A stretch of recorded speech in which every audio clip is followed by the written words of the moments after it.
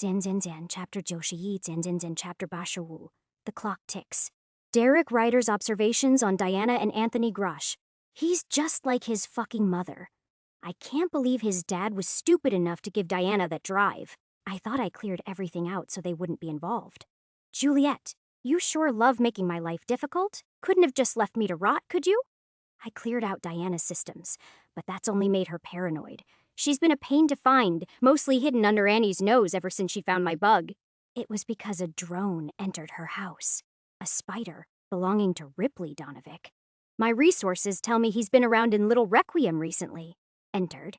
It's underground to meet with Skeleton. And who else has been stirring up LR? A new face going by Dreadwire? Metal Heavens pinged him as a gold, meaning she's working with the kid who got the bug to her sim, and they know stuff about the Uncaged. He mentioned Missy. So, he's working with the Iron Devil. I just need to gauge what to do about Soulkiller. I'm conflicted. That thing needs to die, and she's a walking flytrap. I'd use her any day if it meant dragging that thing out, but Anthony, he was never meant to get involved in this, but I lost her scent. I don't know where she went after the auction. Soulkiller knows this city's hidden corners, thrives in them. Diana Jones. Diana Ulrich. Her father won't let her disappear so easily. Bastard probably goes on a first-name basis with the Uncaged Skeleton at the least. He'll try and get her back, but right now he needs to find her. Anthony's his best shot, and mine. I'm sorry for letting him get dragged into this. Juliet. God, I need a fucking drink. Sausendian Sishatiefen, August Arshasiti Anthony shit. Shit. Every day, the clock was ticking and people in our squad didn't know what was wrong with Diana. Only an, oh, I hope her mission goes well. Or, calm your tits, Anthony. They're bigger than your girlfriend's. My aunt had to know something, at least, I thought she did. But she regurgitated that Diana did a job well done, and was currently undercover something. Then why was I left with not Zan message from Diana? Hey, Anthony, sorry for not updating you.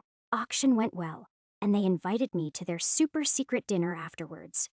It escalated, and now I'm at a private resort with Simon and his friends. They have the cutest puppies here, BTW.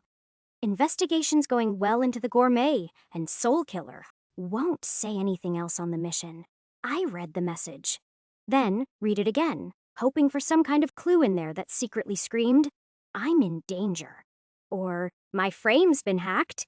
No, it couldn't be the last one. Her frame was entirely internal, and unless someone dug into her vertebrae to get it out, Zan okay.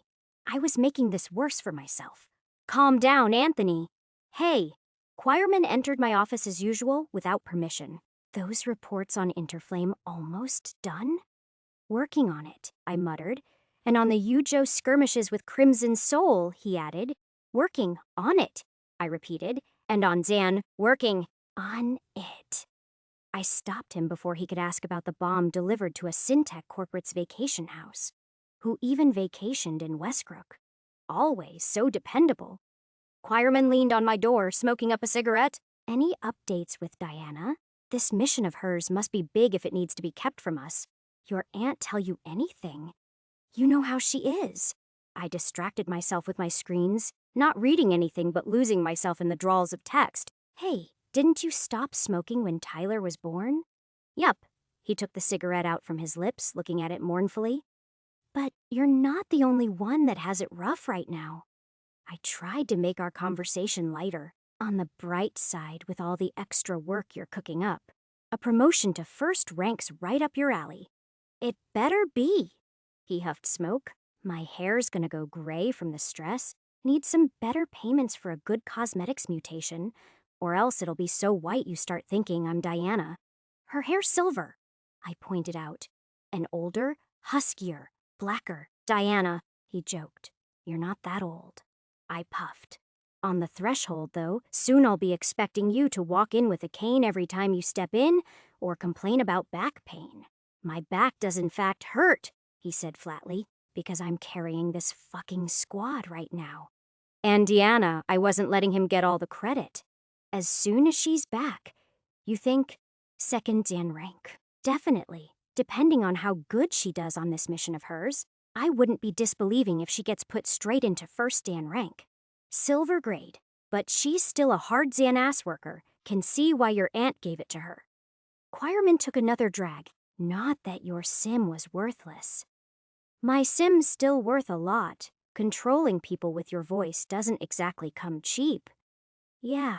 Besides, it takes a big-ass toll on you. Everyone has the wrong idea because my aunt and grandfather have put in the idea of what my power should be under a tier the third and silver microscope. Anthony, you're tier the second. At the very least, you should be a second Zan rank. Quireman looked at me with steadier eyes. I know. Agitation bit me. I'm getting there. You're not. He pointed out without any emotional easing. You were putting in good work back when you were trying to impress Diana, but aside from the hotel, you haven't done much here. Everyone knows Diana took out Tungwellisher. Not that you didn't held Zan. I wasn't letting myself be pushed like this again. I'm the reason she survived that fight. I know I'm a fuck-up, okay? I'm fucking up right now by not getting these reports done. But like I said, I'm working on it. K. Anthony. Quireman snubbed his cigarette with a spray of blood. Then don't fuck up anymore. Quireman left and closed the doors behind him, the noise drumming a hammer blow into me. As I opened my reports, I groaned. Was this what I should be doing when Diana's in danger? Potential danger? I didn't know anymore, but as I began writing up witness transcripts and attaching images into a cohesive story, I knew not to fuck this up. That's what she would want me to do. Sitting alone with my dad eating dinner, I couldn't help but stare at that message. Something was off. If I was like Diana, I'd be able to piece it together in a flash. But instead, I had to make do with my good old Anthony brain. Tony, you all right? My father was busy chopping tomatoes, yet he still had some sixth-gen sense about me. Yeah, just worried. About what? Diana's in trouble. Why was I like this? I even lied to Diana about not telling my dad the truth. I just knew he gave good advice. That's all. I just needed to listen to it better. So, I told him everything. He gulped. A large swallow he only ever did when he was hiding something from me, like a Christmas present or something. What didn't you tell me? Anthony, he brushed his mustache, sign number 2 when he was keeping a secret. I don't know what you mean. You're hiding something. Anthony, I just gave her your mom's things. An old War PC cube she kept from her police days. Thought it would help her investigation into Soul Killer. You Dan. My mom had done an investigation into Soul Killer. Was that why she'd Zan? No, Anthony, stay focused. My mom was troubled when she died. Even before that virus got her. Virus? It's nothing with that. She got this from my aunt. I shook off the feelings of that day. An auction with the rich and mighty, then she never came out. Hope she wasn't auctioned off. I meant that as a joke. I'd stayed that night for hours, only leaving to see Ripley, who is a cunt. That was who Diana trusted with the gold bug. Maybe I should say no, that was stupid. Even if Ripley was planning some heinous crime, I knew he helped Diana out with the Indra issue, and that he had a reason which I looked at my father. Could understand. His mother. No, this had everything to do with Simon Jugoslaw, the gourmet, and Soul Killer. My only tangible lead was Simon Jugoslaw. But how do you track down a famous chef like that? Maybe I should contact Ripley and figure out if he can get me into knowing someone who can follow Simon. Where even was this private resort? She would say so, right? Unless there was no resort. They didn't want me searching up a place I'd find no sign of her in then. Ding, dong. The doorbell rang, and I let my father suck on his misery as I dashed there with my mutated speed. We had a little challenge to see who could get to the door first. I opened the door, only to see a man in a suit who I most definitely didn't recognize. He was tall, and his hair was parted in the middle to lead 2 long perfect sheets of black hair down to his shoulders. He had thick sunglasses on, and I already knew from the start. This man was corporate. Hello, Anthony. He gave a disgustingly practiced smile. My name is Royce Keegan. I'm here to see you on behalf of Brian Ulrich. 简简简 Chapter 92 简简简 Chapter 86. Humanity's predator, August. Diana, what exactly was I going to fight? I said yes, because the bitterness in me from reviewing all of those old memories I'd pushed down left me raw and aching. But the more I thought about it, am I going to fight with these cuffs on? I stared at Soul Killer manipulating Dr. Keisel's body. No, I'll remove their warp-limiting feature once you're in our little arena. They smirked at me. An arena. What was that for? I was going to figure it out soon anyway. We traveled through the halls of this place. It must be ancient. Most of the infrastructure wasn't anything I was used to. Old and a little too gray, but it had resemblance to something I studied back in the day. This place was a Maldzan fallout bunker. Back in the third swarm, these were built around New California in specific locations, because at the time, our defense against the Mal didn't include our barrier arrangement system to shield us. There were quite a few in Westcrook since we were expected to face the brunt of New California's Malswarm attack. But if this was one that was once dysfunctional or put off the system, then that narrowed it down significantly. If I could find a way to communicate to the outside, then Anthony or Ripley could help me out. I just so far didn't have the time to familiarize myself with the facility. The exits or any outside communications were hidden somewhere deep in the complex. It was possible. I figured that since Soul Killer as Simon had contacted Whistler, but how would I even go about finding it? Everyone here was watching me, and their eyes fed into Soul Killer. My gaze settled on Emily Keisel. A psionic Esper? That had to be how. If Soul Killer was an Esper capable of manipulating those who ingested his mutation, then having a psychic power fit for it was the only way possible. So what am I fighting? Should I spoil the surprise? It's something you haven't seen in a long while. We stopped somewhere deep and down in the facility's underground hold, my eyes opening to a wide circular ground with various scorch marks and claws rending across the walls. It fits the description of an arena. They stopped just shy of the arena, Soul Killer raising his hand to direct me inside. I scanned my surroundings carefully. It was incredibly tall.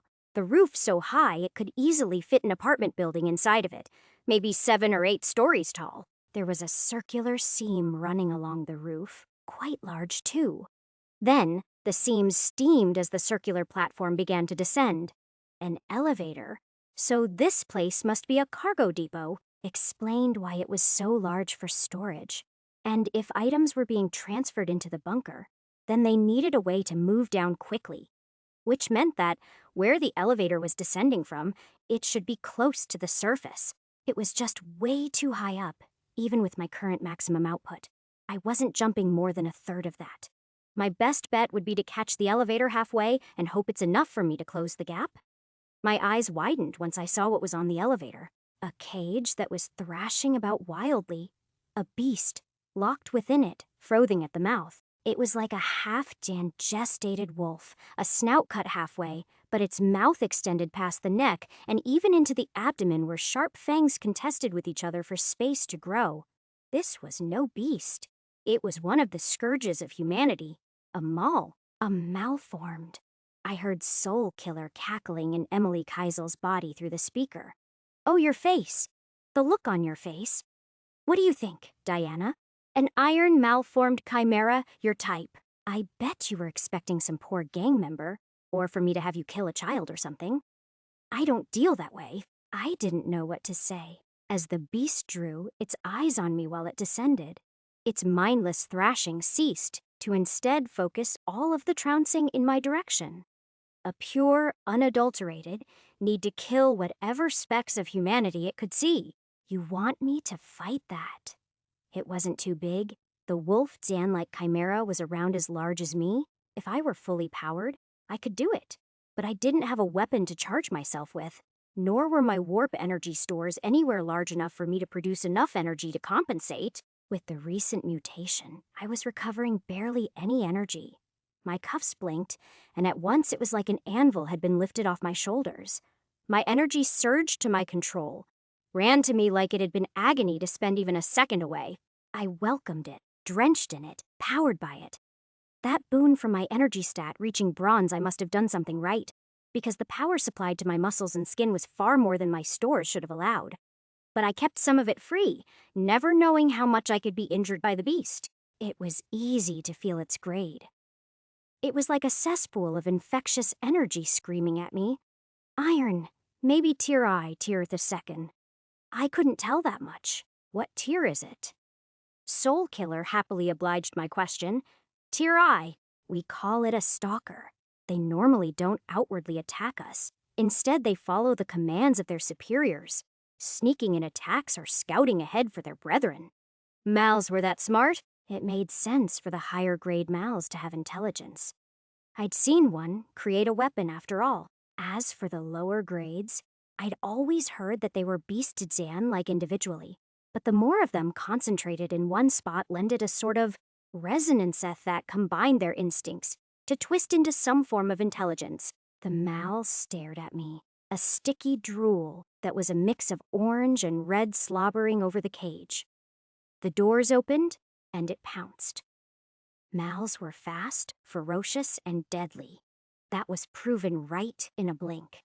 I could barely react before one of the weakest Mal types possible was inches away from me, its fangs enlarging until they were so large it forced the beast's mouth open all the way to the middle of its body. I slipped back, claws swiping and fangs snapping at every moment. This wasn't a normal wolf. It was a predator with humans as its prey. Millions of these would be coordinated and attacking in 3 years' time, and we were all expected to put in our efforts to stop them. I found a purchase to strike back when it snapped its fangs to my right, drawing out all of my strength to strike its snubbed snout, slamming it down to fracture those teeth. Dozens of splintered bones fell to the ground like ivory shards, their structure breaking apart into mineral dust upon disconnecting from the creature. This thing clearly didn't feel pain, because it ignored the broken teeth to slam its body into me, sending me rolling back and bruising. It was as though every muscle, every neuron in its body was designed for combat against us, and my aching bones quickly faded the pain away as my warp energy filled in the cracks with mutagenic drain's regenerative properties. I was now extremely low on energy, my reality Zen-bending stamina flickering and fading. I needed to get more. I needed to devour. It attacked again, those teeth already regenerated and enlarged. I tensed my muscles, using the aching throb under my skin to release the kinetic springs that had been charged to launch myself under. Its smashing mouth. I felt the mutation of compact tissues drain my energy into a candle fire, but nails sharpened and with my momentum in the right place. I struck at its throat. Blood too viscous or putrid to be a human spilled over me, steaming and curdling over my body. Instinctively, my new mutagenic Dre mutation burned to life. The sensation of its warp energy was intense, a whole snarling beast of iron against my flickering candle. Yet, I leaned into the color of mine, gold. The iron warp energy was meager in comparison to the nobility I held. Threads and coils of dull gray, growing over my arm until they submerged beneath my skin, like an aching infection. I charged my body with that energy, its effect minuscule to what I normally wielded, but it leaned me just the edge to dive my second hand into its throat to drag, its leverage off balance. The beast tried to paw me away, but for the first time, it registered to a pain of sorts. Mals were warp energy personified. I was quite literally draining its life away. Something darker sunk into my arms. It was a painful warmth as veins of iron mutagen from the Mal crawled and spread deep into my being, changing me, absorbing mutagenic material. I ignored the pop-zin up. Deep in the viscera of my plunged arms was an actual liquid of dull gray sinking into my skin. The veins that grew looked too much like what happened when you absorbed a sim. The chimera's actual body began to crumble and fester, joints buckling and bones breaking as its very life force began to wither. I found in me the strength to push its weight off me, to siphon all the excess strength I'd ingested into physical manifestation. Dragging from the flesh I gripped, I tore its throat apart, nearly ripping it in two. Organs of no particular design spilled out. I couldn't tell if they were lungs or intestines, but deep in the wound I'd left was a large gray orb of flesh. It pulsed with power. What remained of it? The wolf's remaining jaw slammed onto me. Sword zen, like bones seeping into the flesh of my forearm. I yelled at the pain, my hardened bones sturdy enough to not completely falter against the weakened beast's last-ditch attempts to kill me. But why wasn't it dead? Or, at the very least, knocked out from having its guts ripped out? I braced my knee on the ground as it pressed all of its weight on me, my bones groaning as the teeth grew larger through the flesh of my arm. "The core," Soul Killer said through the speakers, like it was something obvious. "The Mal don't die unless you kill their core." The core. That flesh orb, I clutched my free hand around it, yanking it out with all the strength I could wean out. A disgusting spray of blood came with it. The body of the Mal fell apart at once, most of it bursting into goo while other bits remained as fleshy lumps. I stared at the beating gray flesh in my hands. Flesh was already bubbling out. I spiked my gold energy into it, drawing submission from it, then draining it. The gray liquid returned again, carried on channels of my gold that invited it up my forearm, right until it warmed my heart in a painful frictional rubbing as though to build a static charge. Mutagen absorbed. Tier Yi. Iron mutation. Bone enlargement. Alteration is being absorbed. Mutation compact tissues has received a meta-Zan mutation. Increased warp, Zan influence density of all bony tissues in the adapter. Development, Bifenjalushizyo mutation. Mineral assimilation has received a meta-Zan mutation. Increased base Zan line density of your bones. Development, Bifendrasishitsi mutation. Mutagenic drain has received meta-Zan mutations. Slightly reduced consumption of the adapter's warp energy. Slight permanent increase to physical strength and endurance after absorbing mutagenic material. Development, Bifendrasishitsi. My whole body ached and throbbed, like it had miniature slices made all over my muscles and bones. But the pain underwent cyclings of reduction and empowerment until it faded enough for me to realize that my cuffs had become active again. My warp energy locked to me. "Well done." Soul Killer delighted. "Oh, look at the readings I'm getting!" This sort of growth from iron Zan grade mutagenic samples? "You're a delight, Diana Ulrich. I can do so much testing with you I couldn't even have dreamed about.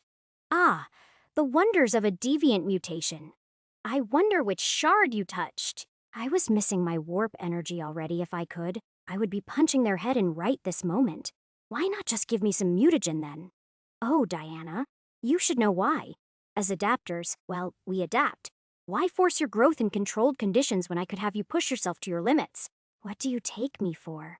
Some corporate lab Zan monkey?" Dr. Keisel's voice was so frantic, I couldn't tell if it was hers or Soul Killer's. "Why? Work to get me stronger." I may be shooting myself in the foot, but this guy confused me with every word that came out from his mouth. "Because the sim inside of you is so very interesting. It's resistant to my soul Zen stealing, absorbs highly toxic mutagen like candy, reinvents your own mutations, so you don't have to be highly selective with what you take. I couldn't care less about you. However, that sim can unlock so many secrets of the implants. I've never in my century-long life seen someone with a Bifendra Joe compatibility. Why? You make me wonder what would happen if that Bifendra Yi was to be added." Dr. Keisel's voice, even though it came from someone else, festered on insanity as her soulless gaze looked at me. "But first, I need you under my control. Your body should still be adjusting to that mutagen you absorbed. Your integrity has to be stressed." "What?" I took a step back as Soul Killer took out a gas mask from behind them. 2 vials of dense red mist attached to it. "Oh, fuck this. Not this again." Then Keisel's soulless eyes drew me into their depths, the white void engulfing me as my memories drew over all I could see. No, my tinier Zen self was bus scrubbing the floor of the cradle, bleaching it clean. Yvette whispered to me how boring this was. I wasn't such a goody two-din shoes this time. "Tell me about it." No. My father, Yorick Jones, played some old opera song, dancing and singing along to it merrily while I stayed in my corner. I was doing what the cradle had taught me, to be respectful and reserved. "Come on." He motioned his big arms. "Don't tell me the cradle didn't teach you any dance moves." "They did," my counterpart whispered. "Quite many, in fact. Well then, don't leave me waiting." Scenes vanished and rearranged. I heaved heavily on my bed in the cabin as my thoughts dwelled on Yvette. Would she get out in time? If she didn't, she would just become some common soldier for the corporate nations. Diana. My dad knocked on the door. That was something he did compared to the officers of my cradle. What do you want for dinner? I'm not hungry. Diana. Yes, everything all right? Yes, I had to say that. That's what I learned to say in the cradle. Can I come in? I hesitated. I wasn't allowed to not let them in. They never even asked. Yes! The lights turned on, my tears visible to him. So, everything's not all right. It is, my counterpart said. I'm just worried about my friend. I didn't know you were allowed to make friends in a cradle, he joked, to which I managed a smile. Her name's Yvette. Do you want to talk about her? Yes. The wooden floor vanished to that of my squad's floor, my head resting on Anthony's shoulder as I grieved Yvette. He just kept me close. Let me feel some real warmth after her death. Ripley's mother made me a nice meal, and seeing him so nervous at our second meeting was strange considering who he'd become now. When he helped me out of Metal Heavens while I was at my lowest, the sadness and understanding in his eyes had really struck a chord with me. Indra laughed as we talked about our taste in men, comparing and mocking how we both had really bad ones. Our driving turned to desk gossip, then to desk mocking as we quietly drew caricatures of choirmen and Anthony. Yvette introduced me to a senior cadet who she said had a thing for me, eyeing my every word as I awkwardly forced myself to flirt with him. It turned out girls didn't need to be very good at flirting. I consoled Yvette after her breakup with Mel. I'd sort of been the reason for it since Mel got jealous of me when Yvette had picked me off the streets to live with her, but Yvette refused to let me feel that way. You're worth 1,000 of her, Yvette said while crying. It's her own fucking problem. Stop. The real me, the one seeing these memories shook. Stop showing me memories of when I had people around me. My father held me close. It had been a year since I moved in with him. You're a strong girl, Diana. They made me like that. I buried my face in his shoulder. I'd been crying about Yvette again. No, you made yourself like Xian. Stop, I yelled with the ferocity of my gold. The world cracking away as my eyes opened to the sight of Dr. Kaisel standing there with soulless eyes. But the way those eyebrows raised let me know I'd surprise Soul Killer. Again, I've already got golds and grade cuffs on you. You think those were cheap? I tried to shout something back, but my body refused to listen to me. My mouth was fastened shut by a mask. I breathed in, the red mist drilling directly into my lungs. 78%, 77%, 79%, 78%, 80%. You don't have to try anymore. Soul Killer held up their hands. My own attempts to raise my arms up silenced as they became inert. I've got enough of my pollen running in your lungs to consume 100 irons. Slow acting, but very powerful. I wanted to belch into my mask, but my panic only took sharper breaths in. 84%, 83%, 84%, 84%, 85%, 84%, 86%, 86%, 85%. The number flicked up and down, never settling for less than a moment. I tried to burn it out, but my gold refused to budge. It was so heavy and cumbersome under these cuffs. The suffocation of the titanium Zangrade mutagen broke apart and delved into my body, replacing my sense of self with every percentage. 89%, 88%, 90%. Grade is now gold the third. 88%, 87%, 85%,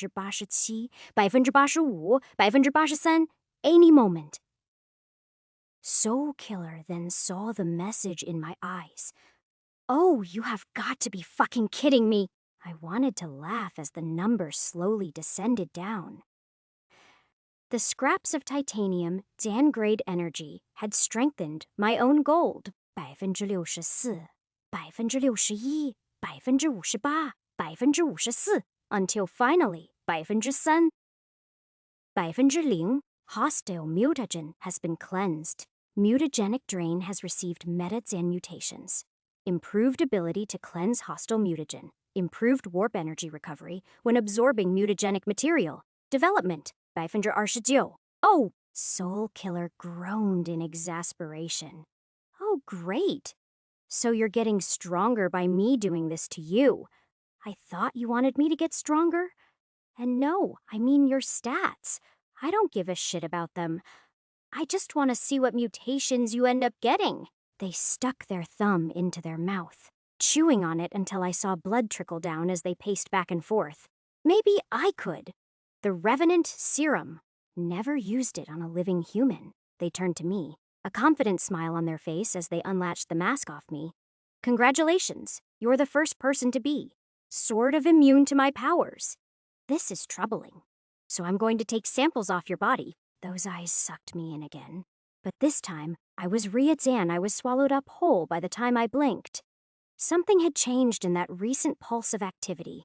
A swelling of power I could innately feel. Soul Killer was titanium grade, but those they controlled were lower.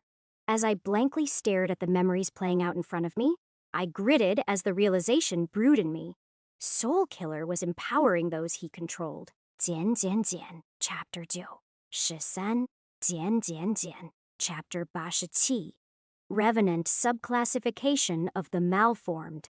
According to Neocore agent, Alicia Norris notes for her instatement exam, the malformed represent the malswarm's organic force. Compared to Earth's normal fauna, they boast incredibly unnatural regenerative speed, strength, and endurance. When the swarm first descended, they resembled tentacled insectoid creatures, but over time have only grown more diverse and dangerous. We have classified them into 4 main categories. Chimeras, the most common variant of malformed, achieved through their consumption of Earth's organic life forms.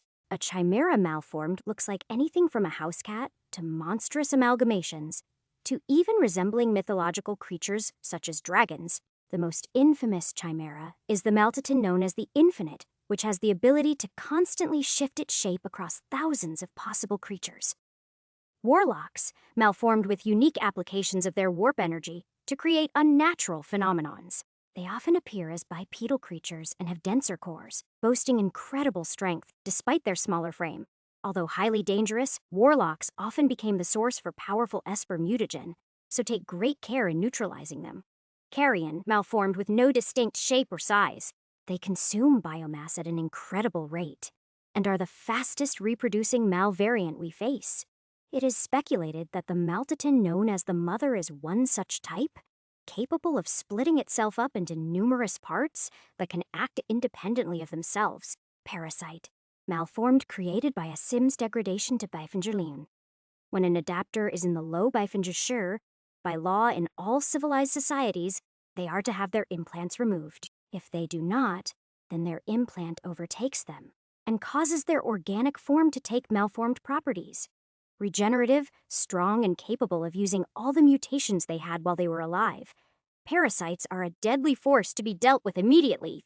Judian Shasenfen, August Arshasi Tiantantani, Brian Ulrich. I stared at Royce Keegan.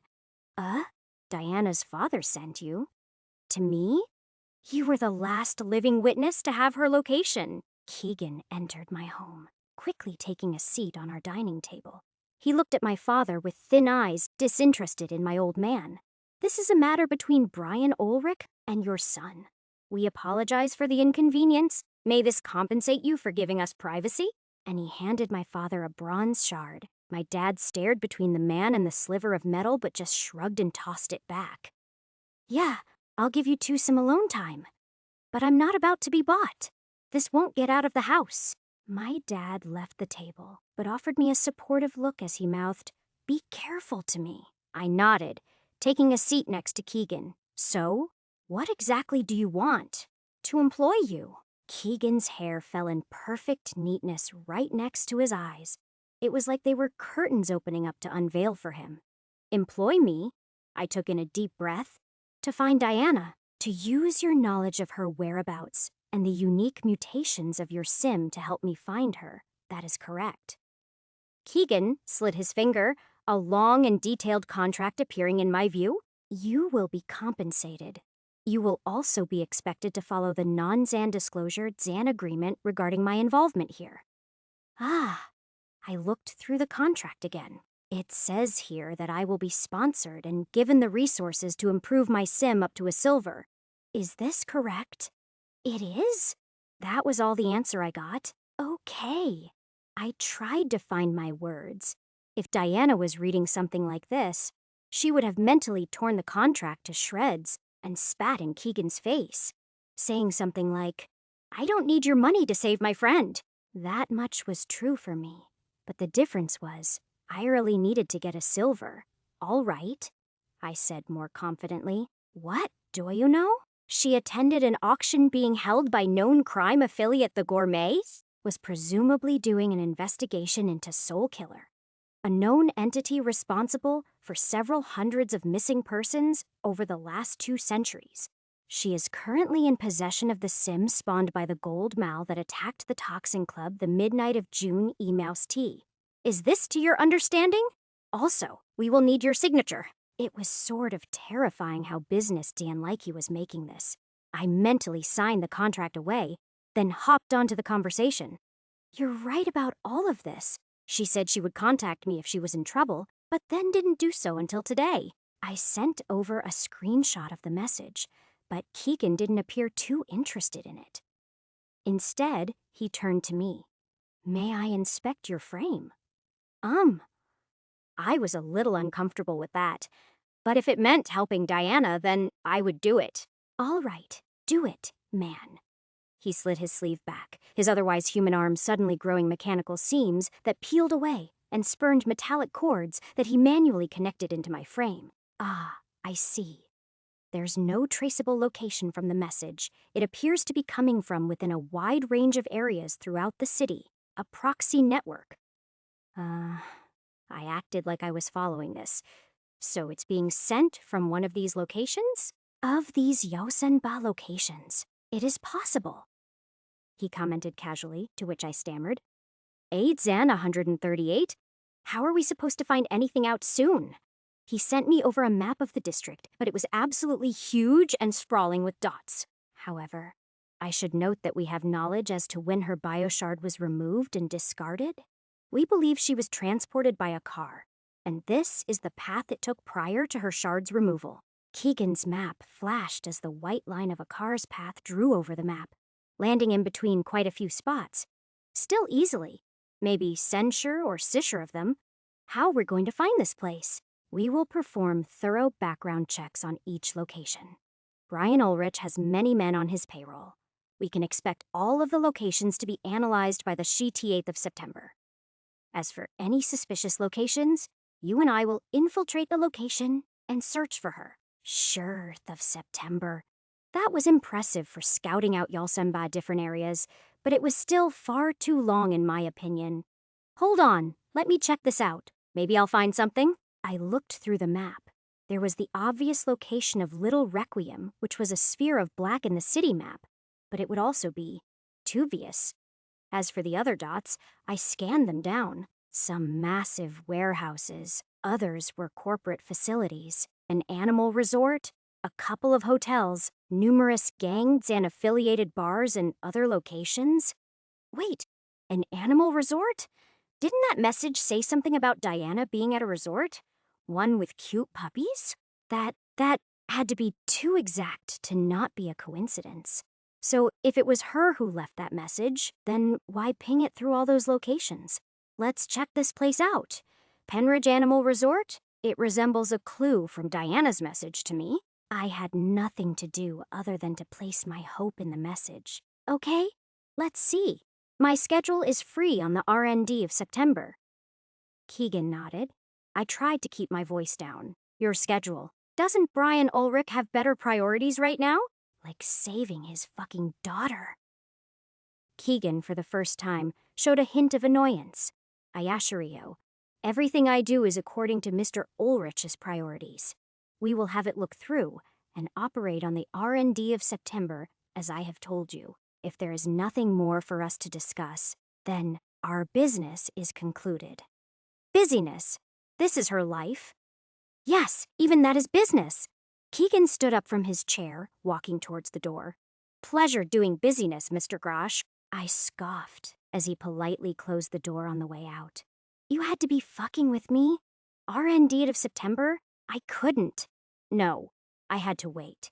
Because if I went alone, then I would just be repeating her mistake? I may be stupid, but I'm not that stupid.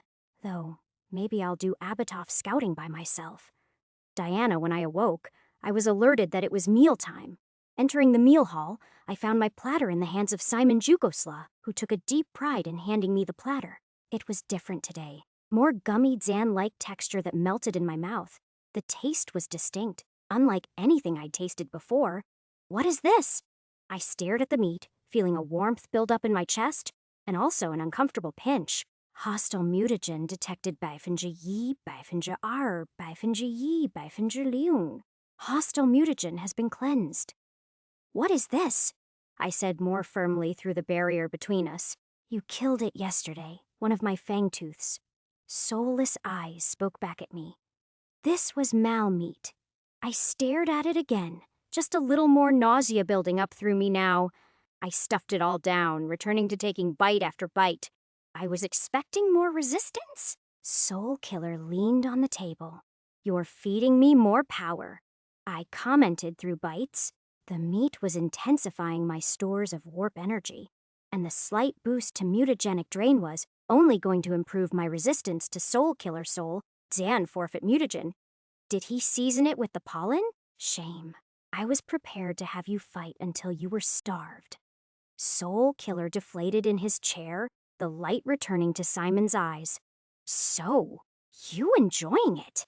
"Better than I thought." I stared at the meat. It wasn't the first time I feasted on one of my kills. I only gotten about an hour with Aaliyah and the kids, getting to know them before I was called in for testing. It was no surprise when I ended up back in that same arena again. My eyes fastened on the elevator. This time, they brought 2 of the mangy mutts down. Fangtooth Soul Killer named them. Where was he getting them from?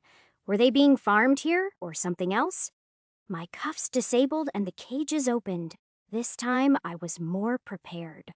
The 2 beasts weren't at all coordinated with each other, fighting for dominance to be the one to kill me by trying to kill me. It was easier than expected to take the first one out. I had a rough idea of where their cores were now, so ripping it out took me just about a minute of finding the opportunity. Absorbing the core netted me only 1 metazen mutation, this time in mineral assimilation.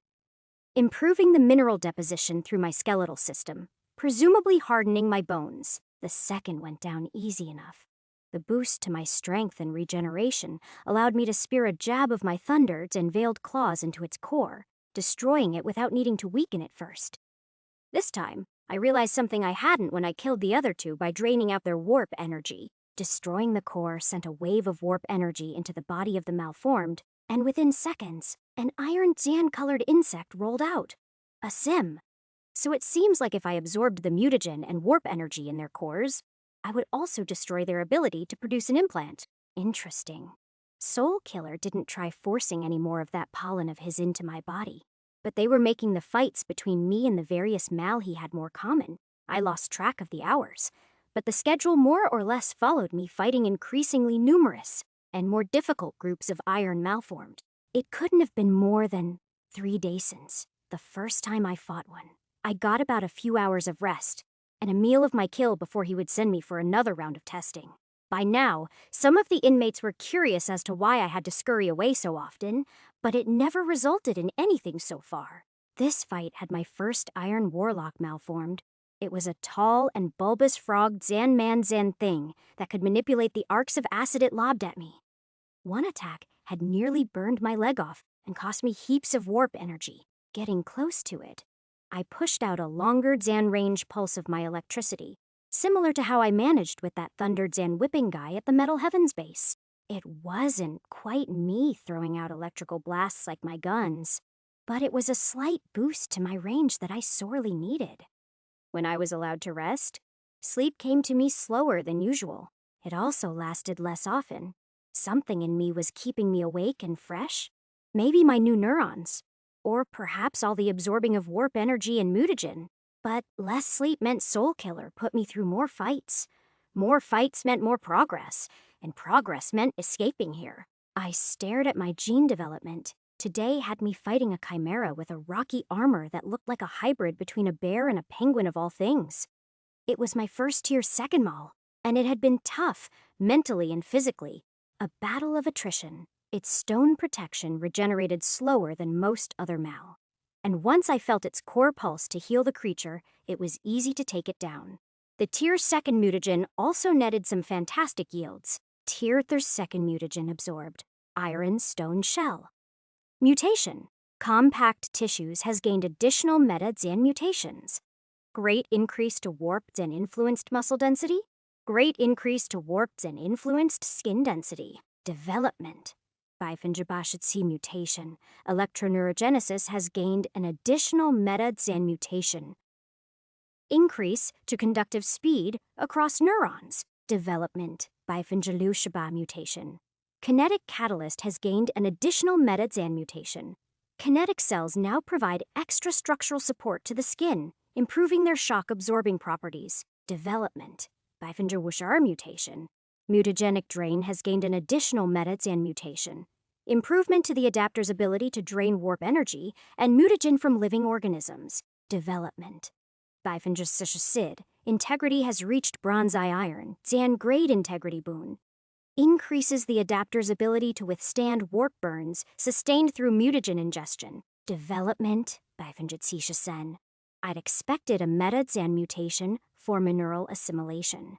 I guess mutations could be pretty random. So far, kinetic catalyst stand compact tissue sphere, my most important mutations without a weapon to charge myself with. By now, I had enough natural strength to compete with a tier I malformed without electrical input. The added kick of electrical neurogenes was added at just the right moments so I could conserve my warp energy, oftentimes letting me lash out as quick as a whip at a moment's notice.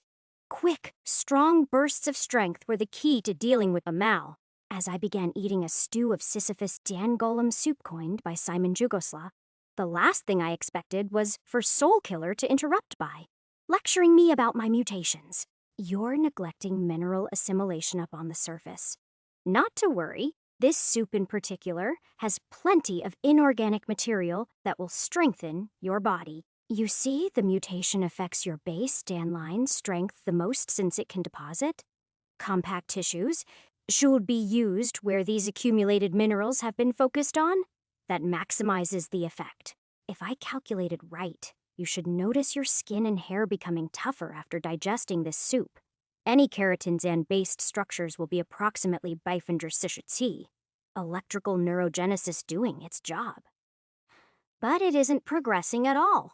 You need to find new ways to use your brain.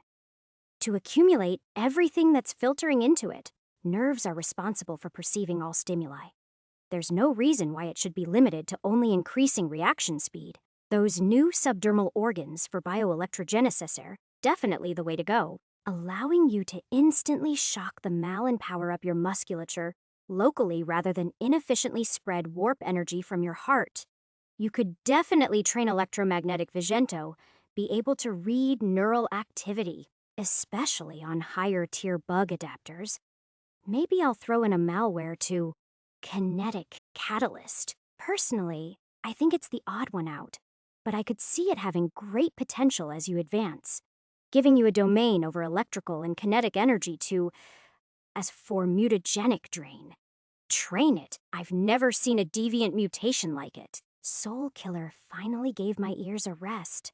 Even if what he was saying was helpful, the second he began to delve deep into the molecular genetics of it all was when I zoned out. I passed the metal tray into the depositing bin. So when's the next fight? Rest and digest. Let your parasympathetic nervous system do its job first. I'll get you in an hour. Soul Killer stood up, and I took that as my invitation to leave as well. I hated how much I was falling for their schemes, whatever he was planning. But as it happened to be beneficial for my growth, I felt it was the best option. Soon I'd have the strength to reach the elevator. Soul Killer was careful, only deactivating my cuffs once it had completely descended and turning them on before the lift rose. Upgrading my grade had allowed me some measure of manipulation, but it wasn't enough to break the cuffs or give me enough strength. I had maybe, Byfin just sure of my power available to me. I didn't bother conversing with anyone but Aaliyah or the children over these last few days. I would be escaping soon, and it hurt. Talking to these people hurts. Even if I escaped with them, what could I do? Soul Killer was within them, ready to betray me. Leaving them behind was my only option. But looking at these children, around 12 of them, my heart sunk in despair. Was he making these children fight the Mal? A few times. Someone other than me would be called away, but it wasn't to the degree of my own exits. Kimberly, I said to the red Zan-haired kid. He was trying to make an origami crane, but folded it the wrong way. Why don't you show that to me? Discreetly, I corrected his latest fold while pretending to inspect it. It's so pretty. Then I handed it off to Kimberly, his big red eyes staring proudly at the creation. Then the red Zan and Zan white of his eyes reversed, bulging veins creeping around the edges of his eyes. Soul Killer's tone spoke through the child, and I had to bite my tongue to stay strong. We await you in the arena, I nodded, standing up and bidding farewell to Alia and the kids. Walking away, I felt weak. I wanted to save them. I had to save them. But how? It would be Zan. What have you got that we don't? Hands pushed me to a wall. A jaded woman with braided white hair had flakes of ice sticking to her fingertips. What have you done to get noticed so bad? I'm itching to fight too. I sen. I'm just Dian. He thinks I have an interesting mutation. That's it. I pushed her cold arm off mine, but she snickered in response. An interesting mutation, that's why we're all here. Those of us that have been taken away. But you don't smile like us. We were all poor, lost, but they gave us some fucking stability. Ever since you've appeared, the rest of us are being forgotten. She grabbed my arm again, and this time I felt the frost cling to my body. I'm not here to fight you. I yanked my arm back, a small expulsion of thunder charging it up. Look, I don't like this either, but Soul Killer wants me for some reason. I have no other options. I didn't give her the chance to respond before I stepped away, climbing down the staircase to make my way into the arena where I found for the first time. Soul Killer in Kaisel's body was inside it. You're in here. I had a strange feeling about their presence. Just need to make some preparations. Thought you would find this interesting. They smiled at me, and the elevator began to drop. What would it be this time? Maybe a bronze? I waited and waited for it to descend the long verticality, but whatever was on it was tiny since I couldn't make it out until Dan No, not tiny. It was laying down flat.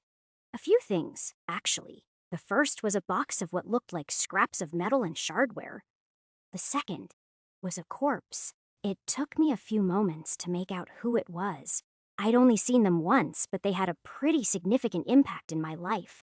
It was Stormspinner, the bronze mercenary who had joined the police raid on the hotel and had saved my life. She'd given me her gun before fighting the Ardeen Nen.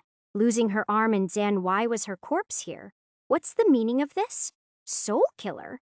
What happens when an implant reaches Bifangeline compatibility?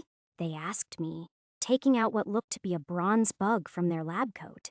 They become a mal, either a parasite or a fractured, depending on the implant type. I commented, feeling uncomfortable pricks across my skin, an astute observation. They chuckled as they pulled out a syringe to which I only grew more nervous upon seeing. It had a vial within it, where a few of those red spider lilies were compressed, so that the liquid inside was a sanguine scarlet. It looked potent, and I wasn't confident I would survive being injected by it. Oh, this. Soul Killer shook the vial as I stared intently on it. Not fit for human consumption, I know. I know. You're surprised. It'll kill a human before I can infect them. But there is a reason I made them. He injected the syringe into the bug, crimson vines growing along its surface before they sank in. Then he flicked it over to Stormspinner's corpse. The bug flared to life, and I'd never seen an implant's active state be so ferocious. It skittered across her neck to delve deep into her spine where it would connect to her brainstem. Now, I was just looking on the AbyssNet for any corpses with useful mutations, but turns out the police were sitting on one the whole time. Good thing I'm friends with Annabelle Grosh then. I actually believe you've met this fine woman, Laura Richards. Soul Killer put the syringe back into their pockets, but my focus was firmly on Stormspinner's body as bronze webs began to slowly spread all over her body. Fear gripped me. What did you do? Oh, right. That just turning her into a Mal. A fractured, actually. They casually walked closer to Stormspinner, squatting down to stare at the process. Her body's a little decomposed, so it's taking a while, but it should still. Stormspinner's eyes opened wide, husky red globes that latched onto Dr. Kaisel's body. Her one good arm lurched, clawing after Kaisel's throat, then stopped in its tracks. Dr. Kaisel just smiled at the Mal formed from Stormspinner's corpse. That's impossible, I muttered. You can't just turn a dead body into a Zan. Who said that I only kill souls? I can also give one. Soul Killer stretched, patting the dead woman's head as he began to walk back to the entrance. You'd be surprised at everything I haven't shown you. Just be a good girl and take care of her. Oh, sorry, I was talking to Laura. You want me to fight her? I stared at the Mal at Stormspinner as she stood up less like a human and more like a puppet. She had a bug, though. Why? What would a bug? Wait, Soul Killer could control Mals as well. This was too much. Stormspinner locked eyes on the box of metal scraps, and a scrap of her warp energy tingled mine. I watched as bits of torn metal and broken machinery floated up to her arm under the influence of her electromagnetic manipulation mutation. The various wires within pulled apart like a yarn ball being unwound, striking into her arm and building up. Pieces of technology with no particular purpose, in their fractured parts, merged and melted over each other under the discordant warp energy of a Mal, becoming more than their sum. A new, metallic arm, unlike any shardware arm I'd seen before, grew. Those crazed eyes then met my own. They were docile at first, curious in fact. Soul Killer's voice came from the speakers. All right, Laura, you can kill her now. Then they went hollow under the primal urge to kill. Zan chapter 94, Zan chapter 85, Storm of Shards August. Diana was Stormspinner, a parasite, or a fractured. I didn't have the time to dwell on it before the box tipped over and shards of metal came chasing me down, their daggered Zan-like ends aimed to spear at me. A whirlwind of metal aimed to rip me apart, and I had no way of escaping. My cuffs deactivated at the last second. A sweet release that exploded as I generated a pulse of kinetic force through my legs that propelled me above the stream of slashing metal. Then, it curved like a bend in a river to chase upwards, gritting. My skin and muscles compacted to take the blow. They raised into the flesh of my legs and arms, but my bones by now were significantly stronger due to all the fangtooth mutagen I'd absorbed. I landed, filled with metal quills quivering and shaking through my flesh. They tugged and pulled me off balance each second, like they were strings attached to my puppet's body, but I had enough strength to keep my feet planted. Stormspinner opened her mouth wide, twitching and emanating beast Zan-like groans. Then her shardware arm moved forward. It stretched, the joints snapping off to be connected by bare electrical threads, as it forced the wrecked scraps into the shape of a spear that launched from her arm. I sparked power through my body, bursting to the left of the spear to take advantage of the Mal's lowered defenses. Then my electricity zapped out of me, and I found my body lifted into the air by my legs like a rope had snatched them up. The metal shards conducted electricity away from me, and the more charged they were, the stronger her control over them. I desperately searched for a way to escape being suspended upside down in the air. That spear flew back into her shoulder, transforming and sliding into an arm once more. I gasped as bits of the metal lodged in my legs ejected and returned to the arm, a bright spark glowing over the limb. Refining it! I knew a technician bug was the way to go. Soul Killer was all too happy about this. This was ridiculous. He was training Stormspinner on me. Fuck this. And fuck being stuck in the air. At least, the scraps she'd taken to join her arm again had left my suspension shaky. And I also weighed more than my body suggested, reaching into my kinetic catalyst cells rather than my muscular tissues. I squeezed careful dribbles of energy into them while avoiding supplying any more to the electromagnetic daggers. My kinetic cells ached for release, pinching out all the shards and letting me back on the ground with solid footing. All right, focus on kinetic manipulation over electric. That was the key.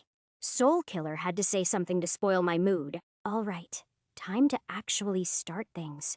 Look out from above you.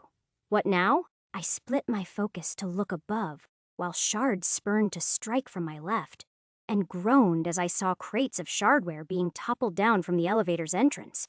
Their metallic and electrical bits raining down into the arena. Storm Spinner mindlessly flicks sparking spears into the rain of steel, bringing them to life under her control immediately. They went from falling down to racing down, my body working overtime as knives stabbed into the ground, chasing me like a razor wind. Since I dodged the initial assault, I granted myself the mercy of my electrical strength, careening past rivers and whips of metal to find an opening to attack. My eyes burned silver to witness a grayscale world of an electrical storm. It wasn't by any means powerful, but the intensity of the warp energy behind it granted motion that threatened to tear me to shreds if I stayed still. One stray blade nicked my ear, another scraping against my rib, and a third shard sliced my cheek.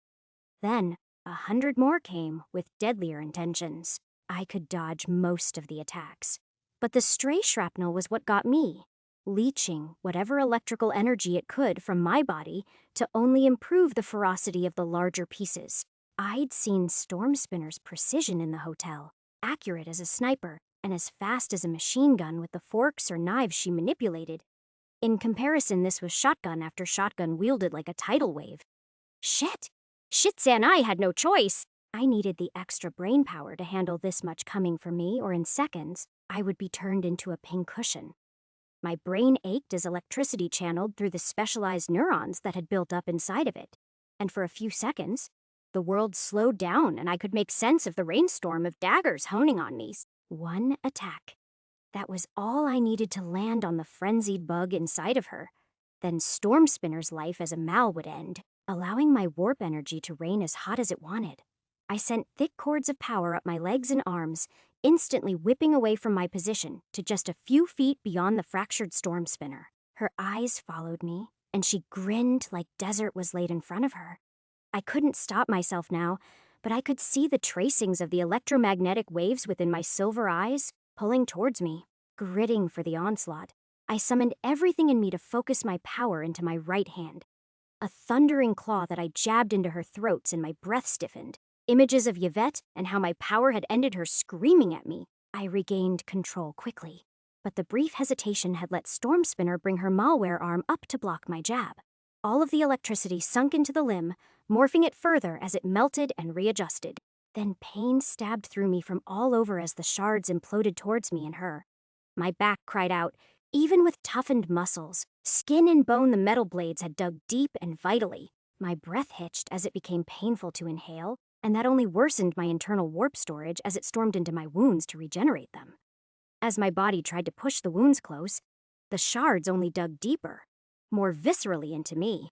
I tried to seize their electrical charge, hoping to draw it back into me, but the pain distracted me too much to draw it in. No, it was my only way. I managed to draw quite a bit back into me, lessening the force they used to pierce through me, but they also stole back what they could. Storm Spinner's arm formed into a blade, raising it high up to cleave me in two. My hand caught the weapon, focusing as much warp energy into the hardened hand bones that were all that remained between me and death. Fuck. My warp energy was being drawn too many places at once under compact tissue and mutagenic drain. I was emptying out like a bucket with holes. I gripped my free hand over Storm Spinner's flesh arm, pinning my claws through her skin until clotted blood dripped through. Poking one more hole into my reserves, I began to drain the bronze out from her. We struggled, neither giving in, my only advantage being my gold grade against the wounds, fatigue, and falling manipulation of my energy. I felt my back tear open. How close were those blades to piercing through into my heart now? My spinal cord. Once that happened, I was dead. But I couldn't let that happen. I had to burn everything, even myself. So I released my electrical absorption over the shards, loosening my skin and muscle, allowing them to dig as deep as they could, while I gave everything else to the hand-draining warp energy from Storm Spinner. And now, as bronze veins dug into my body, her mutagen, absorbing mutagen, unable to absorb all mutagen. Partial mutagen absorption identified. It was slow, and my body collapsed as one of the daggers poked out through my stomach, but I never let go of that arm. Draining the warp energy, though, had caused Storm Spinner's metallic limb to weaken and melt, allowing me to yank the limb off and focus both hands on stealing away the power inside of her. Absorbing mutagen. Partial tier the second, mutagen, absorbed, bronze electromagnetic telekinesis. Bifinger sensual, finger by finger shasen. Partial tier T, mutagen, absorbed, iron bioelectrogenesis.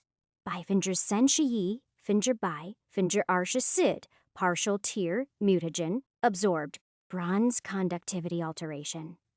Bifinger wushu, finger by, finger shiba, partial tier 2, mutagen absorbed. Iron electromagnetic resonance. Bifinger shati, finger by, finger shisu. I couldn't absorb anymore before the torn malware arm came flying back, kicking away just in time to avoid being sliced into two. Even now, I could feel the various blades deep in my body, ripping through me. But I could also feel the warmth as mutagen and stolen warp energy burned in my heart, spreading its heat to the wounds and into the shards. Capacity has reached bronze iron. Zan grade capacity boon.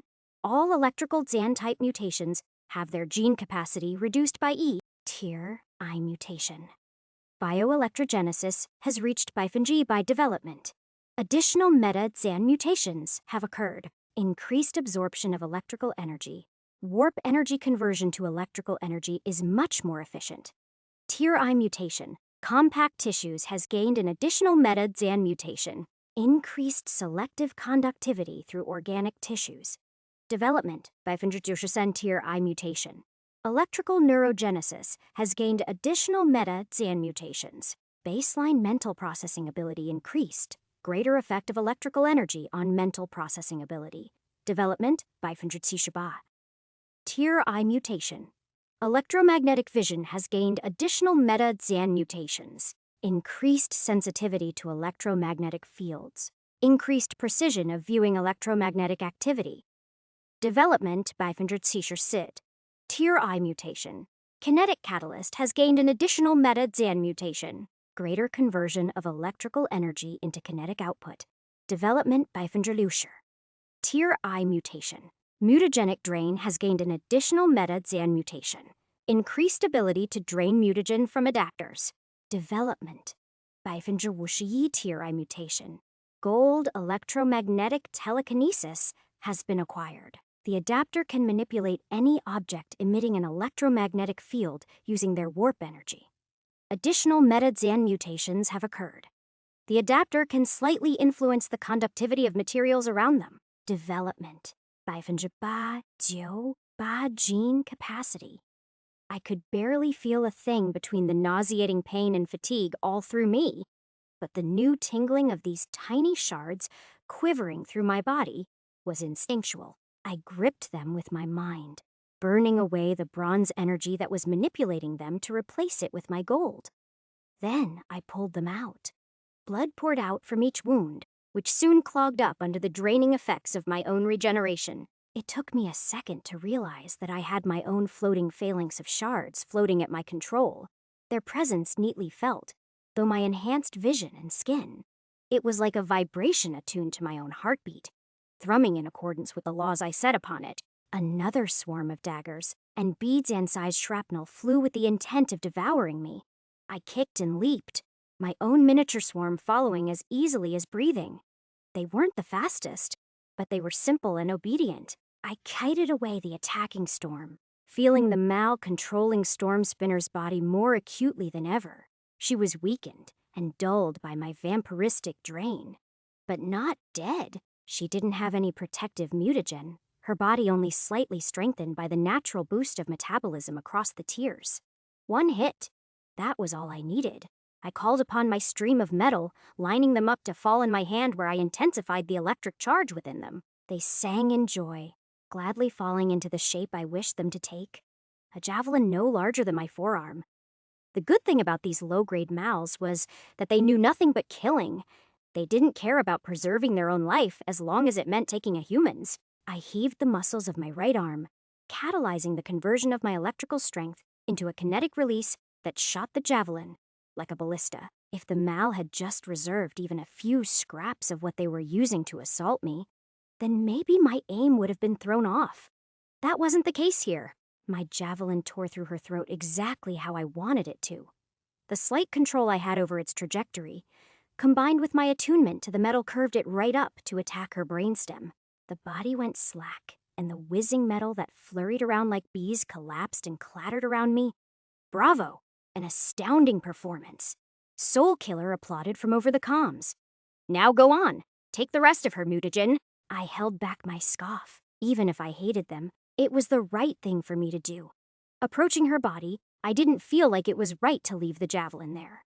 So I called it back to my hand. It flew back obediently, cold blood stuck to it. Not wanting to stare at it, I let go, letting it clatter on the ground as I kneeled in front of Stormspinner's body. Soul Killer could turn the dead into his minions, control them.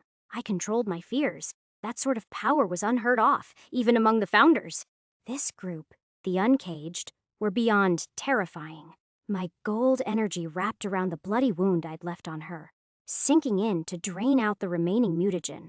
Absorbing mutagen, it was slow, tedious, and since she was dead, there was no warp energy for me to take.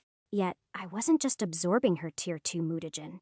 I was also taking everything she'd trained up and worked for across the decades, from Tier Neen to Tier Thak. Tier Neen mutagen, absorbed. Tier I mutagen, absorbed. Tier the second mutagen, absorbed. Tier I mutation. Electrical neurogenesis has gained additional meta-Zan mutations. Increased ability to decipher electromagnetic stimuli. Development. Bifenjabasha Sen Tier I mutation. Electromagnetic vision has gained an additional meta-Zan mutation. Increased field of vision. Development Bifenjatsi Tier I mutation. Mutagenic drain has gained an additional meta-Zan mutation. Increased speed of draining mutagen.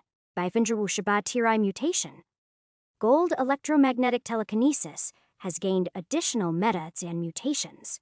Increased control over materials the adapter has charged. Adapter can alter the conductivity of materials using their warp energy. Development. Bifenja Shalil across the decade of her, having a sim. She still had less mutations than what I was currently developing. The weight of a gold grade had never been so heavy. Consuming Stormspinner's mutagen might have been the largest boost in strength I'd ever received. All the more to make me question Soul Killer's intent. My cuffs drained my freedom, tearing it away as they activated. Miss Keisel's body strolled through the door, happily grinning at the sight of my success. Oh, this is something else, yes? I think you're nearly there. Nearly what? I couldn't hold back my anger. What the fuck are you planning? Soul Killer just laughed to themselves, taking a glance at the door. Come in, Sen. I see. That white sand-haired woman who was scorned at me? True to the word, she came in, her eyes seemingly normal. Now you see, Sengong seems her problems with you, Diana. Soul Killer giggled. So we'll settle it with a good old-fashioned duel. What do you say? I'm not killing someone just because we disagree. I took a step forward, but Mouse stepped between me and Soul Killer. Whatever mutations you have, I'll have him put them in me. Frost danced on her tongue, and I couldn't believe what she was saying. You want Soul Killer's approval? Yes, I do. Her irises turned red and white, soulless. They all do, because that's how I made them. All of this was too much. However long I'd spent here was too much. I'll fucking kill you. Oh, please, try. Soul Killer said from within her body. Now you'll fight, whether you like it or not. The only choice you have is whether I let you use your powers or not. I wished I could tear these metal cuffs right off me, but not until I was sure of it. They were built to withstand a gold's might after all. Fine, I'll fight. At least. That's what I wanted them to think, but I needed my mutations for this. Kaisel's body left the field, while Sen took back control of her body and stood centered on ground, while I waited for my powers to release. My cuffs pinged a light, and warp energy flowed unrestrained. Fight! I could feel Soul Killer's enthusiasm on the speaker. A storm of chilly wind spun around, ice and icy armor growing from her fingertips up her arm. My eyesight swept into the metal around me, searching and honing for any piece with electricity. Yeah, a small fragment of what seemed to be a shardware leg had a generator attached to it, and my warp energy extended through the air. It seemed like the further away I tried to manipulate, the more energy I needed to do so. I'd figure out all the details of telekinesis later. For now, I called upon that metal as Sen charged at me. The sharp metal flew into her side, and I leaped like a thunderbolt. My hand gripped over her mouth, and in one smooth push, I drove her head into the ground. Blood and cracks spread over the concrete. It was one nasty concussion, and it would draw out the warp energy in her system to recover it. I felt the swell of bronze flow through her body, and I sent out drills of my own gold to intercept it, urging them into my hand. Whatever mutations Souls and Killer had forced into those he controlled, it had to be in their brains. I just hoped this would be enough for me to. My instincts warned me, as instead of bronze veins, scarlet and black drew up my arms. Hostile mutagen detected. Partial absorption of Tier 2 mutagen. Titanium Soul, Zan Death. I gagged from the foulness of it. Like I'd allowed sewers and water to crawl up my arteries. But it was worth it. I was cleaning Soul Killer's influence out of her body. Or so, I thought. No, I was inviting it into mine. 20%, 45%, 70%. I leaped away, my hands shuddering as I tried to seize control of them. But now they were moving again to the aching Isen stop. I yelled, but it only came out as a whisper. Stop, 6%, 6%,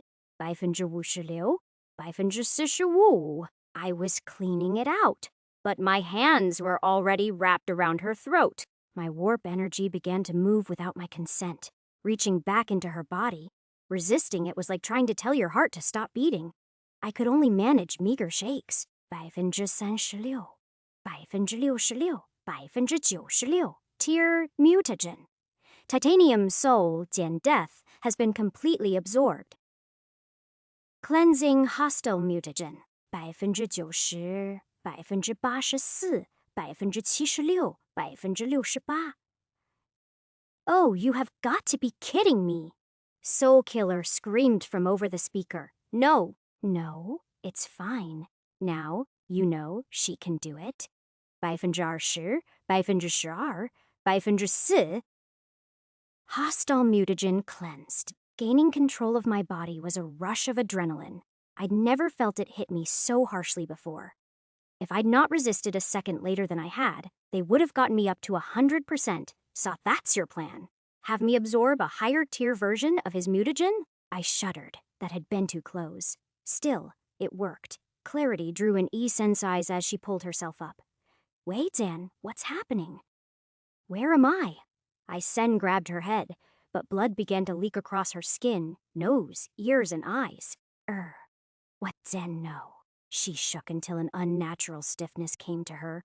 Soulless eyes returned, and Soul Killer spoke once more, laughing even as blood ripped free of its vessels. Oh, Diana, it'll take more than that. You need to drain enough it.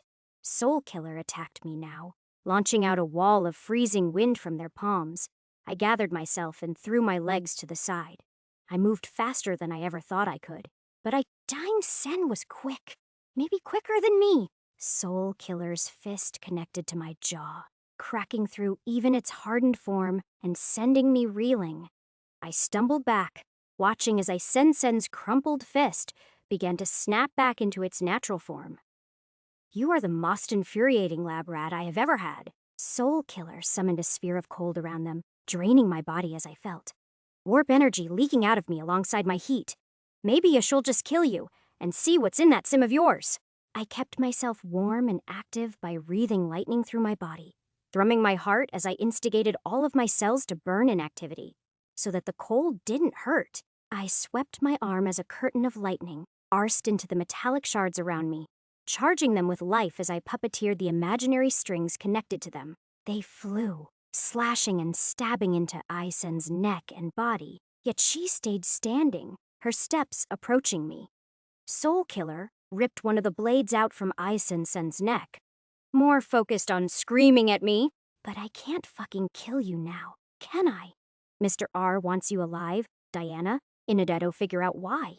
With what warp energy I had on me, I decided to bite my tongue and pounce into the eye of the storm. There was some bodies and enhancement she had, but Aisen was still a bronze. They didn't have as many mutations as a gold or silver.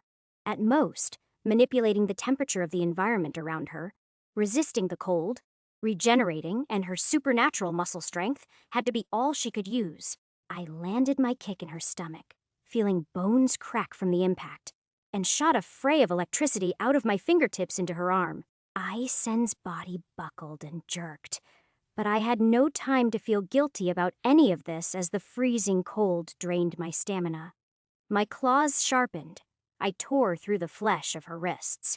Both of her hands fell to the ground, and the redirection of the warp energy into the wounds weakened the storm enough that I could bring my strength back to her. Soul Killer tried to resist, but a headbutt smashed their nose to bits, and another smash into the ground gave me the leverage to begin stealing away the mutagen controlling her. Right? I'd only taken out Soul Zan death. It was Soul Zan forfeit that let Soul Killer manipulate these people. I needed to take something deeper, wrench it out from the core of her mutations. But how deep could I dig before it got fatal? Absorbing mutagen. Partial Tier 2 mutagen absorbed. Bronze heat drain. Baifinja Wushi Yi Finja Bai Finja Sharar. Partial Tier 2 mutagen absorbed. Bronze frost manipulation. Baifinja Sisharar Finja Baifinja Sen.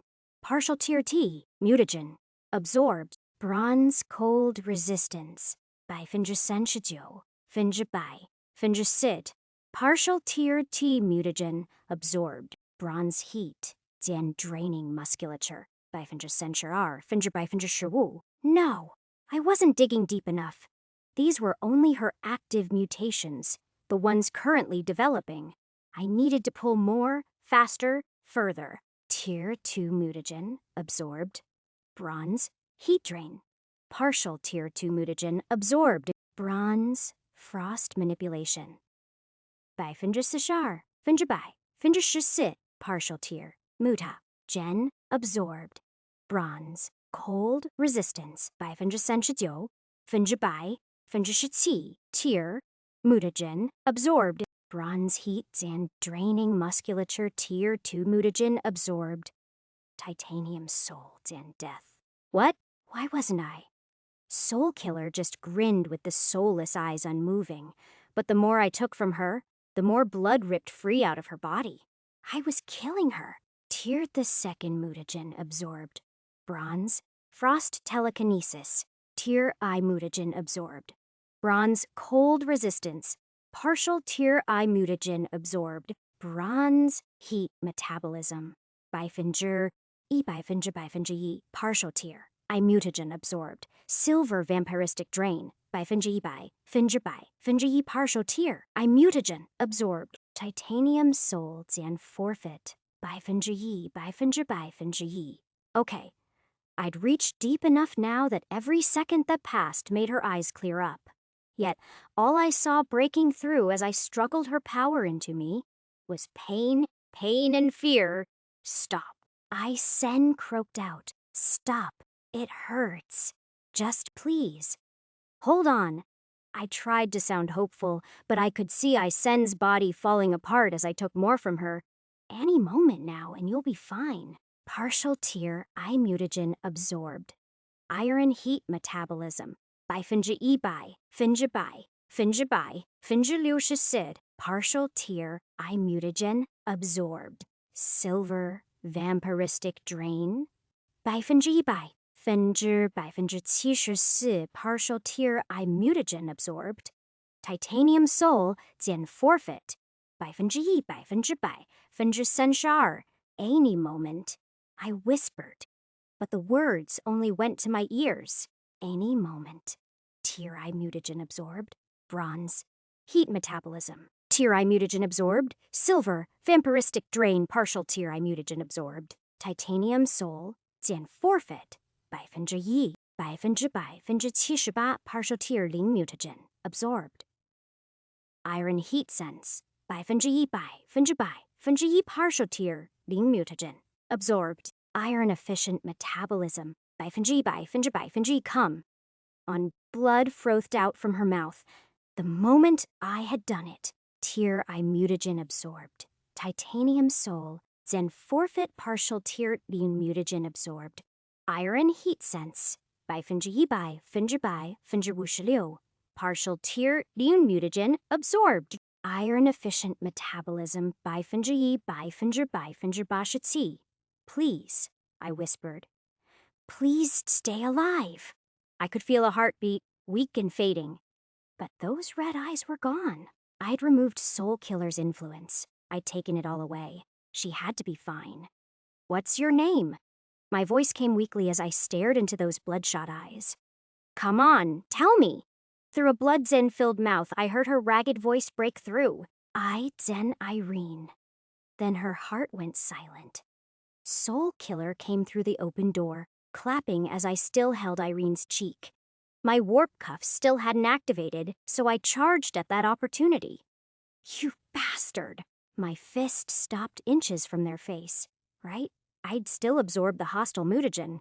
They had some control over me. 100%. My cuffs activated, seizing my strength, but not my fury as my fist rattled in front of Kaisel's face. Why? I swung anyway, but a blinding mess of red light impacted me. I hadn't even properly understood what they just did, but I felt force crushing me into the floor as Soul Killer walked ahead to Irene's body. Oh, I was just testing to see if you could do it. Soul Killer curiously looked between me and Irene. You know, in all of the ways I have experienced death, that is certainly one of the more excruciating methods. To have the essence of your very organic blueprint ripped out? Unimaginably painful. When is this going to stop? I still went for another punch, as soon the red force disappeared, but my fist barely budged her. Kaisel's body was unbelievably stiff for someone so small. Soul Killer laughed it off. Stop! Whatever gave you that impression. There's many ways to break a person, Diana, but in my experience, the best one is time. Knowing that it's passing by you and those around you will forget about you, and you'll be helpless to change it. It's been around a week since you've been here. I wonder how many weeks it'll take before you're mine. And you will be. There's no doubt in my head. Oh, just you fucking wait. I could bite metal in half with the scorn rumbling in my bones. I'll tear down everything Dan, you know. Anthony was actually up there a few hours ago. Curious. I wonder how he found out about this place. I'll have to look into it. Soul Killer stared up at the elevator's hole. Anthony. I felt my heart escape my brain. What is he? What did you do? Nothing, yet. Soul Killer sighed. I'll have to see if he comes back, but I'm expecting him to be a wonderful asset here. Why? I already got his aunt and mother. I'd love to get the whole family. I had my suspicions about Annabelle since she'd had those same soulless eyes. But Anthony's mother? Juliet? What did you do to Juliet Grage? Ah, I didn't do much. She got in touch with a few acquaintances of mine in her drive to investigate me. She became troublesome too. She died, as you know. Soul Killer didn't look one bit apologetic. My breath hitched. I feared the answer he would give to this. This acquaintance. Does one happen to be a platinum-grade mal at the center of the net? For the first time, Soul Killer looked genuinely surprised. But more than that, they were amused. How did you know that? I didn't figure out anything else by the time I was back in my cell. All I knew was that things had gone from bad to worse. The Uncaged had the backing of a Maltitan. The All-Seeing. Probably the worst possible Maltitan to support an anti-Xan founder. Anti-Xan human group. This meant a lot of things. For one, I was almost positive that metal heavens were also being influenced by the uncaged, if not downright working for them. They worship the Maltatin as their god. Second, even if the Maltatin was securely held behind the firewall and couldn't breach its full weight out, it was still observing and communicating to the outside world somehow. I needed to tell this to Archangel. Third, the uncaged could wreak havoc during the fifth swarm. If they weren't stopped before that, there was no telling what could happen to any of us, to New California, to the world. Fuck my life. I didn't ask for any of this. For the gold implant, for the power to kill as easily as breathing, I didn't. But it had come to me. I needed to take the responsibility that came with it. Anthony was out there to help me. Maybe Ripley as well, or my dad's employees. This wasn't going to end well if they didn't have help. I wasn't anywhere close to figuring out how to contact them. But I resolved myself. The only choice was to escape as quickly as possible. If I could reach Tyr the soon, then I know I could do it, but otherwise, my mutations were coming along nicely. Irene, thank you. Thanks to you. I know it's possible. I could remove Soul Killer's influence from people. It's dangerous to both myself and others, but I could do it. Mutagen absorbed, Tyr Lune, Tyr I, Tyr 2, Tyr I mutation. Gold electrical neurogenesis has gained an additional meta-Zen mutation, increased metabolic efficiency of the nervous system. Development. 90% Tyr I mutation. Gold compact tissues has reached 90% by development. Additional meta-Zen mutations have occurred. Massive improvement to metabolic effect of electricity on all organic tissues. Increased muscle strength during usage of the mutation. Tyr I mutation. Gold mineral assimilation has gained additional meta-Zen mutations. Increased distribution of metallic material into organic matter. Increase to elasticity and strength of muscle and skin tissue. Development. 570% Tyr I mutation. Gold electromagnetic vision has gained an additional meta-Zen mutation.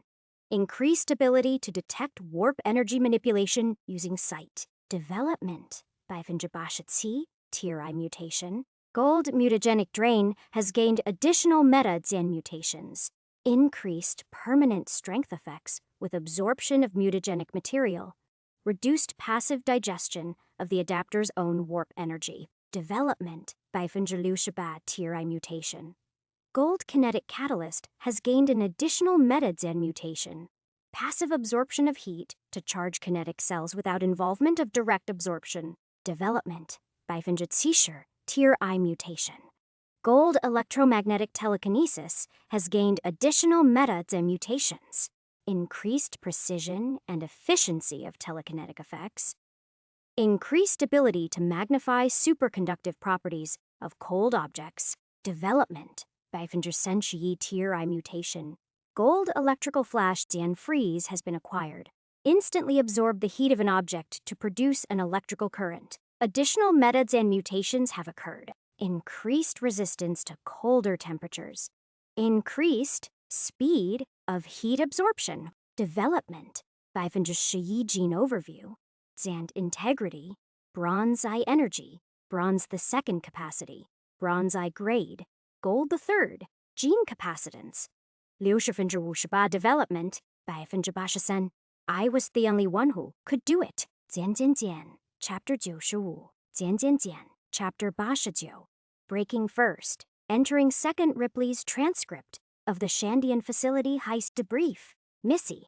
Shandian's facilities may look small from the outside, but that's because a majority of their real estate is underground. As you can all see from your digital overviews of the blueprints, each manufacturing facility has a massive network of subterranean factories dedicated to their product. Below the main production lines will be their security floor, where they have their guards live and sleep. Below that is the research and development layer, where we can expect there to be some form of evidence of Goliath. Me, Sue. We have to fight our way down past multiple floors of guards and scientists, then go all the way back up to escape. Elsa. Yeah, if you can find a way to plug into their security system on the way down, my auto-Zen cleaver might be able to grant you access to their elevators. Otherwise, you'll have to go the difficult route, figure out a way in and out prior to entering. Missy, exactly as Mirage has said, On that note of the security system, when entering the facility, we'll have to disable our comms to avoid being detected. However, if you can establish yourselves in the communications network as non-Zan traceable, then we can resume communications and coordinate ourselves. Arlene N-E-N. Yes, assuming any of us find traces of Goliath in a specific facility, we are all to retreat and regroup at the Goliath Gen-housed facility. Ripley, which still involves us breaking out of the place we broke into. Diamante, yes. That much is obvious, dumbass. Topaz, eh? No problem for me. Sucks for the rest of you, though. 上午1点半 and August, Censure Th Ripley, Eso sure, are until the heist Arding N-E-N. Made for a poor conversationalist, he was a hard red. Like, he seemed nice. Offered me that whole Yunli Lion Shardine package without hesitation. But there was a lot that was unsaid.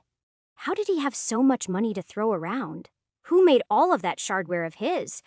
Why was he so anti-Janu-Jo? Sue? How'd you ever figure out about Goliath? I leaned back in my seat. I do not give away details of my informants. Ardeen N-E-N answered quite professionally as he drove. All right, fair. So how do you want to do this breaking in thing? I've looked through the facility. It's airtight from the outside. We've got a whole lot of Jan. I'm going to cut through the walls. His answer was simple. Looks like he had a sense of humor. Right? Funny. I laughed. That wasn't a joke. He took a glance at me that made me feel tiny. Huh? If you're serious, those walls are a meter thick and Jan. I looked through the blueprints again. Made of titanium and carbon reinforced yttrium steel. Wouldn't it be easier to just find some ventilation? I could sneak my drone in and open up a nice window. No, that will take too much time and depend on you. I will cut through the wall.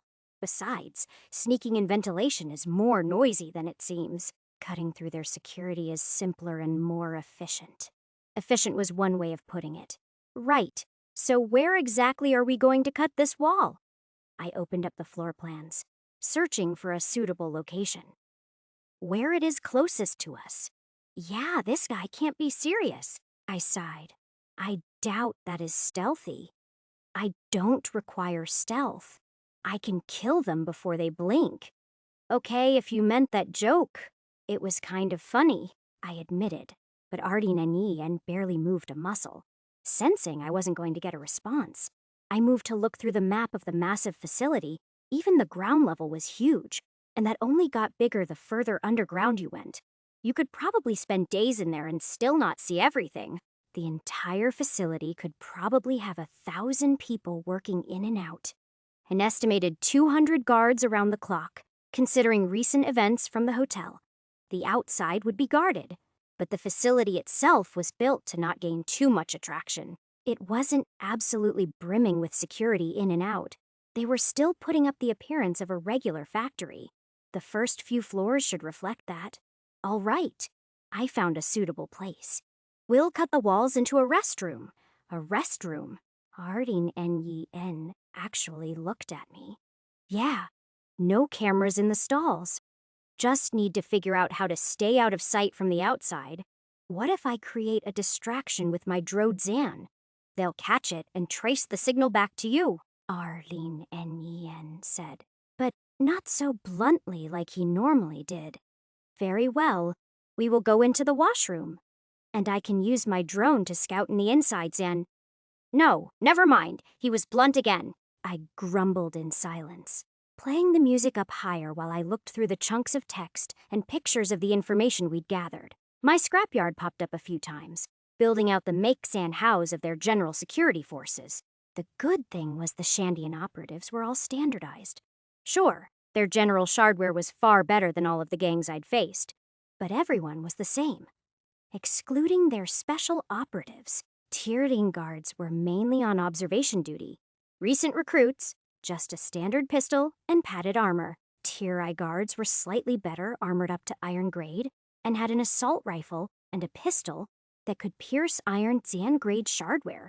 Tier-IS had bronze Dan grade armor with mobility Dan boosters, assault rifles, with ricocheting bullets, grenades, and a pistol capable of altering between modes of fire. Plus, some neat utility items to reflect their mutations and features.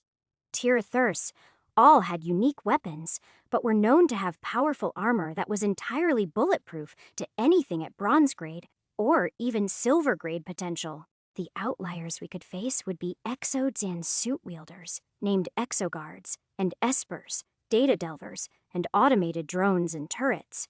Still, we were both gold grade, and Arlene Nen was known to be extraordinarily powerful, with an unparalleled experience in eliminating Yujo property. We're getting off here. Arlene Nen stopped the minivan about 2 kilometers away from the facility. If we park close by, they can track down our vehicle and cut off our escape route. So he wasn't doing this entirely gung-zan ho. But then again, this was with the assumption that we weren't going to this stealthy. I kept my mouth shut, but I was thinking of maybe using my motorbike kept in the back of the van to get closer, though I chose against it. Any distance from the RNNEN was a step towards my grave. We hopped and climbed onto the low rooftops, our stealth gen suits activating and draining a steady dribble of our warp energy to make our forms less visible. It was a pseudo-gen invisibility that relied on precise light refraction that made us pretty see-zan through in the darkness. My arachne pulsed to life as we scaled buildings and worked our way to the facility. A thin crawl of the black material streamed up the angular curves of my spider, Zan limbs lending them the semi-Zan permeable invisibility. I really needed to learn how this suit worked. Though I couldn't lie. I would have to turn it off the second we got into combat. For one, bright lights made it useless. And the second reason was that it felt like a constrained collar was choking my warp energy. Something it did so any sensors wouldn't detect unregistered shardware or mutation usage. Quartz apparently had a suit, which took the phenomenon to the extreme. We landed in sight of the massive facility. I didn't know what Missy was thinking calling this place tiny. It was about as wide as a mega-Zan building and even had a masked Zan aerodyne hangar attached to it. The great walls were stone at the bottom, and the fence rose up until it reached even up above these rooftops. They really didn't want people breaking in. Can you jump it? Arlene Nen turned to me, and I nodded wearily. He pointed down the exact position he wanted me to land out in a holographic marker, far beyond the fence into a pit of shadows between some garbage dumps. Searching up my current Mimic Set modules, I settled on the one I'd gained from Semenri. Mimic Set modules, Shifen hammer. Its overclock feature was a bit different than the others. I found it strange why Semenri had fairly minimal shardware, focusing only on his legs and one arm. His feature explained why. Most overclock features had the backlash of causing wear and tear to the shardware due to it pushing beyond its limits. This variant, on the other hand, increased the capacitance of shardware to make it much more difficult to use at the expense of lower motor control. Switching it on really took a number on me. Capacitance. 100% Yeah, imagine suddenly strapping weights to every cell of your body. That was how this felt. Still, it was like a thundering storm was brewing in my legs when I focused my warp energy into them. And as RNNEN disappeared from my sights, a whipping of air becoming all that remained of his position, I jumped after him. I heard the concrete crack as I arose higher into the air. I calculated my aerial arc just about right, and prepared my 4 arachne arms to soften my landing next to where I think Arlene Nen was. They stretched, then crimped down as they contacted the earth with triple Zan pronged stabilizers on each arm. I still felt the thick clap of my legs sounding across the area. One of the nearby guards startled to our far left. "What the hell?" Looking to my right, I could see the vaguely shimmering form of Arlene Nen shaking his head at me. Then the wind shook around me as a blink was all it took for him to vanish.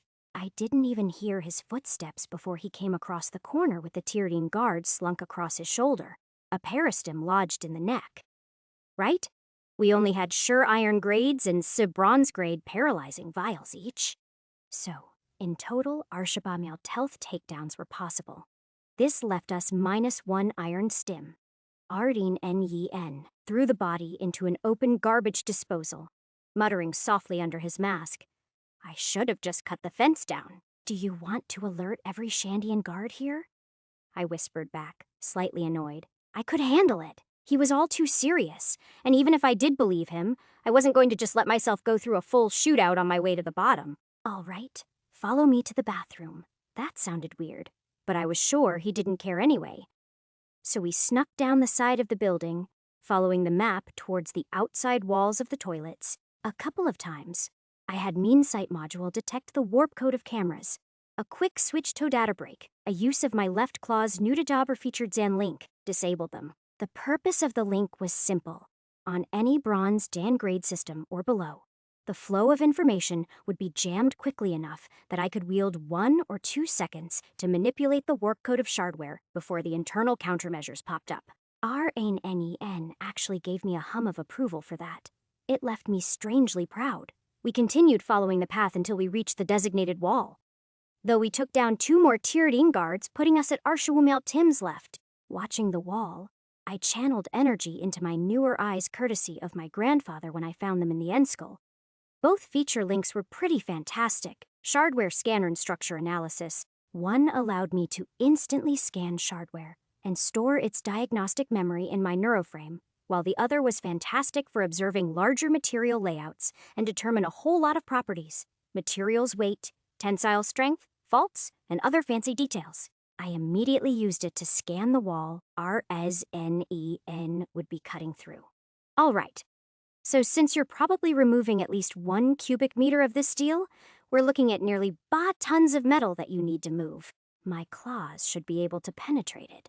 But if the incisions you make are according to the diagrams I'm sending over to you, I can make a pulley system if I knot up my live wire and have Yudzan RDNEN slid his katana all the way through the metal to shut me up, then in a single smooth motion drew a circle, wide enough for us both to comfortably fit in. He propped the blade back in his scabbard, stabbed both of his hands into the metal, casually pulled all 8 tons out and carefully placed it on the ground.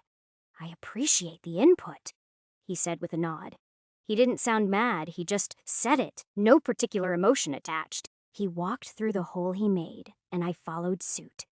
There was a suited woman, washing her hands, looking mildly terrified at the 2 of us men who'd just barged into the women's washroom. Guazan! Her mouth could barely open before a needle was stuck in her neck, her body slumping on the sink. I hadn't even seen Ardinenien move, but it was precisely stuck in her subclavian vein with a surgeon's precision. We heard a muffled yelp in one of the stalls, to which Ardinenien and I exchanged an awkward look at the prospect of interrupting her business. I got first dibs. I'm not entering Zian. Ardinenien disappeared for a single frame of my eyesight's refresh rate and reappeared the next.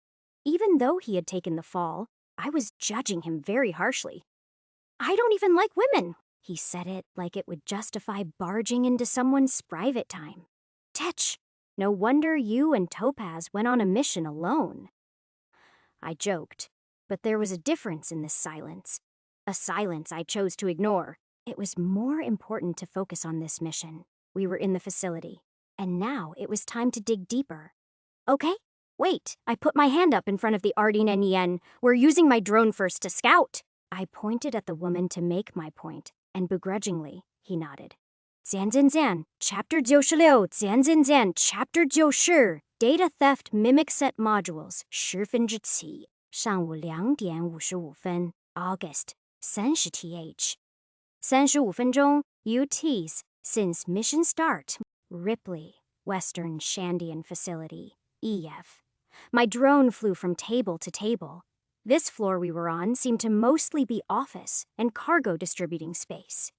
Since we were here in the dead of night, not many workers were actually here, but I expected things would be different the deeper we went. I let my web crawler land on a table, quickly hooking up the computer in place there, and Zan nope, more porn, skittering away. In a few minutes, I managed to find an elevator with subterranean access near the cargo bay, a maintenance lift. I could have just sliced through underneath us. RNNEN didn't help by giving up his brute Zan force method to my ears as I worked to clear a route to the elevator. I sighed in disbelief. For a guy called the Arlene Nen, you're a Lido, not like being stealthy. Like, what if there are hostages or something? I'm fast enough to secure hostages, and first of all, Arlene Nen's gaze searched deep inside of me. That's racist, as Topaz would say. You're confusing me with a ninja. A Ronin is a wandering samurai without a master. What happened to you not knowing about your own culture? Like the straw hat thing? I scratched my chin while my eyes were busy disabling cameras several rooms away. That's actually a pirate thing where I come from. According to the resources Topaz had me look through in order to prepare myself for you. Topaz prepared you for me? Okay, now I needed to know the gossip. So, are you two really close friends, or we engage in casual intimacy? Arlene N. clarified with no shame. And you know what? I didn't need to know any more details. Cool? I found a way down. I coughed, changing the subject as quickly as I could, marking the location.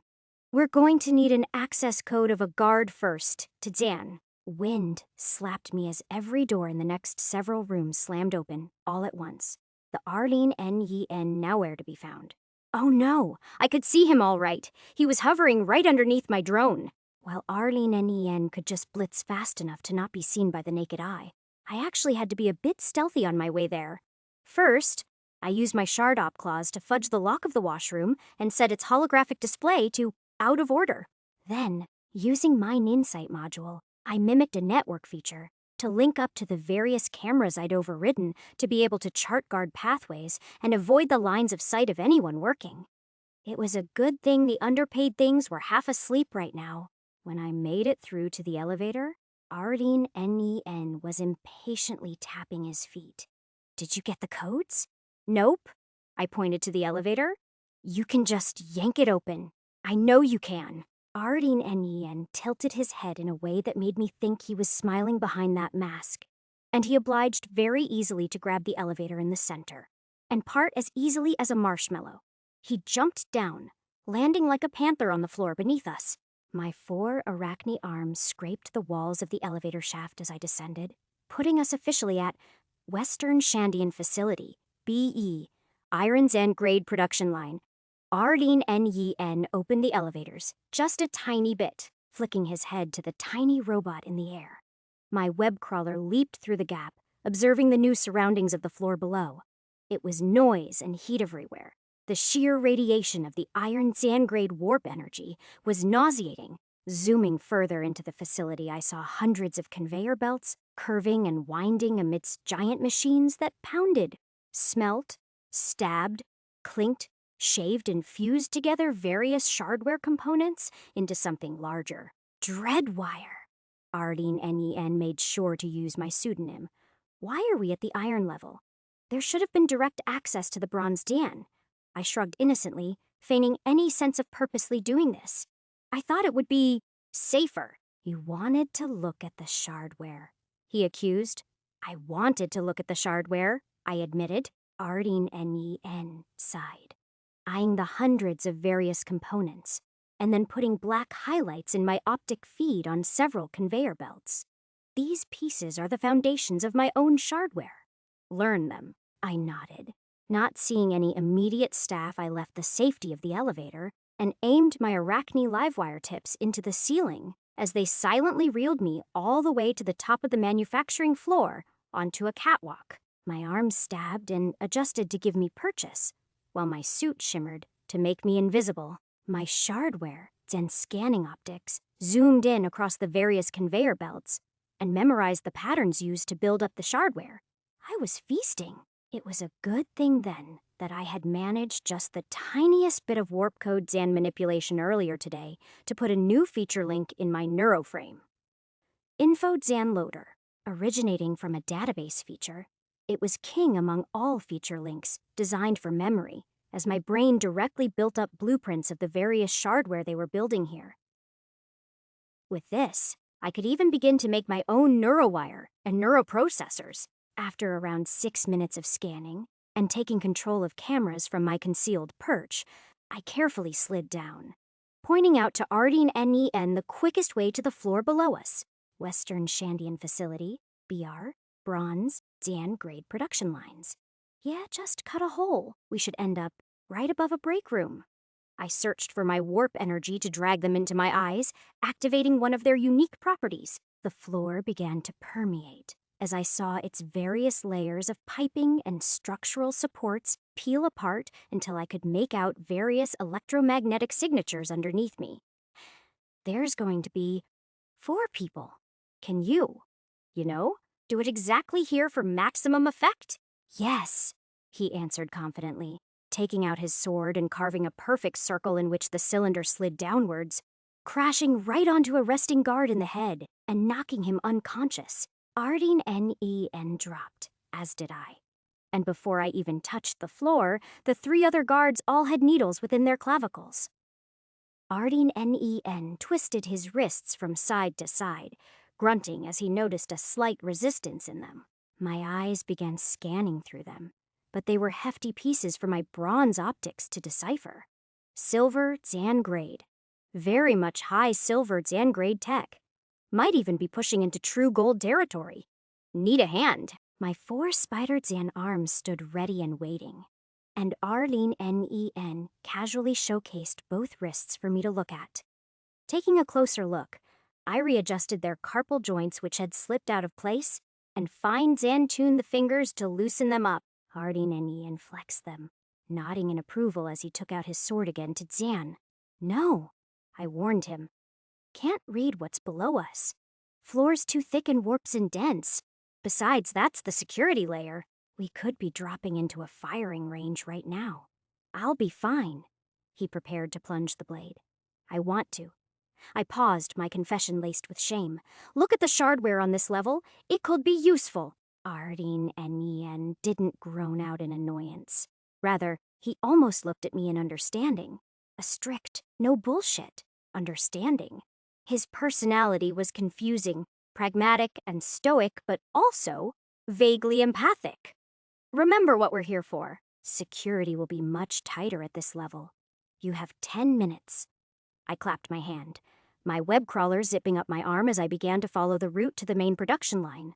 We were situated in a break room a little above the production lines, and I had a great view of the various production lines from here, though I'd be lying if I said that's what I was really here for.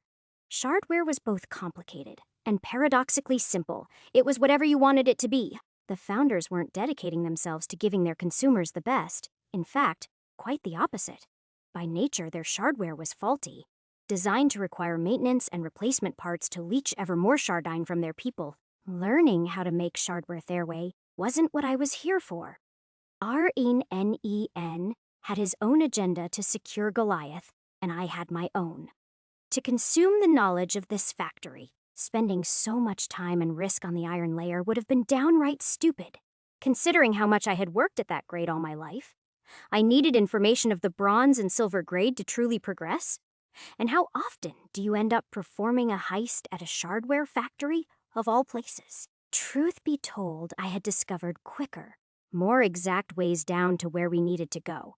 I was sure the RNNEN knew it too. Thing is, we were both benefiting from me learning Yujo tech. He was anti-Zan Yujo. What better way to scorn them than by having their secrets fall into the hand of a gold adapter with every inclination to perform intellectual theft and infringement? This had all been engineered by me. Maybe not the washroom bit, but the entrance into the iron layer and bronze layer had gone exactly to plan. Right now, I was positioned right beside their main overview hub for this layer's production lines. What I wanted, direct access to their manufacturing secrets, was right here. Still, this was risky. I'd begun to reach the level where the data jammer in my left claw wouldn't give me enough time to secure a back door into their camera feeds to keep me hidden, which meant I had to rely entirely on Twilight's data cleaver to do the work for me now. That was fine, but the more I would use it, the less effective it would be as time went on. It would dull as its warp code structure disintegrated on data shield after shield. Still, a few cameras would be fine. I snuck my drone into a ventilation grate connected to the central hub, only to find various lasers and motion detectors pinging inside the shaft. Great! Barely a minute down, and I was already facing trouble. That meant I had one option left to look inside the room. I would have to breach through the camera network in order to search for their internal view of the hub. It was one thing redirecting what a camera is telling the data delver viewing it. But sneaking through the warp code itself was akin to putting a flashlight on you if your name wasn't Mirage. So I pulled my warp code back. If I had a module with both network and jailbreak, then maybe I could attempt it. But as it stands, that wasn't an option. Instead, I resorted to manually opening the door, using my claws to loosen up its lock and leverage my gold strength to lightly pry it open enough that my drone could skitter towards the ceiling. And bingo! It was sorely understaffed. Just a few half-Zan dozing middle-Zan managers enjoying a coffee break while the automated machinery did the rest. I still spotted pistols on the sides of their thighs, but I wasn't too worried about it. If anything, it was a good sign that they were expecting something or someone to break into this facility. It meant Goliath was here, with my drone firmly nestled into a shady corner. It drew sights on the 3 employees, as a locked Xanon symbol began to squeeze slowly over them. Yet another featured Xan link. Target Xan lock gave my mask. The ability to use my drone sight and my own visual field to lock Xan onto targets, without my gun being its issuer. That had its own issues, however, as without the pair target Xan name featured Xan link, the process of locking on was much longer, nearly char milliseconds per target, assuming they were completely still. Though, switching over to the double Xan integration wheeled module smoothed things out. I took a steady hold of my peristem vials, the target locks readjusting to take into consideration the arc of movement and my own throwing skills. Despite being a poor aim with a gun, I was pretty good at darts, actually. And so, with a burst of strength, I pulled the door open, aiming and throwing my first iron Xan-grade peristem at the woman enjoying a cup of joe who was facing the door. The second man spilled his drink, startled by my appearance enough that I had pounced right over and stabbed a second vial into his neck. The last man was snoring on the monitors. Just for safety measures, I sunk a third more into his subclavian, satisfied.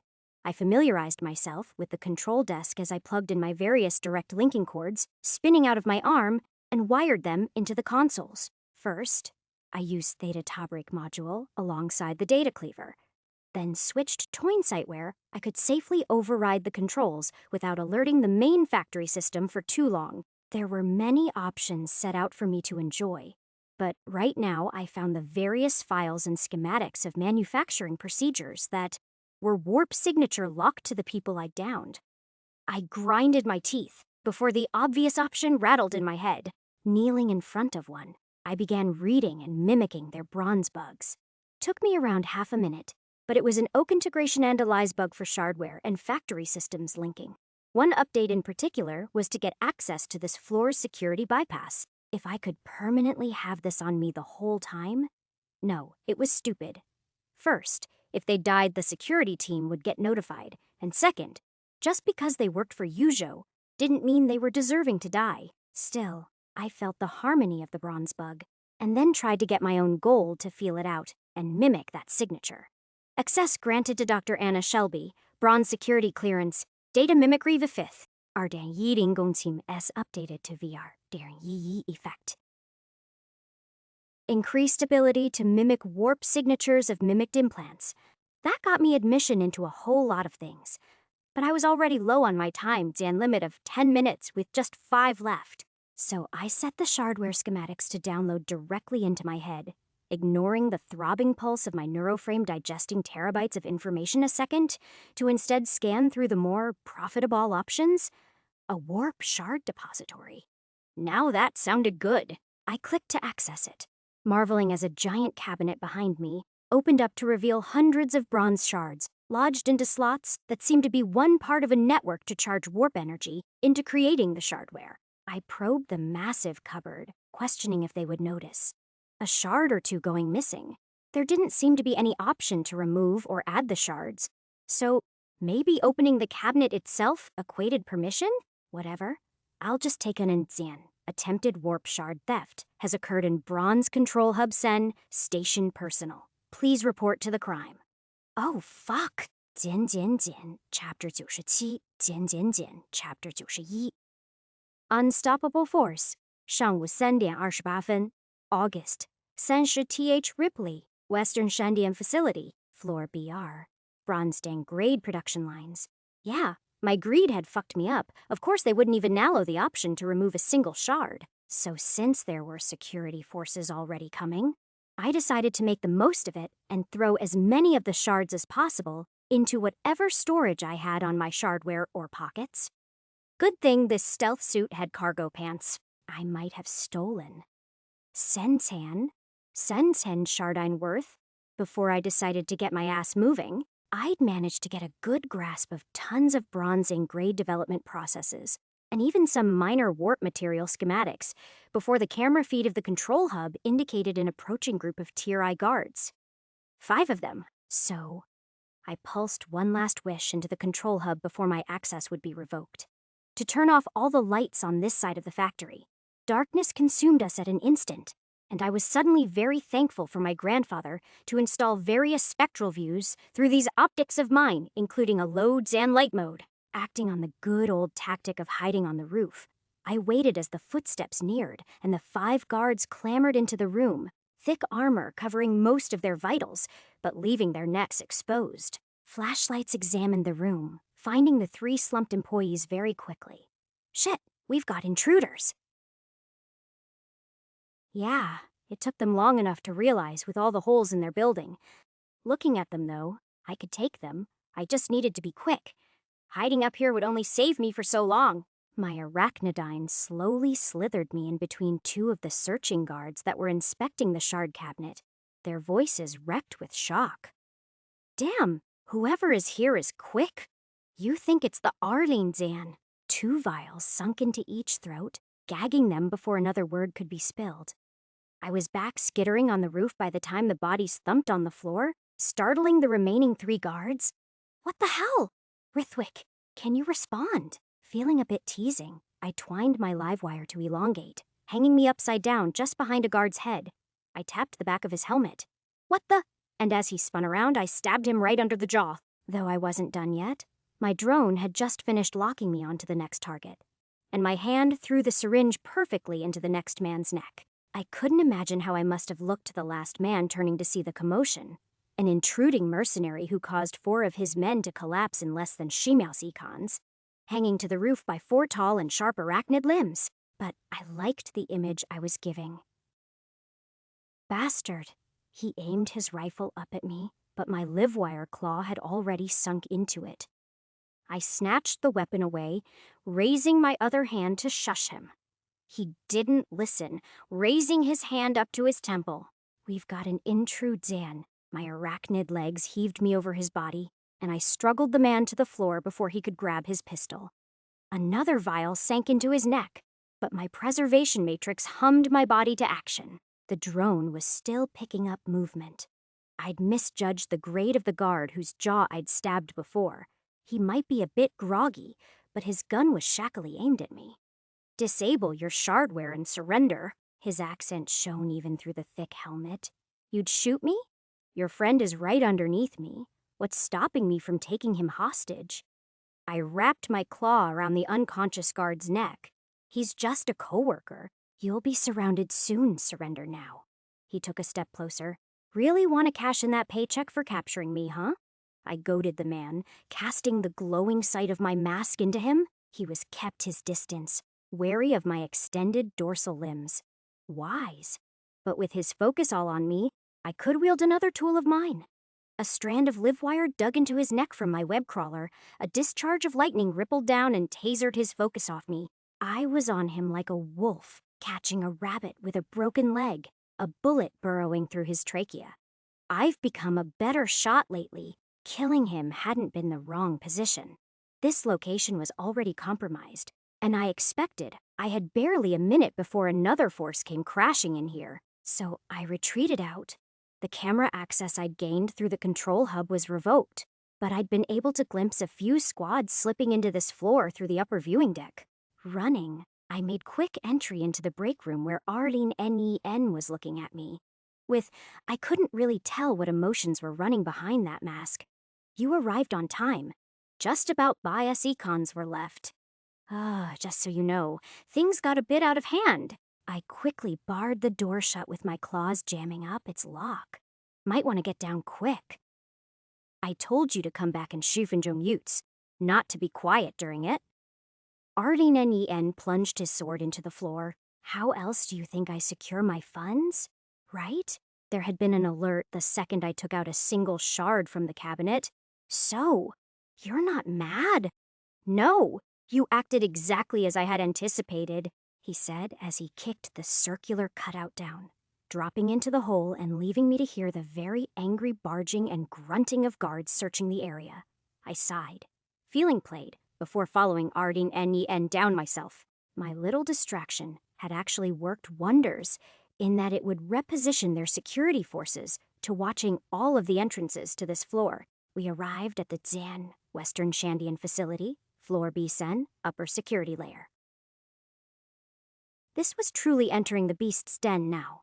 The thickness of warp energy flowing in the walls was sticking to my suit, making me feel like I'd submerged myself into a warm bath of slime. My 4 arms caught my landing, and it appears we were situated within a similar sort of break room as the one above. My web crawler hovered down to my arm, and I caught sight of Ardeen striding deeper into the complex. The difference in structure was phenomenal. As my eyes scanned the surroundings, they struggled to relay the depth of the secrets hidden in their creation and composition. The floor was soundingly dense, like it had been built to survive nuclear explosions or malinvasions. The deeper we went, the more it felt like I was being consumed by the vastness of it all. I won't be able to cut any deeper now. Ardeen took a slight glance at me, sort of apologetic in nature. I mean, I expected as much. I sent him a view of the blueprints, pointing out possible routes. Only 3 ways deeper, all of them should be heavily guarded. No direct elevator access to the R&D layers. All 3 checkpoints were designed to stop and scan anyone going through and fro. With my presence, they would be even more guarded now. Ardeen took an abrupt right ahead of me, and I heard the surprise of guards shouting from that corner. I sprinted over to support him, but by the time I'd made it all to see were falling bodies that were choking on their own blood, or having their limbs fall apart. Ardeen knocked on a door, looking at me. Establish a comm link. Security hub should be silver grade, but Mirage's key should work. I nodded, following him into the comms room where several armed guards of Tier I and I2 that were waiting and ready. I dodged behind cover, sending my web crawler bot to sneak on the Groudsan. Oh, they were dead now, including one data delver woman hooked up with cords sticking to a load of computers. Sheepishly, I walked past them to connect into the console where I downloaded Mirage's special comms encryption key to plug us in. After nearly a minute, we were ready and safe to communicate, but so far, me and Ardeen were the only ones on the channel. Let's move. Ardeen stepped out again, leaving me barely a moment to filter some other information into my head. All right, this. I sent him a mental overlay, a minimap he could expand to see the current location of guards located on this floor. There were a lot spread out, nearly 200 guards moving in and about searching for us. Honing in on us. Shit, they probably picked up the warnings of dead bodies here. I scavenged what I could while moving, picking off frames and depositing the bugs as Ardeen vanished from corner to corner at the speed where I could just keep up with him. Oftentimes, I'd turn and see guards with their last struggling breaths. It would be a lie if I didn't admit that this was a bit underwhelming. Oh, hey, Ripley. You sure got connected up quick. Daylight's voice chimed in my mask. Ardeen cut through the ground. He's currently carving a way for us deeper. What about you? You also got here pretty quick. I was collecting up quite a few iron and bronze bugs with each winding hallway, but I still had to be quick. Ardeen was practically a ghost. Oh, Mirage and Diamante are still on the top layer. I've just been hopping from one drone to another, managed to slip into their network and get into their security layer. My sisters are busy taking control of some more stuff. But what's happening to Diamante is hilarious. You should have seen him pretend to be a security drone. Oh, did you guys do the thing? I snickered. Diamante had no idea what was coming for him. Daylight's voice came with a sinister tone. We did. As for now, I'll work on getting the others jacked in. You stay safe. Tell us if you find anything. Will do, Dan. I lurched aside as bullet fire streamed wildly.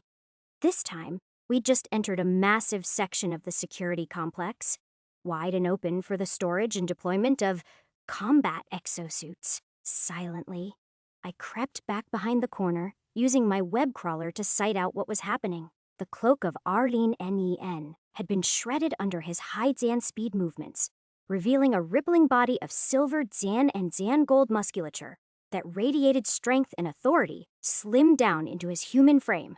His enemies, on the other hand, were massive and bulky automations of death and destruction. Each suit lended an impressive 4 extra Zan feet of height and hundreds of pounds of armor. Various weapons and engineered tools spearheading their robotic builds. There were nearly 30 normal guards here and 6 Exo-Zen suit-wielding ones. I'd may be able to hold my own against one of the Exo-Zen guards if things got tough. Arlene Nen, the leading Exo-Zen guard said, his voice booming through the speaker inside. You've taken this a step too far. Surrender or Zan wind blasted into the hallway as Arlene Nen appeared on the head of the Exo-Zan guard. His blade poised downwards. My own cybernetics practically screamed in delight. For once I was witnessing a power as strong as my own.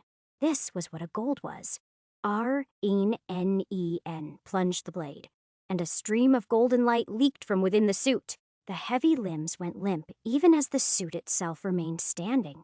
And as Arlene Nen unsheathed the katana from its victim, it was slick with blood. The several remaining Exo-Zan guards all looked nervous in their stance, but they still raised their weapons in warning. Some of the other guards now were converging warily across balconies and behind pillars. Ron let go of his blade, but it continued to float in the air. He clicked his second scabbard to open up. If any of you value your life, then I give you all this moment to reflect before your death.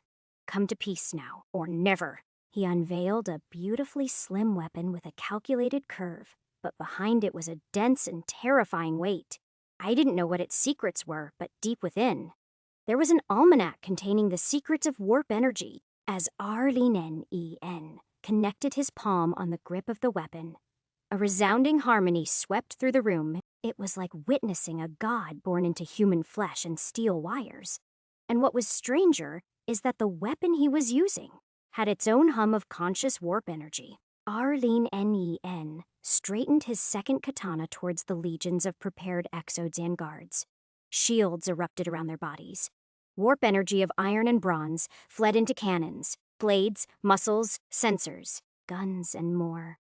An entire arsenal of kinetic, thermal, and electrical weaponry ignited into a maelstrom against a single opponent. The Arlene Nen's form slipped through it like a grain of sand did from between your fingers. A golden blur as his blade struck all of the Exo-Zan guards in one fluid stroke. They stopped moving for a second. Then the sliding metal of their exosuits leaked blood as every one of them collapsed. Everyone, shoot! I heard a voice call. Then the RNNEN disappeared from view of my web crawler. I just heard screams, gunfire, and the tearing of limbs as bodies fell over balconies and met their demise to the other floating blade that curved on its whims. Feeling safe? I risked it by turning into the wider room myself with weapons drawn, my gun and dorsal limbs. There were probably Arsha dead bodies, and the fighting hadn't even lasted a minute. My preservation matrix pulsed me into motion as I took a step to my right. Avoiding gunfire as one of the frightened guards, decided I was the better option. Before I could even lock Zan on, that flying katana had severed his throat, while the Arlene Nen casually appeared in different corners of the room, all in the same few seconds. I propped up my gun, hoping to get at least one shot in, but the man collapsed clutching his chest, blood spewing out from where his heart should be.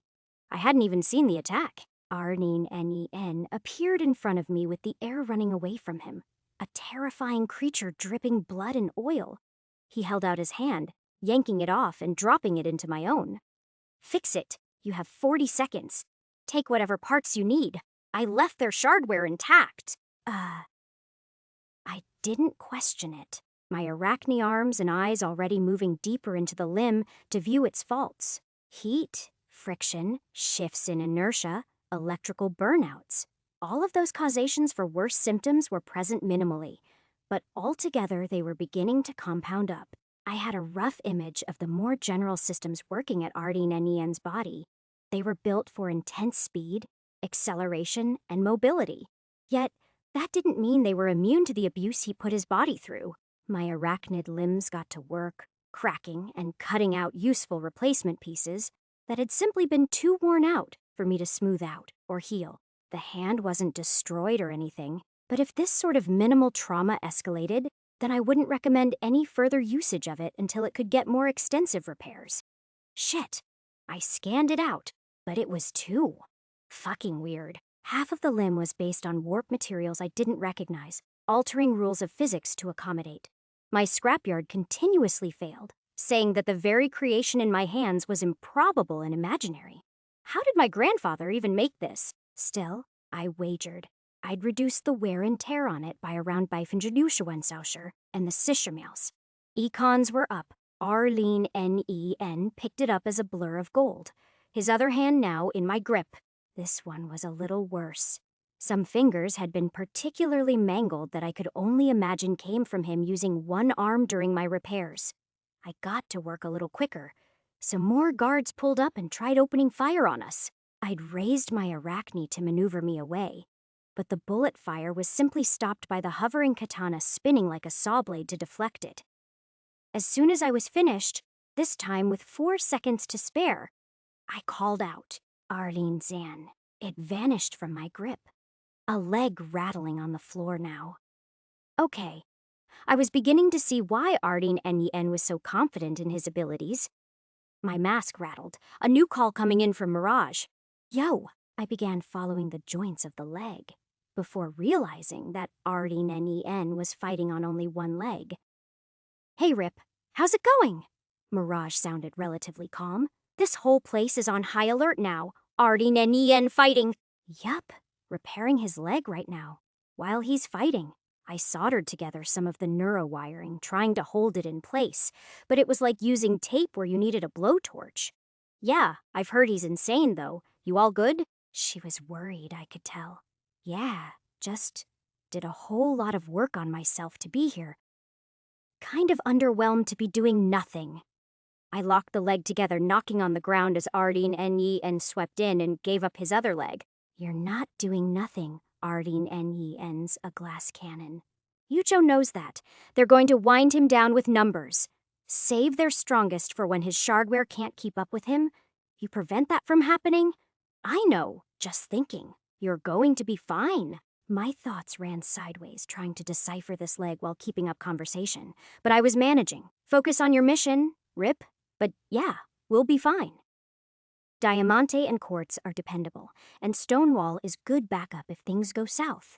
We're just mostly worried about you. She'd just finished talking when the leg disappeared, and an entire arm was now in my grasp.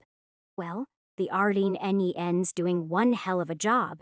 Taking Zan, a corpse splattered a few feet from where I was standing. Zan, yeah. He's dealing with this shit pretty well. It's what he's dedicated his life to, Elsa said flatly. If anything, the fact that he's trusting you to repair him means Alet? Yeah, but I don't need him to find value in me. I want to find it myself. My words hummed into her, and a few seconds passed before she responded. I could hear the smile in her voice. Well then, go find it, Dreadwire. My own smile came all too soon. Jian, Chapter 98, Jian, Chapter 92. Source, Jian touched. The nature of the source. File found within the VoidNet layer. Author unknown. Everything exists in duality, in the finite stretches of life's actions. There is an infinite chasm of death as a reaction. I delved down here to find some hope of understanding the source. I'd been touched by it, by chance. One of Neocor's soldiers died on my doorstep when the mother attacked. I was just a kid, and that implant seemed so normal and so silver. I didn't know it would let me breach into the paradox of time. Neocor recruited me after that, put an eye on me and the unique feature I got as a result. Since then, I've discovered that likewise, there's the existence of what are called deviant mutations. The founders don't want us to know that they're the same as the Titans. They don't want us to know the nature of their duality, of their symbiosis. That's why Neocore watches the all-seeing, why Yujo hunts down the infinite, Syntax assaults the mother, Imperium's provoking of the terror, Hathama's interest in the typhoon. It's only Beauregard Mazier whose motives lay unclear, until now. The being beyond the firewall spoke to me. I only remember 3 words: uncaged sin eclipse. Each syllable it spoke rippled through me, as if the future was only mere echoes of its thoughts. I understand now why Neocore keeps it contained behind the firewall. But that thing I saw, the eclipse, the firewall, this great globe of flame, will one day be cast in shadow. It doesn't exist yet, but it should be here, in the void net. Duality, that's the nature of these things. Somewhere in the intersection of day and night, a being will arise to free the all-seeing. That is why I've decided to end my life as a human, the future that thing seeks to create. I'd rather be on the winning side of things. My compatibility is dropping. It's funny. I never thought I'd want to be a Mal. Whoever finds this, I pray you act wisely, and in time. 上午3点57分, August, Sen-Th, Western Shandian Facility, Floor B Sen, Upper Security Layer, Ripley. By the time the fighting was done, or perhaps it would be better phrased as by the time Shandian was done, throwing bodies at Ardeen Nen to wind him down. There must have been almost 80 corpses strewn across the room. I'd done my work, cycling through each limb at least 2 times, sealing over the steadily cracks burrowing within them. This shardware of yours. I found myself finally able to ask it, is it Hammersmith's design? Ardeen Nen took a knee to my side. He didn't easily show it to everyone, but his methods of fighting were taxing. Yes, it's your grandfather's work. So he knew as well. I grumbled a little as I leaned over to readjust his shoulder. What's he like? Ardeen Nen stretched his arm out once I was finished. Curious, adventurous, a challenging man. I'm set to go see him in the Imperium outskirts once I'm done with this mission. I can only use this silver shardware for extensive raids like this. Otherwise, I risk damaging it to the point of no repair. To be prepared for the Malswarm? What's your plan for it? I scanned him once over with my eyes, roughly estimating. His structural integrity was down by a permanent Bifengerlu that I couldn't fix over. Without my intervention, it would have been closer to Bifengershur. Same as ever. To attack, Yujo. Ardeen Nen picked himself up. The brief rest had given him enough recovery. He pulled both swords back into his scabbard. The second, his non-Zan electromagnetic blade sheathed in. It was like a harmony was silenced through the room. They'll definitely be more vulnerable, but won't it potentially cause more harm if they're weakened and the Malswarm breaks through? I spoke logically. Yujo had nearly our billion residents in the regions they controlled. Ardeen Nen didn't respond to that, simply hopping above to a balcony and tearing off a door with his bare hands. They'd sent around a quarter of their forces for this engagement. The remaining Bifenjutsi will be significantly tougher. I'm surprised they didn't engage a silver. You can handle a silver, though. I reeled myself up to him. He moved a little slower now, steady but not groggy. I can handle one, yes, but multiple at a time may prove difficult. My blades, Tomarawan can cut through bronze Dan grade enforcement without me empowering them. However, against silver grade and higher, tendencies make things a bit more difficult. Right, tendencies. Diamante talked about them before, that they only appear in silver grades and up. How they put a flavor on your warp energy. What's yours? Suddenly the lights went out, and I sensed all of my access to the upper layers was blocked off. Only the dull glow of red alarm lights bled into our view. Spark and wind. Ardeen Nen's electromagnetic blade. I wasn't sure which of the names it owned. Pulled up into his open palm as though it had been puppeteered by strings. Tetch. They're biding their time, barricading themselves within the lower layers while they call in security to pincer us from above. So which blade is that? I tried to distract myself as we obviously walked deeper into whatever traps they had planned for us. Ryaho? Remedy? Ardeen threw the blade across the hallway. It curved and bent around the corner to the sound of a screaming man. I tensed up before relaxing, as soon as it became clear that Ardeen had already left my side. I joined up with him. He was retrieving his blade out from one twitching corpse. Without waiting for him to ask, my arachne limbs stretched below to fix up his Achilles tendon. The biomechanical fibers had been worn down. You know, I could probably introduce some live wire musculature into your body. It's unlikely to tear even under your high speeds, I casually remarked, but his head Xanturn actually made me realize he was considering it. I won't pretend to be an expert in things shardware.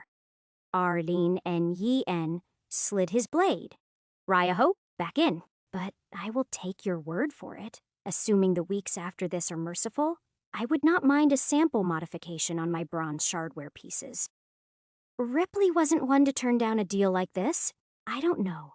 You're spending already, and Livewire is expense Zan.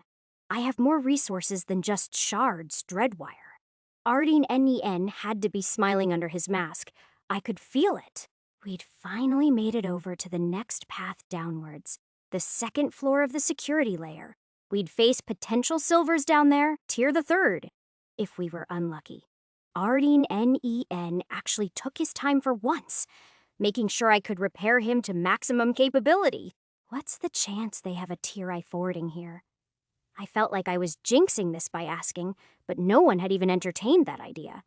The gap between tiers gets ever larger the further you progress. Less than Bifinger E of tier 3rd adapters will make it to tier 4th. Ardeen removed his second blade, Tamaro, glancing at the perfect reflection it showed of him. A single tier I4th adapter is equivalent to the highest powers working within Westbrook. The puppeteers, the military leadership.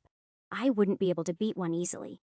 They're individually equivalent to the entire might of this facility condensed into one body. And more likely than not, gold. I remembered back to the only tier IV I'd ever seen. Inquisitor Tusk, how easily he pummeled the gold mal that had gifted my potential down into the ground. Right? It was incredibly unlikely for anyone at that level of strength to be here, I hoped. It was strange how quiet everything had become as we made our way to the security checkpoint. Chances are, we were being monitored, and I wouldn't have access to the locations of anyone below us until I jacked into the lower layer's security hub. Still, an excitement crawled over me. Once we would make it past all the guards, I'd have free access to look through their experimental military-grade shardware. Civilian stuff was fine and all, but military. That shit was built for the Malswarm. Ardeen sliced through the first door of the checkpoint, revealing a wide room with various bodily scanners, shining sheets of visible light up and down. He was quick to cut them apart, then approached the elevator doors to tear them open and jump down the shaft. Western Shandian Facility, Floor BC, lower security layer. The lower floor was much the same scanners and a heavy door that he had to strain himself to pry apart. Things were truly getting tougher here. Immediately, the walls and floors began to unravel with their seams, turrets alighting us with heavy gunfire that he deflected with Ryoho like a shield. Taking cover behind the heavy door, I still felt the pounding vibrations of impacted bullets drill an ache up my spine. Waiting a handful of seconds, Ardeen dispatched the turrets, each cut at their base. I eased my breath. A single shot from one of them would have torn me in half. Those were the kind of guns you'd see strapped onto a tank. Well, they were powerful machinery. Makes perfect sense to snatch one of them up then. Or at least, that was all I was planning on taking. A Shardsan gun? I cooed to myself. That meant digging deeper into the mechanism. Oh, fuck yeah. A magazine clip of iron shards, literally turning money into firepower. I'd actually been wondering about buying one myself, but the cost for a single iron Zan grade piece was nearly $500,000. You're not going to be dragging that with us, right? RNNEN glanced over his shoulder. Just give me like a minute. I quickly put my 6 shard operating devices to work. scrapyard working in the background as I scanned through the shardware, visually dissecting its internal mechanisms to better tear it open. At bronze Dan grade military level, it was incredibly difficult to properly expose. In the end, I managed to just about break it into 4 neat pieces that my arachne limbs could hold onto and dissect further as we idly walked further into the facility. Then, we noticed a strange occurrence. Effectively, all personal had vanished. Instead, our only obstacles were more autonomous defense drones and turrets, bipedal androids with guns for heads, floating carriers with zipping harpoons of electricity, annoying finger, Zan-sized fireflies that tried to cling and disable our shardware, and even wolf Zan-like machines that could explode powerful sonic bursts from their jaws. While Arlene and Yen got busy taking them all out, a tiresome slog as they seemed to appear out of nowhere, I busied myself repairing him up and collecting various trinkets from the automatons. The wolf's sonic pulse didn't use shriekstone like that sonic carbine I'd collected from Nathaniel, the homeless man being controlled by Dog Whistler, but instead had incredibly powerful warp, Dan-based speakers I'd never seen before. Using their premise to adjust my legs' sonic bursts, I'd made them more precise and even a tad bit stronger. I also took a chance to install an upgrade into Webcrawler from the carrier drones, making its aerial mode approximately 500% faster and more energy efficient. Also, installing a unique frequency in it to leave it undetectable to the drones. As for the disabling fireflies, their parts made good additions to my left arm, which was serving very well as my jailbreaking, data-weaving-based limb. There was nothing inherently unique about them, except for their data cleavers, but they were just very efficient at transmitting warp code via touch. Around 30 minutes in, we had found the central hub for this floor, allowing us access to find out the locations of the rest of the guards at the expense of completely burning out Twilight's data cleaver.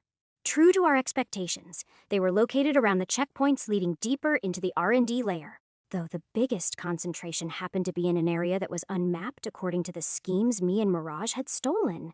A secret room they didn't record down? I felt a curious spark of relief and excitement. Think that's where they'll have Go Li Jian. No. Arlene Yen froze.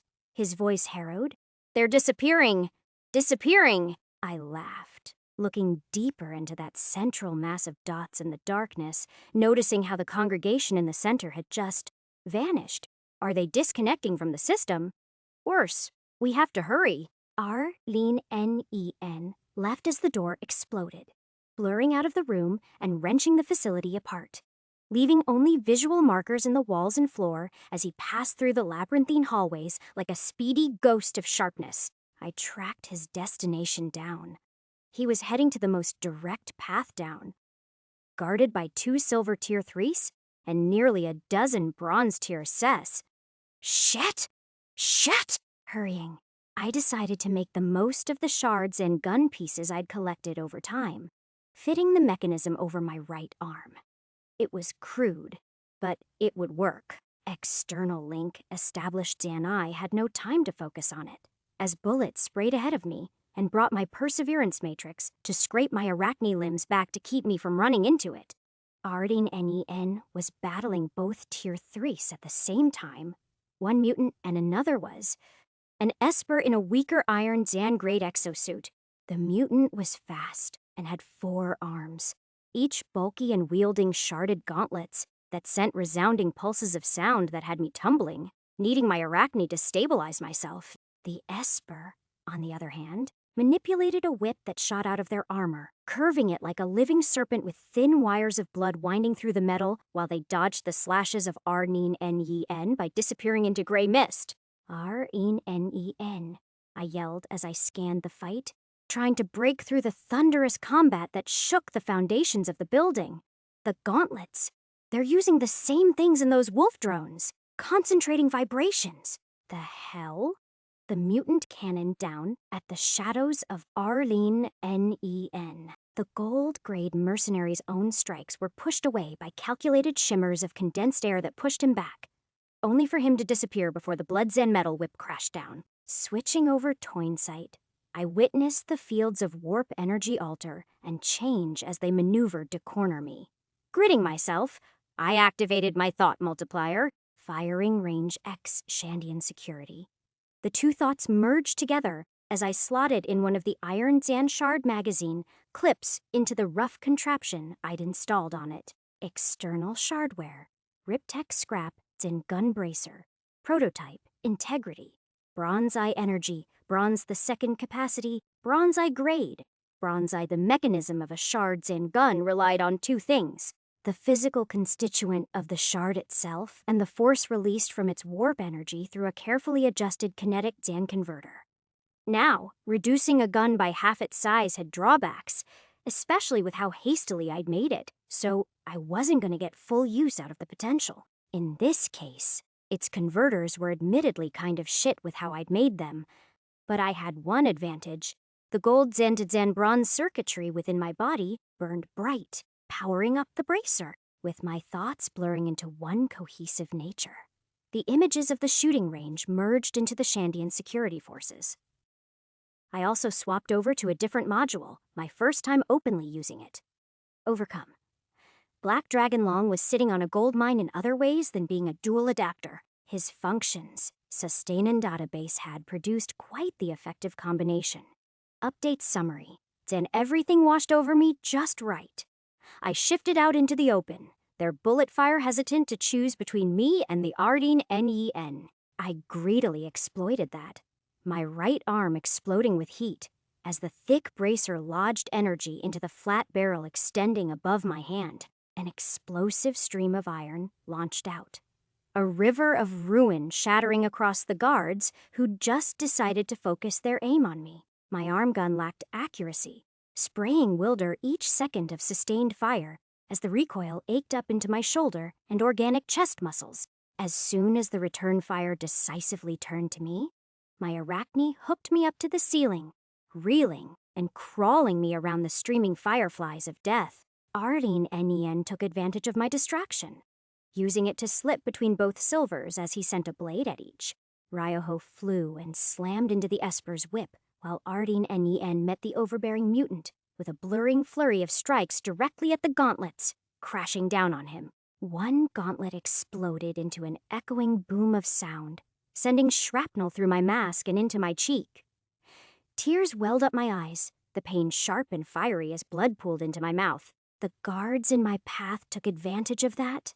A direct blast of multiple guns converging on me only for a blue blade to strike each bullet clear of harming me. How on earth was Ardeen NEN even able to do that?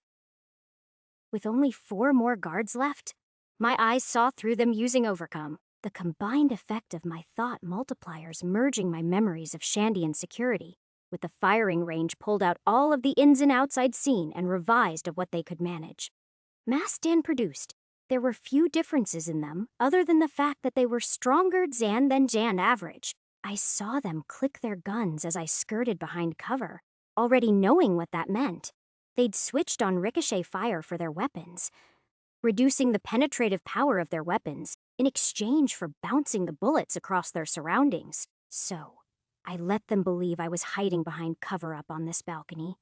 I activated my stealth suit, calling in my arachne arms as the wheeled module enhanced the refractive invisibility it lended. Predictably, bullets slammed into the wall next to where I'd taken cover, reflecting exactly across the angles to eviscerate my former position. Although a stray bullet bounced and curved into my leg, disrupting the refractive field over me. Quickly, I wielded the enhanced connection of my external links through both my pistol and scrap Zan gun bracer. Gold fled into my left arm, bronze through my right. A twin stream of bullets struck from me as invisibility faded of my form. 3 of them died before they could retaliate. The last one, hidden behind cover, before I could even think about it. The guard in cover shot at the wall opposite them. A pellet stream of bullets sparked into my leg and set me upon my knee. Cursing, I forced my arachne to propel me before the bullet fire returned to end me. Landing on my better leg, I was face to face with the guard who flinched their weapon up to me. My arachne speared through the gun and into their chest. Blood fell from the gap between their helmet and neck, all resistance fading as they succumbed to death. Relaxing for a moment, I took sight of the fight RNNEN was lodged in. Both silvers executed their combined assault, flawlessly even with their wounds. Their armaments had made them resistant to falling to the RNNEN in one strike. But it was clear they were the more winded of the battle. The Esper's whip had spread into multiple careful threads of slashing blood that froze what it touched, trying to freeze RNNEN or get him to slip, while the Thunder Zan gauntlet mutant with 3 arms was pounding tens of strikes a second with exact precision. The RNNEN didn't look tired, but he was clearly conserving his strength to break down the protection of the silvers. Switching over Toynsight, I saw at the same moment that RNNEN did their fault. One of the mutant's gauntlets had a long crack running through it, while the Esper's wire-thin whips were beginning to twist back together. They were both vulnerable, and RNNEN made sure that Split Zan's second wasn't wasted. He threw Ryaho into the cracked gauntlet, a sonic crunch bellowing out that he swept through with Tomoro. The mutant was torn in half, and the Esper lost their head as echoing reverberations ceased. RNNEN settled both blades back into their scabbards as he awaited the silver sims to dig out of their bodies, pocketing them for the takings. I did the same from up here, scrapping apart some of the guns haphazardly and taking in any bronze bugs or sims that had crawled out. Dreadwire! RNNEN appeared beside me in a blink. You didn't need to intervene. Well, I did, and I helped. Now let me look through your shardware. I stood up, my arachne arms stretching as I inspected his various limbs. The strength of a Silver the Third couldn't be less underestimated. It took nearly 100 other guards to wear RNNEN down by Bifengerliu. The damage he'd accrued now put him at Bifengershijio of permanent damage I couldn't change. Still, he was virtually unharmed except for what he'd done to himself. My leg couldn't say the same. I'd repaired what I could from the parts I dismantled out of these bronze guards, but it didn't do me any favors. I'm serious, Dreadwire. You acted above my expectations, but understand that I would be much worse without you here. RNNEN looked at me sternly. Opportunity cost, I explained myself. Every tier the second is around Bifengerlingdernwu of damage done to you. Every tier I may be Bifengerlingdernyi, and a tier a third is roughly Bifengerwu. I can only heal around Bifengersisher of the damage done to you, but assuming I take down a few tier IS, I'm letting you focus more heavily on the tier Thes, and saving you from damaging yourself even more. You've seen me hold my own. If you really thought I would die, you would have jumped here to save me. I sealed some of the minor damage in his arm as I finished speaking. From what we can see, there's one more tier third here. I'd wager their strongest one, and nearly 40 more tier IS left from wherever they've disappeared to. Now, I'm not saying I can take them all down, but if I can take the attention of a fourth of the tier IS, then I can save you around Bifengerwu of damage. That way you'd still be under Bifengersensure damage. He stared at me blankly as I patted his arm, okay? Had I confused him with all the numbers? He sighed, tapping the back of his head. Mimic my feature, huh? I looked at him blankly. Now. Yes, get used to it. He tapped his frame again, and I obliged, drawing my left hand over it as I began to dig into my data mimicry. A gold at tier the third. Everything inside his head was massive and dense. It was like gazing through the eye of the hurricane. Every time I thought I'd found some semblance of order, it was replaced by the thunderous flip-in flow. Even with his permission, it took a solid few minutes for me to even glimpse through. Adapter, the RNNEN grade, Gold the 8th tier. Metamorphosis, tier the 3rd, features, Energized V. Udar ER, Sustain V. Udar R, Integration V. Udian Ijo. Overmind V. Udian Art C. Overmind allows the adapter to massively increase their own mental processing speed, greatly accelerating their perception of the world around them. Error. Unable to mimic feature. Overmind? Oh, well, that was shitty. Looks like I can't mimic a unique Zan.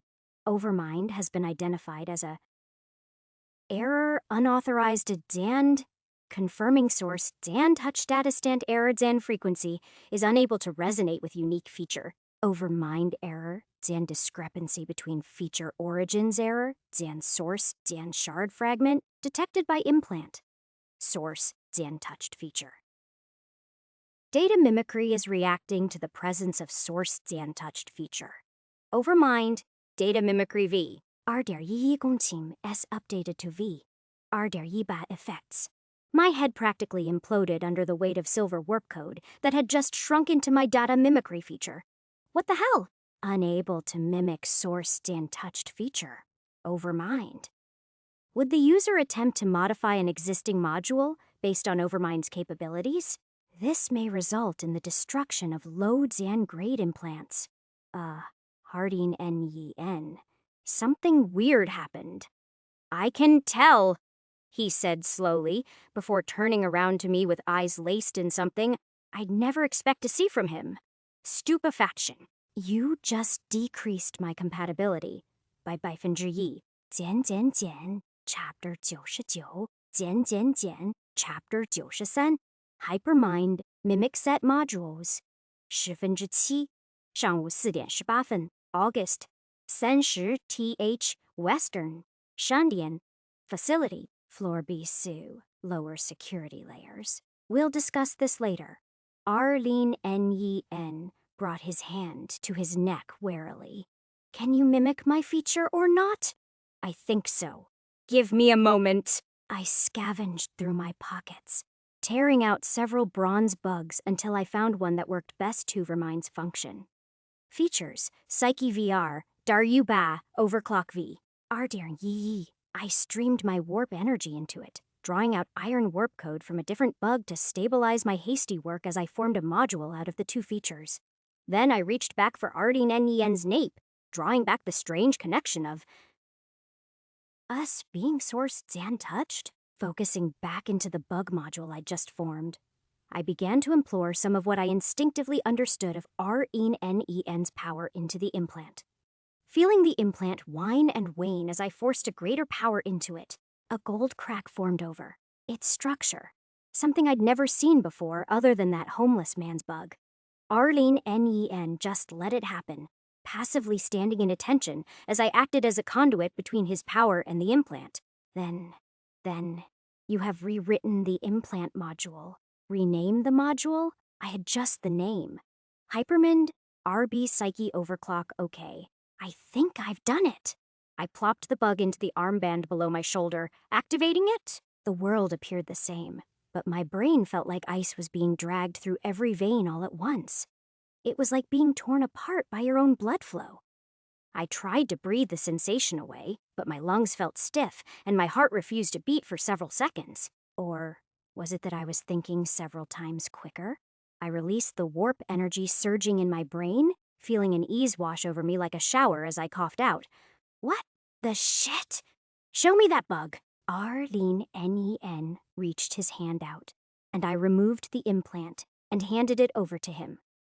A weird scanner popped out of his arm, and it shone a bright light over the bug. Psyche and Overclock. You're mimicking my feature off this? He sounded nearly offended. I was too busy trying to make sure my heart was beating. Not entirely. Not as quickly, but I think so.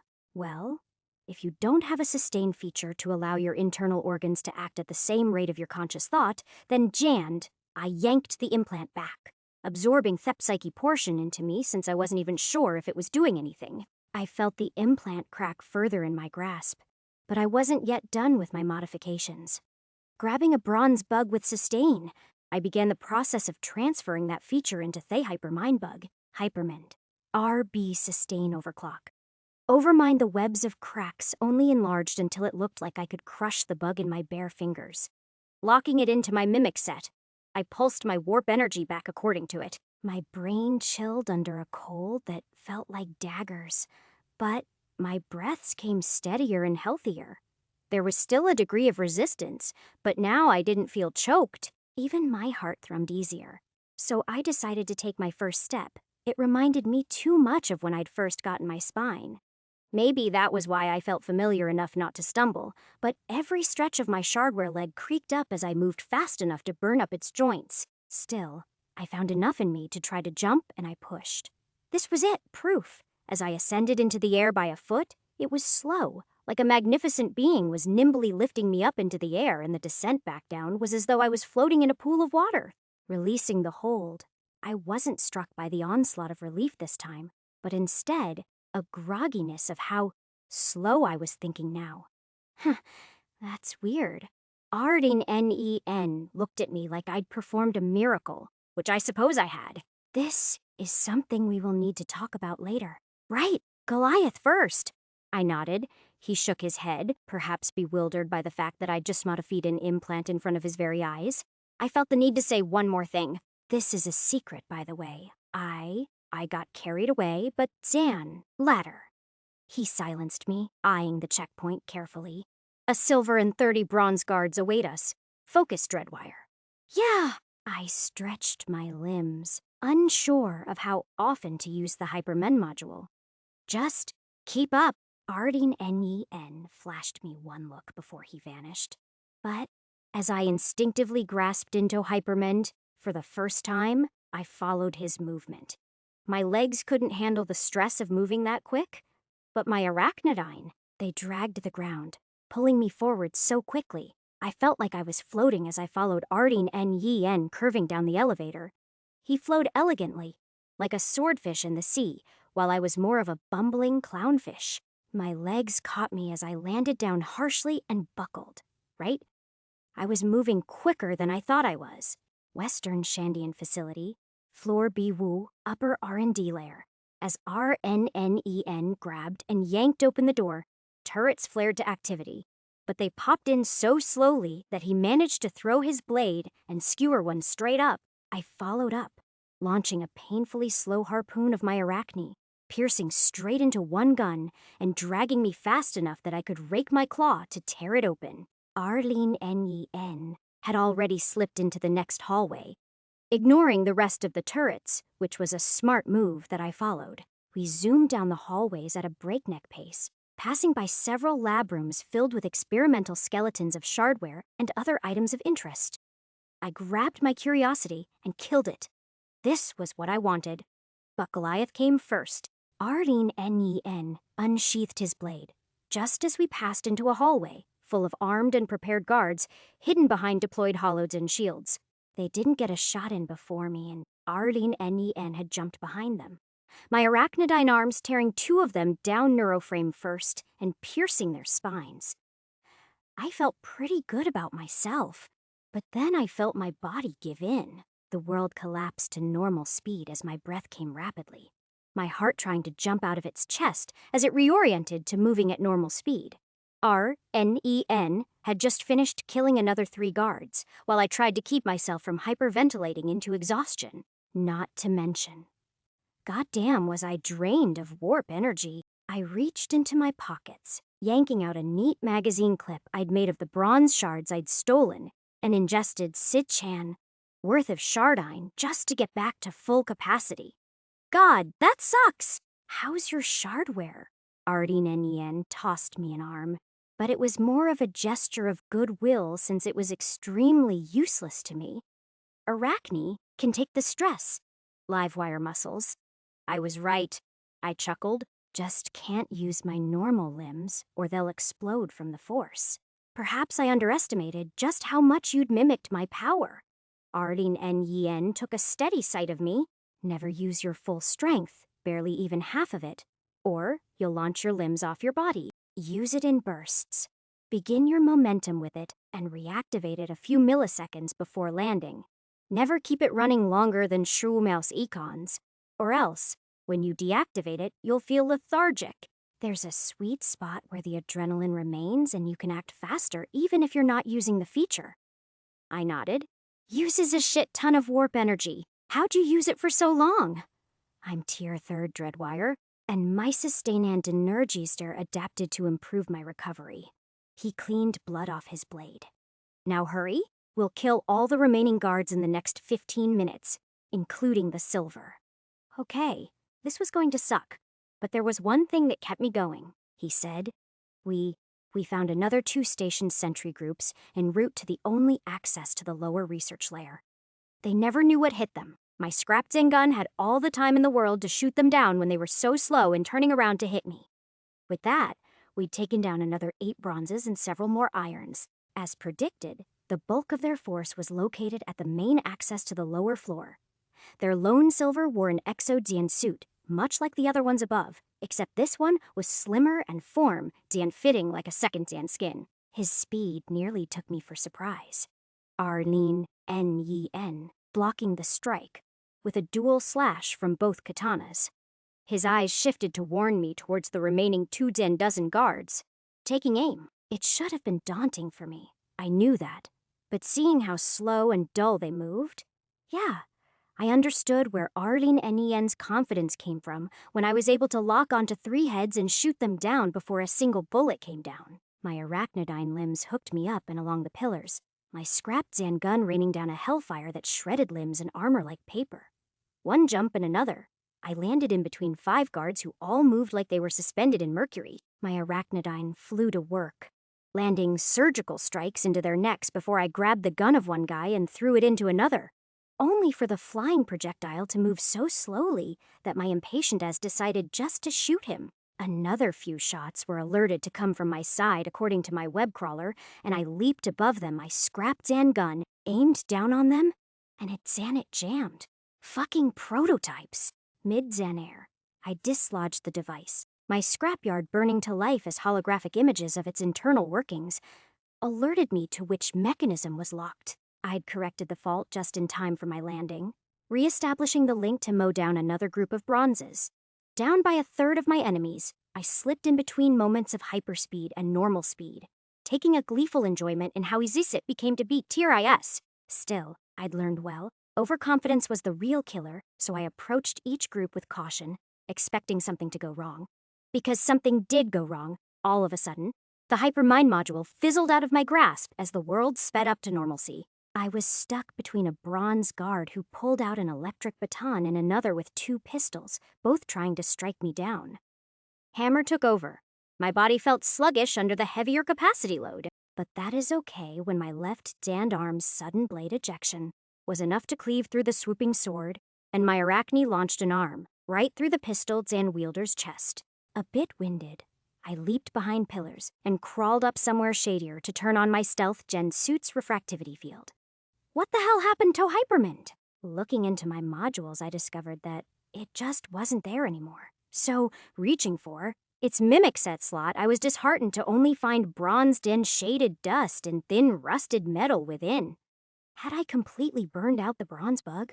With no time to pay attention to that, I switched on Overcome, instantly becoming wise to all the tricks and toys behind the Shandian security. I leapt down as my form unraveled from the shadows to cleave golds and wreathed spider limbs into a man's shoulder, ripping the shardware arm free and slashing into his neck with my arms and blade.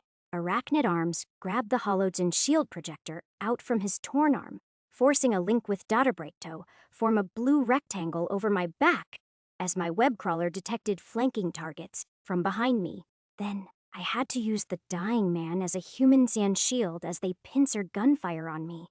Both groups of 3 steadily approached, unloading their entire clips into me as I felt bullets pierce through layers of armor and the hollow Zan shield depriving of energy. You know, it was never shameful to ask for help.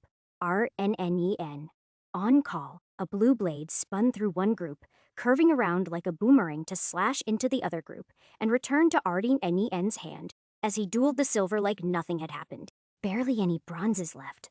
I took a moment of levity to hide and refuel myself by drawing in energy from the shards I'd stolen. Absorbing it now felt a bit painful, a sharp sting drawing from my spine up to my cranium. Nothing I couldn't handle. It was the knowledge that I'd absorbed Artane Munten, shardine worth of shards, during this fight that pained me more. My web crawler pinged out the remaining foes, and I handled my grip on-wheeled, flowing it into both of my guns as I locked onto their hiding bodies. Then I prowled, jumping and swinging across the pillars and ceilings as I shot down one after the other, with locked-on symbols as they found their focus distracted by the Ardeen Nen. Their bodies fell as gaping wounds blew up from their unarmored neck. Case until they were all left in splatters of their blood. I smiled as I landed up in cover. I'd found her. I'd really done it. This was insane, beyond insane. And sure, my shardware was really beat up, but there was only the silver left. Arlene Nen was steadily tearing them down, scraping deep into the armor of the exosuit, until you could make out its internal wirings. My optics scanned over the unfamiliar tech. Detecting a few weak points RENEN had created that I could feasibly attack. But that was stupid. They were moving and attacking so quickly that even a backhand could tear my head off. If I wanted to help, I had to be more creative than this. Scanning my surroundings, I found a useful perch high above that could be of use. Landing up there, it was just below the roof enough that my arachne limbs could reach it. Aiming carefully at the onslaught of attacks going back and forth between Ardeen Nen and the silver exiguard, I locked onto his elbow and shot my livewire speared Xantips right into the exposed joint. They found purchase, hooking in and leaving enough slack that I wasn't tugged off immediately. Then I jumped backwards off the perch, hammer pushing my lower arachnidine limbs to thrust off the roof and launch me down. Then the livewire went taut, just enough that the silver's arm was raised an inch off course. Arlene Nen cleaved through it, one swipe. After that, it was barely a minute of fighting before the silver was torn down to shreds and Ardeen Nen freed a silver bug out from their head. That was creative. Ardeen Nen lifted his own arm up for me to inspect. That was simple, a pulley. I responded with a smile, happily working through Ardeen Nen's body. By now, some of the wounds were beginning to pile up. I estimated he'd lost about a total of Bifinger Arsh's sieve his structural integrity by the time I was done. It would have been closer to Sisher without me. I was feeling pretty damn proud of myself. Any remaining guards? I tried to pull up a feed of what was beyond here, but strangely, it seemed to all be empty of threats, even in that room that doesn't exist. Doesn't seem like it, but we need to be quicker. Before they kill our witnesses, Ardeen Nen hopped into the next checkpoint. A simple staircase that led us to the deepest point of the facility. It had been one hell of a ride down here. Western Shandian Facility. Floor B, low, lower R&D layer. Jian Jian Jian. Chapter 900 Chapter 94 Flight 10 to 10 Fight 上午4点36分 August 30 th Western Shandian Facility. Floor B, low, lower R&D layer. Ripley. This floor was the smallest of the bunch, but it was still a winding mess of hallways, hiding away the secrets of Shandian's shardware research. I sent Webcrawler into various rooms, scouting out quite a few unique pieces. In a way, it was underwhelming as it was overwhelming. I didn't find any massive revolutionary piece of tech in here. Rather, many of the working pieces at silver or bronze grade were experimental pieces, new versions of old existing tech, a few unique designs and theorems of electromagnetic weaponry, improvements to basic shardware constituents, and Xana mask that seemed to be able to change how your face looked. Nothing screamed Super Zen's secret tech like Goliath. But I wouldn't know any more until I could have the time to dig deeper into their files. Do you feel that, Ripley? Ardeen Nen put his hand on my chest, blocking me as he turned to his left. Feel. Oh, now that I was feeling it, that deep rumbling of unsettledness in my implant. Yeah, I could. Ardeen Nen walked up to an inconspicuous wall, one absolutely blaring with faint bronze warp energy, and he ripped it open as he normally did. A loud snarl ripped out at us, metallic and gravelly, and droning like a swarm of bees. Hundreds of tiny eyes, radiating malice, swarmed around in a glowing vat. They looked like rabid flies about an inch wide made off metal. But upon closer inspection seemed to each have tentacles pouring out of their proboscis. Ardeen Nen said exactly what I was thinking. I've never seen malware that small. Gear gluttons from the look of it. Right. They're smaller than the implants themselves. Must be some sort off swarm. Hivamend. Probably connected to some bigger mal. Ardeen Nen looked through the room, which had a pretty bare-bones infrastructure. I couldn't yet jack into their security, but as soon as I established a proper link with another facility, Mirage's personas could help. There's nothing else for us here. Artin and Yin decided. We have to find the researchers. You're right. I tore my sight away from the hungry swarm of metallic insects, exiting the room to delve deeper into the complex, where we found another staircase taking us deeper. Deeper into unmapped territory. Western Shandian facility, floor BC. Down at this depth, the only way to have a proper connection to the net would be through direct links. Hopefully I'd find a passage into a direct transfer that would let twilight or daylight into my head. For now, I took deep breaths as Arlene N. Yi N gripped the last door in our path and pried it open, actually heaving breath as it drew every inch of his strength to yank it apart. Gunfire exploded at us, but Arlene N. Yi N's Ryoho blade floated up and blocked the bullets for us, revealing the shooters to be a few shaky scientists in lab coats. Please, don't hurt us. One of them dropped their gun, cowering as he raised his hands up. Arlene N. Yi N strode forward, picking him up by the collar. Your security clearance. Beads and bronze, the man shouted, the fear drenched in his face. What do you know about Goliath? Arlene N. Yi N's floating blade peered up, standing at attention next to the man's throat. I'd Zand. I don't know much. It was worked on by our silver and gold Zand clearance researchers.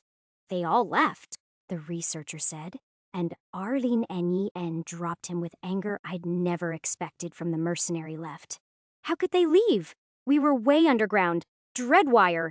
Any chance you can get that device working? Arlene N. Yi N moved down the various stations of computers until he stood behind a large glass viewing Zand dome. I walked up, looking past the glass to see a massive spherical contraption in the middle of a circular room. It was a mess of wires, disks, and energy, but it radiated such foul strength that I had been able to feel it through the glass. Like static clinging to my mind. It was gold-grade tech, at the least. What the hell is that? I didn't know a single piece of tech that describes it. A short, Zan-range warp transporter. Arlene N. Yi N's hands scraped fine scratches on the glass. It can instantly transport objects and people between other devices of the same type. Maximal range of 10 km for this one. A teleporter? That type of technology exists for the last century. This is my first time seeing one outside of a corporate nation, however. Arlene N. Yi N slammed his hand into the glass, a web of cracks spreading. Either Goliath was moved away as we infiltrated, or they're sending more support to where it's really hidden. One of the other two facilities? It was my only guess. His voice was drenched in anger. If we're lucky. Then he turned and threw his blade, pinning it into the lab coat of a scientist who'd tried to run through the open doors. None of you are leaving! He pulled the blade back to his hands and began rounding them up one by one against a wall of the facility. I couldn't help but feel a little uncomfortable as he scraped his blade against their backs. Where does this transporter connect to? Teetsan to two other facilities. One of them broke due to the pressure. He only responded by prodding the blade deeper. Can either of you activate it? I let him get to work. In the meantime, I connected up into their network. It was the deepest connection here, but damn it! Twilight's data cleaver was burnt out and I couldn't get through it all. I need one of them to get me access to the network. I relayed to Arlene N. Yi N, who stared across the 12 or so scientists who remained. One of them volunteered. The same one who'd been the first to cower. A thick-bearded old man with graying hair and metallic hands. As he leaned down, sweat dripping over his face, he gulped as I took out my gun.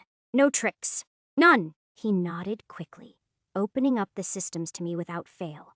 With access in, I could find a register of the warp transporter's last usage and the remaining warps possible considering the charge. One in either direction. From what it seemed, they had sent a split of forces between the northern and southern facilities the others had gone to. The only two options listed, one of which had to have Goliath. I opened up the limbs of my back, carefully positioning their blades around the old man's neck. How do I activate the teleporter? Yadzan, you can't. I sunk the blade deep enough that it drew blood across his cheek. It's Zan. There's a Arsha Sid Zan digit Zan code that changes every day. None of us know the full code. It's split between you all, I gauged. One of the researchers yelled back at the two of us. Akihiro, you're going to get us all in trouble. Arlene N. E. N. promptly smacked the rowdy scientist in the mouth, glaring him into silence before turning to me. We'll go back up, reconvene at Zant Nen. Dread. Missy's voice shrieked through our comms, a mess of static and her actual voice. What's happened at your guys' facility? We just jacked into their system, but this whole place is on high alert. A sudden influx of enemies popped in from below us. What the hell's happening? They have a warp transporter. Arlene Nen said out loud. Shit, that explains why we've picked up 4 silvers. We're going to need backup, Missy said. Yeah, Diamante's voice came in next. So do we. They do have a fucking silver Zan-grade Hydra. It's tearing me a new asshole, a Hydra. In West Crook? Arlene Nen took a sharp breath in. Any chance that you all can escape? Not likely. Courts can only draw human attention away. These damn drones are hounding us. Diamante sounded worried, more worried than I'd ever heard. Look, I can survive this. But Jan, Mirage, I said, a lump in my throat. We'll be fine. Mirage's voice filtered in, panicked and hurried. Dreadwire and Arlene Nen get to Missy and Topaz. We Jan Earth. Fuck. We'll figure out where Goliath is soon. Just Den didn't expect a fucking silver-grade war drone to be built here, and like Sumi or Silvers. Missy retaliated. Mirage, don't be stupid. Topaz, Quickshot, and I can handle ourselves. We can endure this, you 4 can't. Arlene Nen and Dreadwire. Get over to Jan. Fuck. Diamante cut in, his metallic voice, thick and static. A Delver's jamming us out. Twilight's voice came in last to my earpiece. Dreadwire. Just in case this mission goes wrong, we're sort of a little bit falling in Lozan. Then they were gone. Our communications cut. Fuck. This was bad. Me and Arlene Nen were supposed to be entering the most dangerous of the facilities. Now half of the forces we'd been expecting to face had been split into the other 2 buildings. This entire time, they were just moving their forces elsewhere. And we still didn't know which one had Goliath. Fuck. I grabbed the researcher Akihiro. My masked gaze burned on him. This code for the warp transporter, you have it? All of you here? Jan. Gold flared in my arachnid limbs. Tell me or I'll slice your head open. 6 of us here know the code, he admitted, teeth clenched as my arachnidine limb neared his throat. Whew! I grabbed his coat, tugging him closer. Jan, I'm sorry. He was shaking so bad I felt my bones wobble. But I'd rather die than have Yujo get me. My family. My gaze settled on him, determined. Die. That's fine by me. I snapped his neck like a twig, my claws digging for his bug. Dreadwire? Arlene Nen looked at me. What are you doing? I didn't respond. I began absorbing the bronze bug, feeling the warm blood on it fizzle away as its material form vanished. I needed that code. Thought multiplier. Transporter code, X implant reading. My vision snapped away. I was now sitting on a desk, the same desk I stared at every day. On cue at Shangwu Shardant, a number snapped into my view. B. Batsen Sibalu Sharar. I pulled myself out of the memory, not wanting to waste any more time. I could do it. All of these researchers had bugs to work with the security systems. I had the key to this teleporter. Arlene Nen, I said, my voice low and quiet. I can't have any witnesses. I'm disabling the cameras, but they have to. Arlene Nen tilted his head to the terrified board of scientists, nodding at me. They made their bed. 270-3819-25190-0612-982-173. I clicked the code in, my mind blurring the corpses and bloodstains around me. Choose destination. 2 options. 1 choice. Missy and Topaz, or Diamante and Mirage. It was both a gamble and a condemnation for one group. Goliath could be in either of the facilities. But if it was as secure as it seemed to be, then all the data would be locally stored on a data cube in close proximity to the experimental tech in person. RNNEN? I made my choice. We have to split up. If we stay together, we'll leave one group too vulnerable, while also only having a Bifenjarush chance of being right. I agree.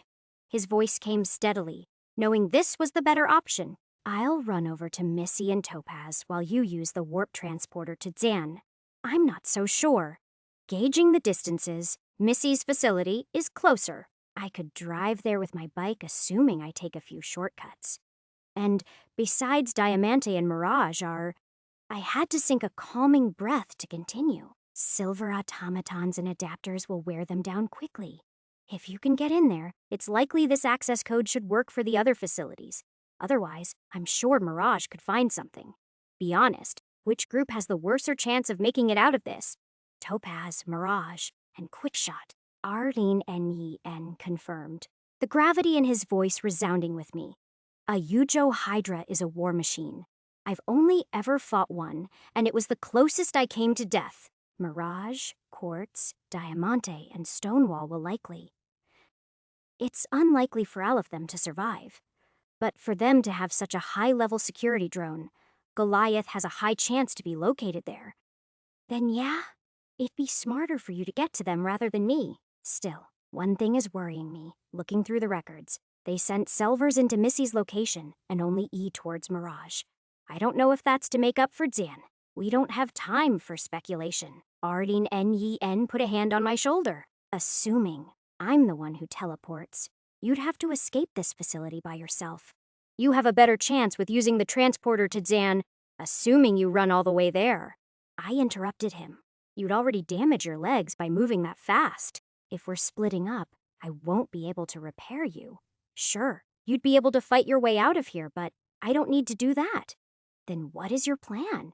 Arlene N.E.N. leaned in, and I revealed it to him. He chuckled. Light flowed through every surface of the warp transport chamber, golden warp energy sparking the circuitry to life.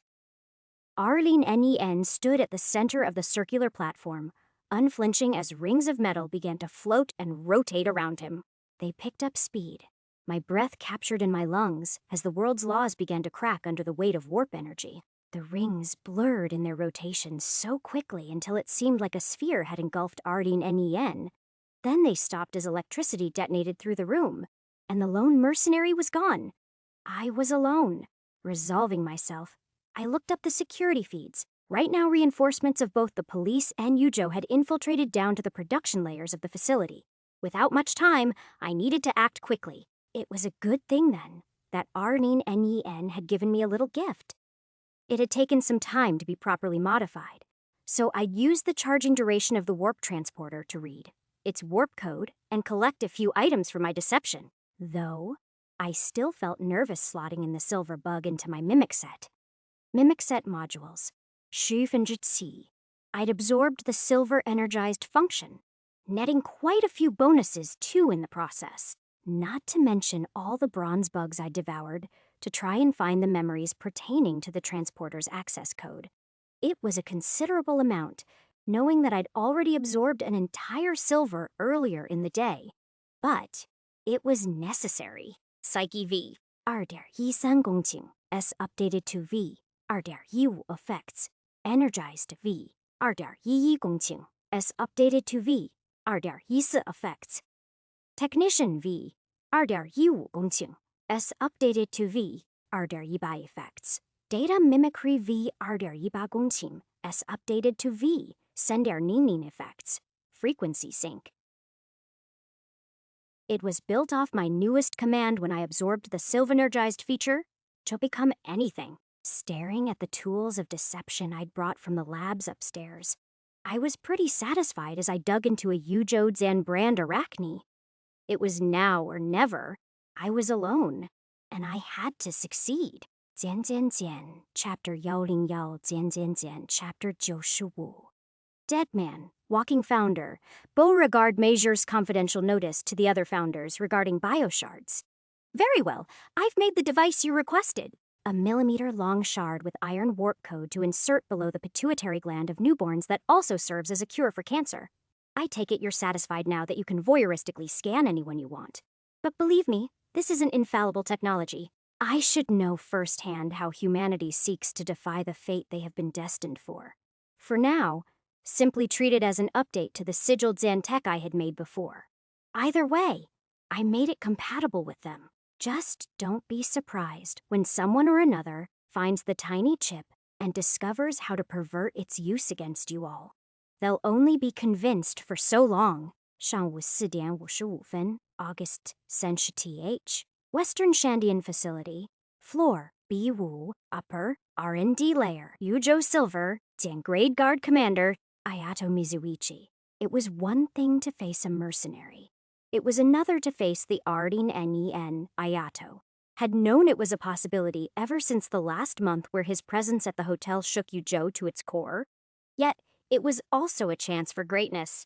They'd all read the reports. The Ardin Nen was strong, possessing a unique feature that heightened his ability to perceive the world around him and magnify his output of warp energy to compensate. It also came with the fatal flaw of his own shardware failing. That was why he brought a technician with him today.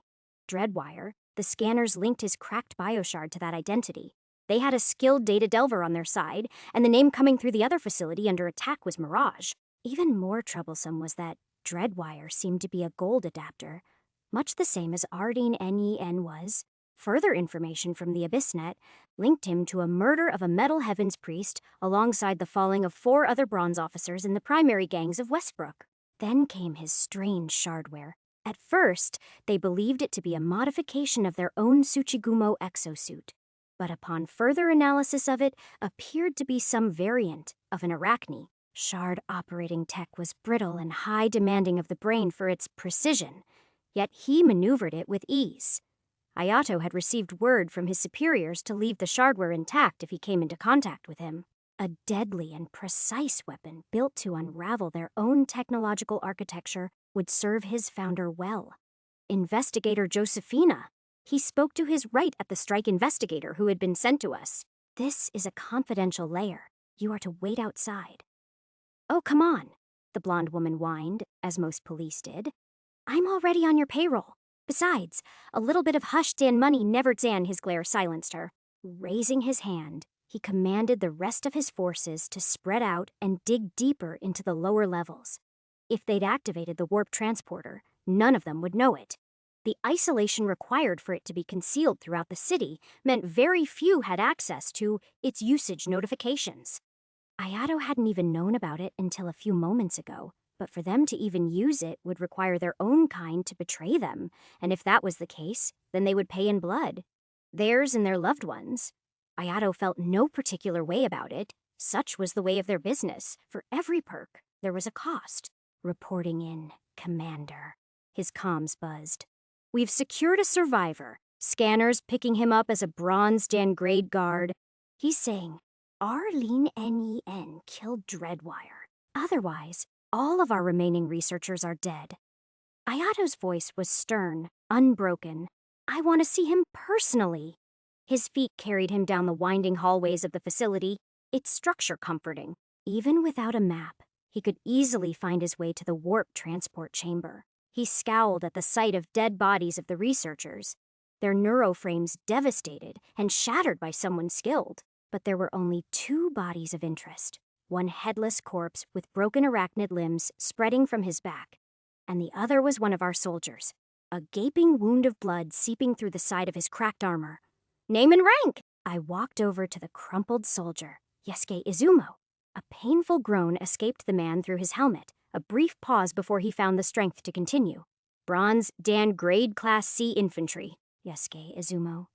Ayato lifted up his arm as a green light beamed from a small bulge under his wrist. A bioshard scanner, not one of those simple sigiled Zan-based ones used by the police. The light delved deep into the wounded guard's body, searching for that tiny chip nestled within the pituitary gland. Bioshard identity confirmed. Yusuke Izumo, how did you survive? And how did this one die? He moved on, putting his attention on the dead mercenary. An internal strife, perhaps. The wound was clean, a precise cut on the neck that slipped in between the vertebrae to sever the spinal cord. As for the arachne itself, it was clearly Yujo design. He'd had my own body worked on by them hundreds of times. It was this one. Sloppy. Not like the Ardin Nen, wounded me badly, shot him down, but the Ardin Nen took his head to secure the implant. Izumo was in no state to move, so the commander clicked his tongue to his cohort. Take him to the medbay. I want a detailed report from him when I'm done. His underlings saluted him, taking the wounded guard away.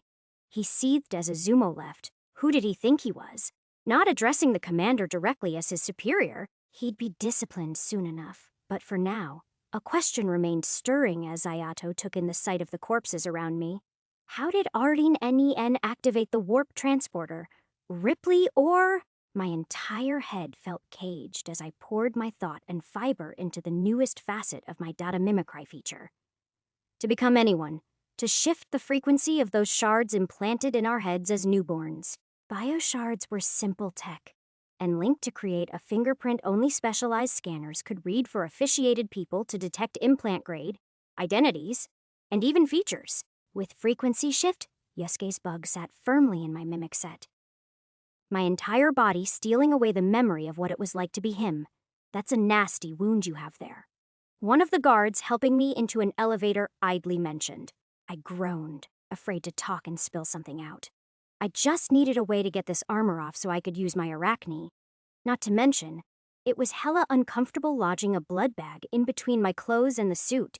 I'd figured they'd have some sort of genes and therapy room here with organic samples. And I was right. I'd only had around 10 minutes to secure myself while the warp transporter was charging. So most of what I did was just tearing computers apart and thrashing entire rooms in search of something useful. While I couldn't break into the files of the computers themselves, I'd torn out their contents into DACubes prepared by Mirage. Once we were in the clear, I'd have a bunch of goodies for myself once they were decrypted. For now, the elevator door clinged open, and I was brought to the surface where there were entire legions of standby guards and policemen alike. It was a bustle of activity, and would have been suicide to fight my way out. They brought me over to a large truck that seemed to be a host of medical support, helping me in as a doctor guided his eyes over and down me. "You're not wounded," he calmly said, his silvered Zangrade eyes stripping through the layers. "And what's that on your back?" Zan Hypermind Prime surged in my head, much more powerful than the first version I'd made now that it was sourced from a silver bug. I hurried right out of the truck as my legs whined over the pressure I was exerting through them. Gripping my wrist, I tore off the pauldrons that concealed my claws. The suit was simple enough to take off and wear, and there were plenty of various modular components that could be customized depending on the adapter's shardware. Even as drawn Zan-out voices raised over an entire squad's when alert to my betrayal. My clawed Zan tips had already dug into the fences above us. I kicked with every bit of force I could express out of my legs, my momentum rising through the air as the taut wires swung me forward. And above the fence, like an upside-down pendulum, I disconnected the wires, letting my arc swing wildly as I brought my claw to drill into the first wall I slammed against. Quickly, I used my perch to pull me up onto the rooftop, where snipers and other guards were busy waiting, startled. They were just slow enough that my advanced perception of the world allowed me to aim my free claw at a baton-wielding guard to drag their weapon away and throw it into another.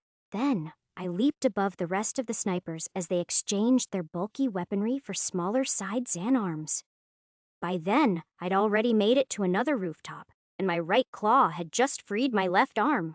Alarms chased me down as the buzz of some aerial vehicle hunted me down with a spotlight. But with 2 hands free, I could now strip off the main chest guard and unleash my arachne.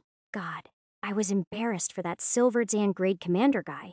If he had taken just a second longer to look at the slipshot arrangement I'd made to poor Yusuke's back, then it would have been so obvious how I basically stabbed the arachne in to make it look like he was me. That wasn't to say I didn't put an effort into it. It was surface Dan-level work made to look deceptive, not functional. I reminded myself that. But the inadequacy of it, Zan machine gun fire rained down behind me from the aerial vehicle above me. Some slim and boxy aerodyne that had 2 free sides where guards aimed their weapons down on me.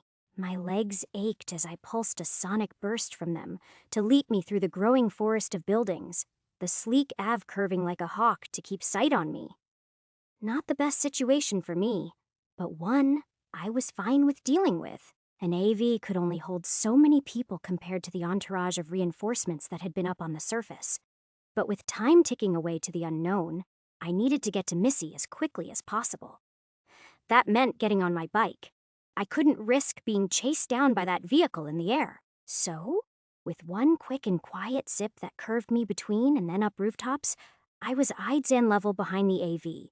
Whatever sensors it had picked me up immediately, as the electromagnetic Erdzan motors that spun from its sides unnaturally turned their guards to aim at me. By then, I'd already hooked my arachne tips into the armor plating of the AV, pulling closer and then under it. I clung like a spider to the underside of the AV, plucking out one of the souvenirs I'd collected from Yusuke, a grenade. With a swing of my arachnid limbs, I skittered into the inside of the AV, smacking one of the men into the outside air as I shot another point blank. Then, with the grenade primed, I tossed it forward into the cockpit. My body had already been reeled to another rooftop when the explosion cannoned through the streets, the falling wreckage of flame and metal raining down on the unfortunate guards who'd tried to chase me down. I felt some unnerving presence, too. There was a flying esper who seemed to walk on the wind aiming a gun at me, but a quick swish into the alleys of the city hid me away. Only for a few minutes, I moved at a breakneck speed as my arachne careened me through the hidden roads of alleyways and ditches until there was no one fast enough to find me. Still, I wasn't out of the gutter yet. I threw off the Shandian helmet once I'd gotten to the van, where my bike was hidden in, tapping my frame as the bulky metal plate on the back of my head expanded and pulled forward to seal over my eyes. The dreadwire mask fit like a glove, securing me into the power of its identity. In moments, my bike was free, and the engine revved up. A glowing map showing I was a 4-minute ride from the next facility. That was still too slow for my liking. My bike sped around the corner, actually managing my first proper drift as I took off with the wind whipping around my mask. Looking over the possible routes, I'd received words of a rerouting due to police blockades being set up through this area. In fact, one was right ahead of me. My preservation, matrix activated on instinct, riling my upper arachne limbs as I drove right for the policemen, who were now taking sight of my masked face. The two spears and heads launched up towards the buildings on both sides of me, hooking in and then going taut. My bike lifted off the floor, arsing high as my mantis legs engaged, and gripped the bike between my shins. I swung right over the policemen, my bike wobbling as it touched the ground, but steady enough that I could keep focus. My heart raced as fast as my bike was traveling. That was badass. It also now meant I was being chased by police cars, and that Yujo would be back on my tail any moment now. But that hardly mattered. My arachne limbs hooked onto the side of a statue of Beauregard Mazir settled in one plaza. I'd recalculated that my route would be more efficient if my bike lifted in the air as the hooked live wire pulled no more. Going horizontal in the swing as its forward momentum was turned angular, speed curving upwards to where an overpass ran atop my original route, letting my live wire free. My bike was freely flying through the air until I was soaring high above the bridge, still horizontal until my arachne limbs swung sideways to rotate my bike into the right posit. Then the landing was rough. I felt the suspension buckle and my bike briefly lose control, but it was back in my hands soon enough. Still, any more torturous stunts like that and the vehicle would crumble, though as I saw the map redirect me, 15 minutes. I was going to be there soon with Missy and Topaz. And I would win. 简简简 Chapter 102 Chapter 96 Struggle August 27 天 Anthony, I took a deep breath as I opened up the package that had been delivered to my doorstep. A special order from Imperium's International Genes and Clinic Group, Spirit Sculpt, tearing the carton apart. A metallic box, not much larger than my hand, sat solemnly, like a treasure chest lost to time. Carefully, I lifted up the Batsen Shardine box and released the confines it held on the vials inside. 3 bronze and grade mutagen stimulants, and a silver Zen-grade mutagen, labeled voice mimicry. It had been difficult to acquire, but a flash of my police certification and approval from Special Investigator Wicket had granted me the authorization to buy it. At the expense of several months of savings, I could have put a down payment on a new car with this expense. The sun was in its waking hours, barely peeking over the horizon when I stabbed its mutagenic strength into me. If I was lucky, I'd gain a new mutation. If I wasn't, maybe a few metazen mutations. but those were rare for anyone whose name wasn't Diana Jones. God, how many did she have again? Too many to count. In the last 5 years, I'd gotten maybe 7. The pain hissed up my leg, draining through my simmed and infested blood as a strangling sensation gripped my vocal cords. Bronze grade mutation acquired. Vocal alteration can allow the adapter to shift the pitch and frequency of their voice to a much better degree. Metazan mutation acquired. The adapter has slightly better memory of others' vocal profiles. Bifingers grade is now Bronze V coming down from the high. I eased several rough coughs out of my enhanced vocal cords. Staring at my parrots, a small laugh escaped me. Let's see who's better at mimicking voices now. Still, I was a bit peeved that the mutation had lost. Its Silver Zan grade demoted to Bronze with only a Metazan mutation that gave it a small benefit of the original voice mimicry mutagen. It was expected, but good fortune could have retained all aspects of it. I'd also jumped up in my grade now, which was the other main benefit of ingesting a higher Zan grade mutagen. Slowly, but surely, I was catching up to my aunt. If I kept up my pace, played my mutations well, and got results, then this September would mean a promotion. I deserved it. Choirman was right. My grade and tier wasn't fit for a 3rd Zan rank investigator. Hell, I knew special Zan grade investigators that were at Bronze tier the 2nd. Granted, they were exceptional in their fields and had a better synergy in their mutagenic choices. But the fact was that I was underperforming. Would I be as skilled as Diana at fighting? Never. She could whoop my ass even at tier I. My grandfather could literally launch shockwaves from his hands and tear down a building if he put his effort into it. My aunt was terrifying. Point is, I could never out-Zan damage either of them. Most of my mutations were scattered without any idea put into them, but now was better than never. Diana wasn't going to climb alone. She'd have me, her as a special investigator, and me as a sergeant, or whatever. So, as I stared at my mutations, I wasn't feeling contempt about having them forced onto me for once. Implant overview. Name, Anthony Graj. Implant type, Sim Tier 2. Mutagenesis compatibility, Bifinger Bashi Sen development, Bifinger Sensurar grade. Bronze V7 integrity. Bronze the 2nd energy. Bronze IV capacity. Bronze V gene overview. Tier Lune mutations. Tier I mutations. Tier de 2nd mutations. There were definitely some embarrassing choices in here. For one, I tried to copy my grandfather and his ability to send shockwaves through the air by once making a spendy splurge on a Nair manipulation mutagen, only for it to end up as a Nair hardening mutation, and at the iron grade it was hardly the type of thing to be useful. Reaching into my Bronze core, I summoned its gust of copper Zan shaded wind through my hands and watched as a slight green glow layered over my arm, and gripping it felt like molding extremely weak clay into shape. Not the air Zan walking, barrier forming, wind slashing mutation I dreamt off. Except for one nasty change, taking a deep breath. Enough that I could probably survive for tens of minutes underwater.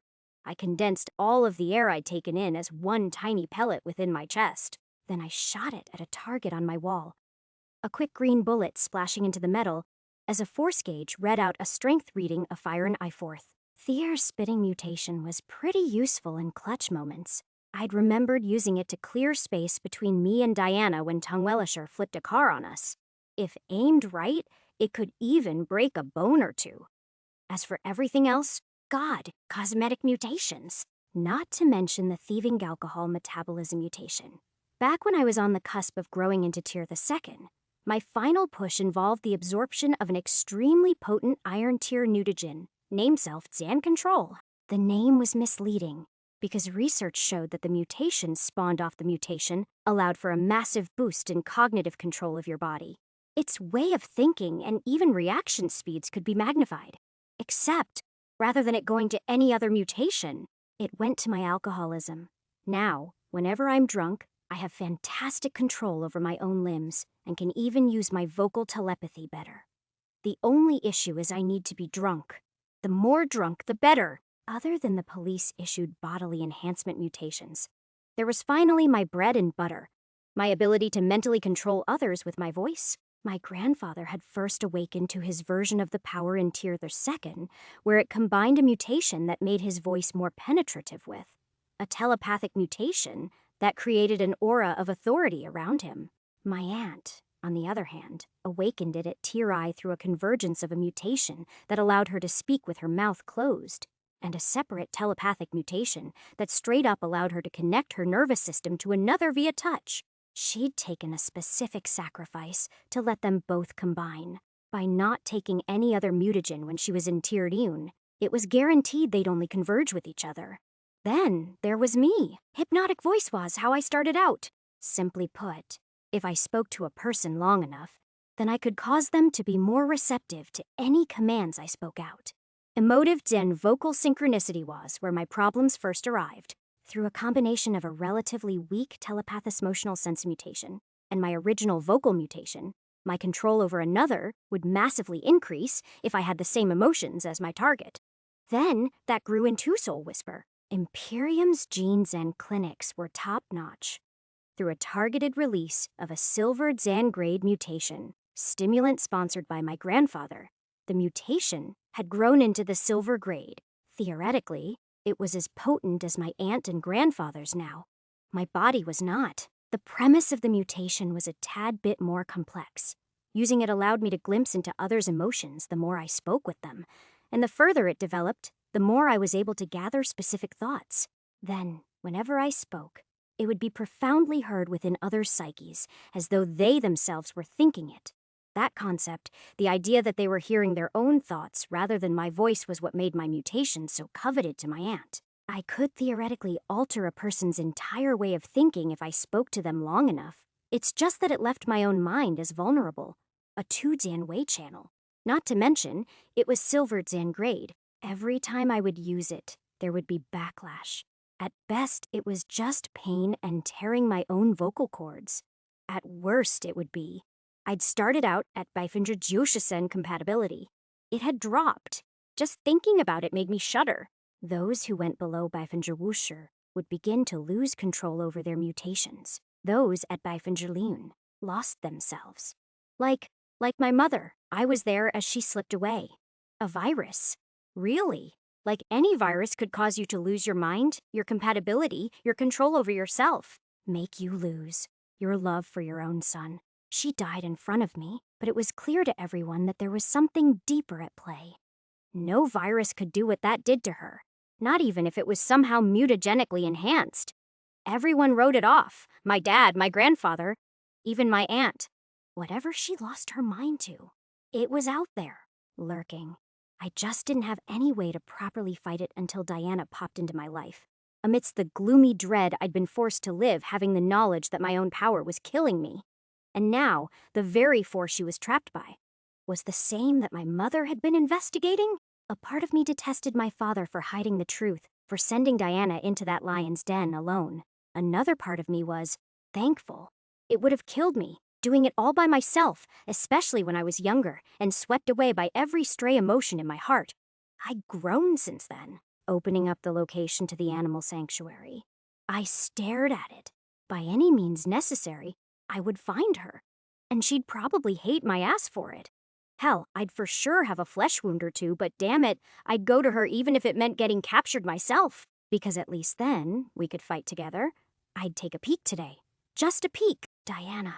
My hand lurched forward, gripping the blood-zen-stained fur of an iron mal, the same fang-toothed gen variant I'd grown so comfortable with. And then my warp energy surged into my hand and the beast's skin.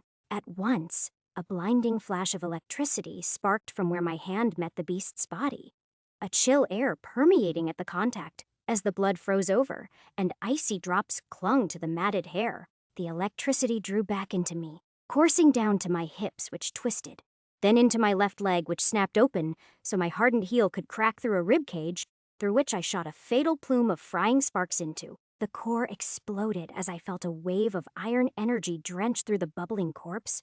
Not even a second later, a second mal had descended onto me, my mental cognition feeling the approaching surge of activity within their nervous system, skidding backwards. I called upon the scraps of metal left in the arena from when I fought Storm Spinner's corrupted self.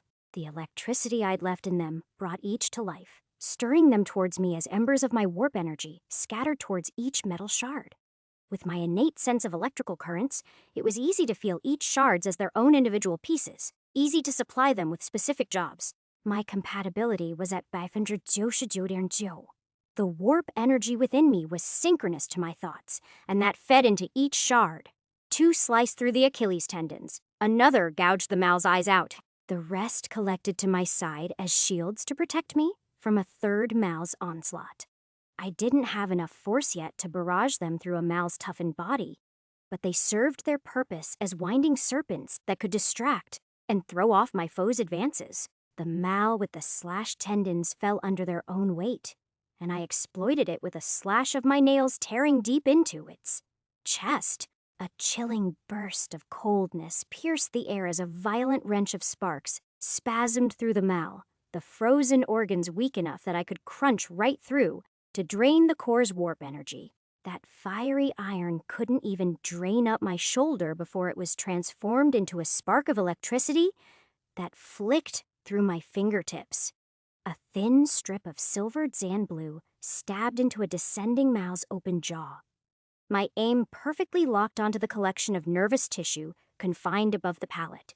A direct shot into whatever organ it used as a brain short Zan circuited its thoughts, allowing me to freely scoop out the core and crush it in my palms. I took a deep breath, the nicks and flesh Zan wounds on my body disappearing at the expense of my internal warp energy stores.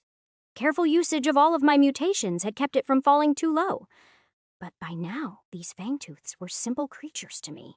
A most marvelous sight. Soul Killer clapped through the speakers, still in the body of Dr. Keisel. How it must be to have such a wonderful set of mutations. Shut up!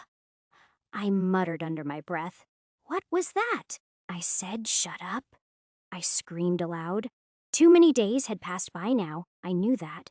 Soul Killer then said something that made fear explode through me. Keep talking like that, and I'll have to pay a visit to your friend who was snooping up above us. I bit my lip, hating this stupid situation I was stuck in. Anthony, how did he find this location? There weren't many people who could figure it out. The only plausible suspect was the one other person who was outside this bunker and knew of my existence here. The dog whistler? But why would she help me? Unless this was some even deeper elaborate ploy to get me to fall to their whims. I'd spent the last few days thinking about it, about what I would do if it came between me and Anthony, and I still wasn't sure. But then, I remembered Yvette, and how he was there for me. I calmed myself down, knowing that in the end, this all came down to my individual strength. Soon, I would escape. Just a few more days. Gene overview, Zan integrity, Bronze Eye energy, Bronze the third capacity, Bronze Eye grade gold the third, gene capacitance, Lushifinger Wushaba development, Sen, 3 bronze Mals, and 19 iron Mals. That's how many of them I'd killed and absorbed since I received electrical flash, Zan freeze. A mutation that I was becoming more comfortable with every day, the ability to convert thermal energy inside a material into electrical energy in a single touch. It would be a key to my escape as well. Another one, I said aloud, pointing up to the halo of light seeping in the roof far above. I can fight another round. I'll make this one tougher, they teased. I'd just finished fighting 7 iron Mals. Bigger numbers weren't an issue. What I needed was a bronze Mal, a warlock preferably, the variant of malformed capable of Esper Zan, like control on the world. These chimeras were getting a bit old. Bring it on. I wrestled my fatigue down. A feast would come soon enough. When the elevator retrieved my next set of foes, I stifled my anxiety. In number, there were fewer than my recent fight. A total of 5 fangtooths. 4 irons, 1 bronze. The irons were just as mangy and half-Zan deformed as usual, ravaging like maniacs towards their cages in their rush to hunt me down. The bronze, on the other hand, had a realness, a greater sense of existence in the world with its robust figure and several eyes taking in the arena. It didn't throw itself at the cage like its lesser kind was. Instead, its bead-Zan-like eyes blinked at me, curiously at first, then in wanton desire. The sense of malice was just as permeable, if not denser, from the bronze variant, and in a sharp bird Zan-like whistle, it brought a calmness to the other iron Zan-grade malformed, bringing them to stare at me with startling unison. Ah, how easily is it that they fall to the whims of their superiors. I wish humans worked like that. As Soul Killer commented, it made me unnerved by the topic. Soul Killer was practically imitating this leadership effect a higher Zan-grade Mal had on its lesser variants. I'm ready. I raised my hands, prepared to begin the hunt. The cages fell open, and the difference was absolutely noticeable. For one, they didn't charge out mindlessly and ruthlessly. They pounced out and circled me in an instant, covering my flanks. I wasn't going to let that bronze live for long, so I charged straight at it, only for the two iron males ahead of me to leap in between me and their leader, offering their bodies to me in exchange. Very well. As I always had done, I aimed my sights at disabling their mobility before diving for their core. My foot met a crooked knee joint, only for it to Zan to dodge back. Never once in my fights had a Mal possessed any sense of self-Jan preservation. And that fault in my thinking instantly became my downfall as the two Mals behind me lunged into action. The normally vociferous malformed had become silent panthers, only detected by the sudden shift in electrical currents through their bodies. With a pulse of my gold, I raised a curtain of thin shards between myself and them. This time, they didn't dodge. They let their body get ripped as they hounded me down, each targeting one half of my body, not willing to split my focus between them. I released the well of kinetic force charged in my legs to propel me above all four irons. The shadow of the bronze fell over me, my eyes open wide to 100 jagged teeth, nestled in a mane of overflowing black Zan and Zan white fur. In a split Zan-second decision, I gripped my telekinesis mutation under an inferno of my warp energy, commanding it over my own body. Mineral assimilation was a slow burn of incremental modifications to my body. Building my strength with the nutritional food supplied here had been an unexpected boon. The various deposits of metal through my muscle and bone meant I was significantly tougher and stronger than almost any tier I even without using warp energy. It also allowed me as light Talowance to manipulate my own body under my electromagnetic telekinesis mutation. Like an airborne ballerina, I twisted enough to avoid a rending from the first claw. Its gigantic paws, on the other hand, smacked into me like a wrecking ball of force. I landed and rolled with broken bones, every fiber of my body hurting as the other four irons came down like a pack of hyenas. Just as quick as I'd landed, I was back up and this time taking the Mal for surprise. As the first brought its teeth down on me, my arm shot up to the roof of its mouth and jabbed in a violent crunch of lightning that burst its eyes into goo. Blinded, it swatted madly, pounding me to the side where two other of its breed pincered me. The force of my beating revolted out, my legs snapping through one jaw while my elbow hooked another. Throwing out a fray of sparks, I charged some metal shrapnel in the ground and used it to fend off the remaining attacker. Tendons torn through, I summoned my sharpened nails to charge right into its heart. The bronze leapt in my way, my hand failing to break through its toughened anatomy. A terrifying whistle pierced me, the fur on its body tangling my hand into its grip like mossy vines predating on a curious insect. The recovered iron males brought their fury onto me as they charged. Working on instinct, I summoned a freezing chill upon the fur, tangling my right arm, using the electricity generated to strike into one iron and give me just the reaction speed necessary to avoid a crunch from the bronze. Still under pressure, I withstood a terrible assault from the chimera that left me wounded and broken with every calculated pounce. Never once had the Mal showed such terrifying efficiency at dismantling me, and each attack from the bronze drained an hour worth of warp energy during my regenerations. By all means, this could have been the end. I'd lost my fear of going low on warp energy several fights ago. Allowing the budding core of my stores to explode free made me speedier, rigid, and powerful. I was easily approaching Tier 2 in terms of raw power output, and maybe even Tier the 3rd in my mental throughput.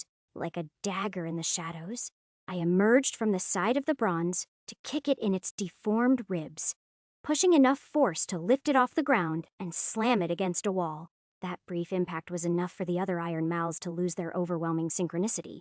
and in seconds, I'd taken the first one down as I tore, its jaw open until it could very well have been split into two, crunching its core. It was a meager fuel compared to the energy I'd just released, but it was enough to keep me going. Like quicksilver, I flowed between the mouths, my claws gnawing ice into their wounds as they spasmed. Strains of iron flowed up my veins, and my blood pumped faster than ever as I used their strength against them. Gripping the core of the next, I flung its lifeless body into the bronze who'd recovered. The remaining two left defenseless enough that my bare hands could tear into them. In a few seconds, their energy drained into me, and I released violent serpents of electricity into the metal scraps around me, calling them to me. They aligned and fused according to the image in my head, a javelin as large as me. The remaining bronze roared at the death of its lesser kin, the mossy fur tangling up to create a puffy barrier as it charged towards me. I waited patiently as its powerful body brought impending doom towards me. Every wasteful second of my stillness drained into the muscles of my back, right arm and javelin. Only once it dared to open its abdomen Zan-length mouth to gobble me up did I place my weight forward and extend my spear. Force cannoned out of me, but that only managed to just pierce the bones and viscera of the mal to my desired depth, pinning into its throat. I reached through the scraps of metal as teeth crunched down on my arms, threatening to tear them off. Bearing through the pain, I felt the resonating sense of my metal shard slipping through its body. Electromagnetic telekinesis was simple. The greater the electric current in an object, the more I could control it. And while my physics wasn't scientist Zan level, the cradle had taught me enough that colder objects were less resistive. This entire time I was waiting for the mal, the javelin had felt like ice in my grip, and that also made it charged with enough electricity to electrocute a tear-eye bug Zan adapter to ash. The supercharged scraps tore into the softer flesh surrounding the core of the bronze. And once the last thread of flesh was snapped, the mal's body went limp. It would only last a second, so allowing my fumes of energy to heal the bones and muscles in my arm, I reeled the javelin out, a bronze core beating on its end. It was strange. It actually resembled a heart to a degree, the details appearing more refined and purposeful. Except I had no time to take in the beauty of disfigured creatures designed to kill us, so I crushed the meaty sphere in my hand to drain it out. The depth and quality of warp energy was far above anything I'd ever ingested. A tear to bronze mal, I figured, absorbing mutagen. Mutagen absorbed, tear the second, tear I, teardune. Gold mutation, compact tissues has reached Baifunji by development. Additional meta-Zan mutations have been acquired. Increased effect of compaction across all skin Zan-based tissues. Additional increase to the sharpening of nails.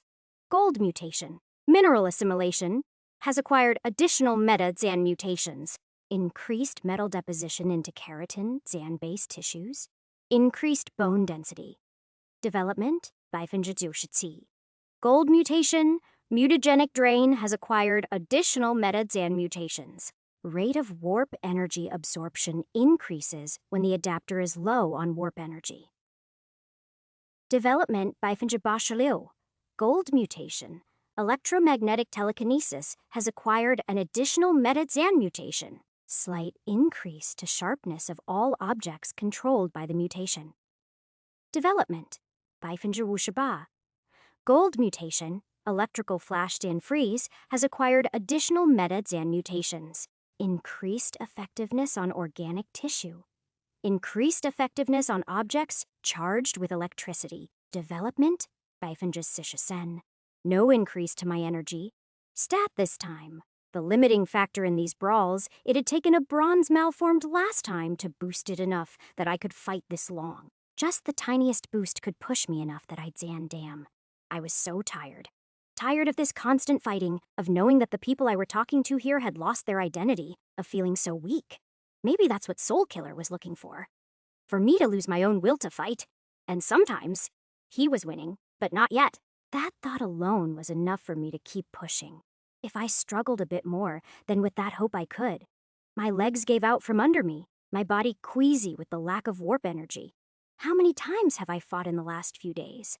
What was happening outside? How much more would I struggle? Zan. Chapter 103, 减减减, Chapter 97, Survival, Growth.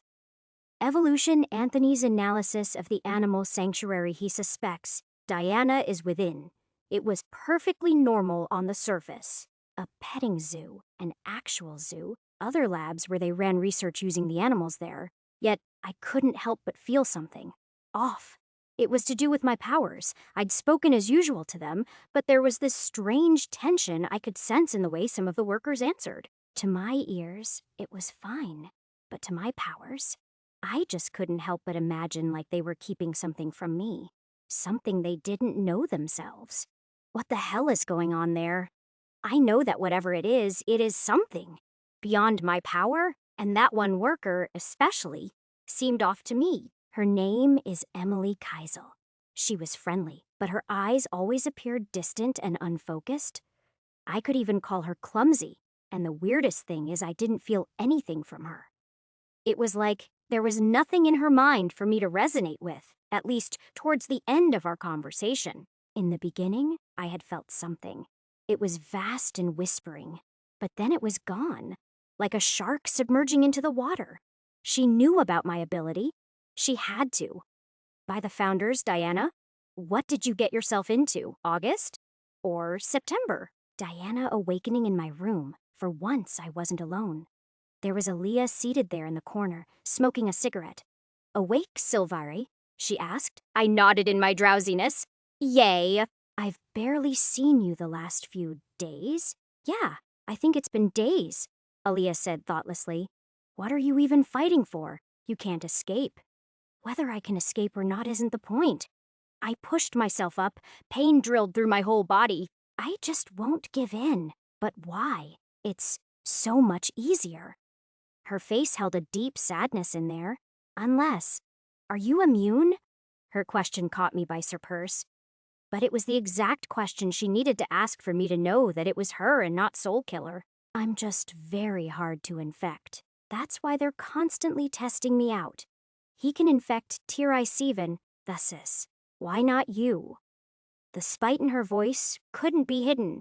I didn't blame her for it. She'd been here for nearly 2 decades. The things I've lost in my time here. I wished I never even tried to investigate the bastard. But what makes you so special? It's hard to say luck, coincidence. A whole lot of random fuck-ups that turned out to be not Zan so Zan random brought me where I am right now. I'm confused myself, and often asking myself the same thing. Why me? But sometimes a thought came to my head. What opened up the box in the Toxin Club if it wasn't Ripley? It seemed to be linked to the whims of this Mr. R character and the dog whistler. It had to be some sort of sudden, unforeseen variable they knew would give them more power in the end than tearing New California's police force down. Think, Diana. Could it have been me and Ripley? Or just maybe one of us? What was the reason why they had such perfect compatibility? Was it them or would it have been granted to anyone who took their implants?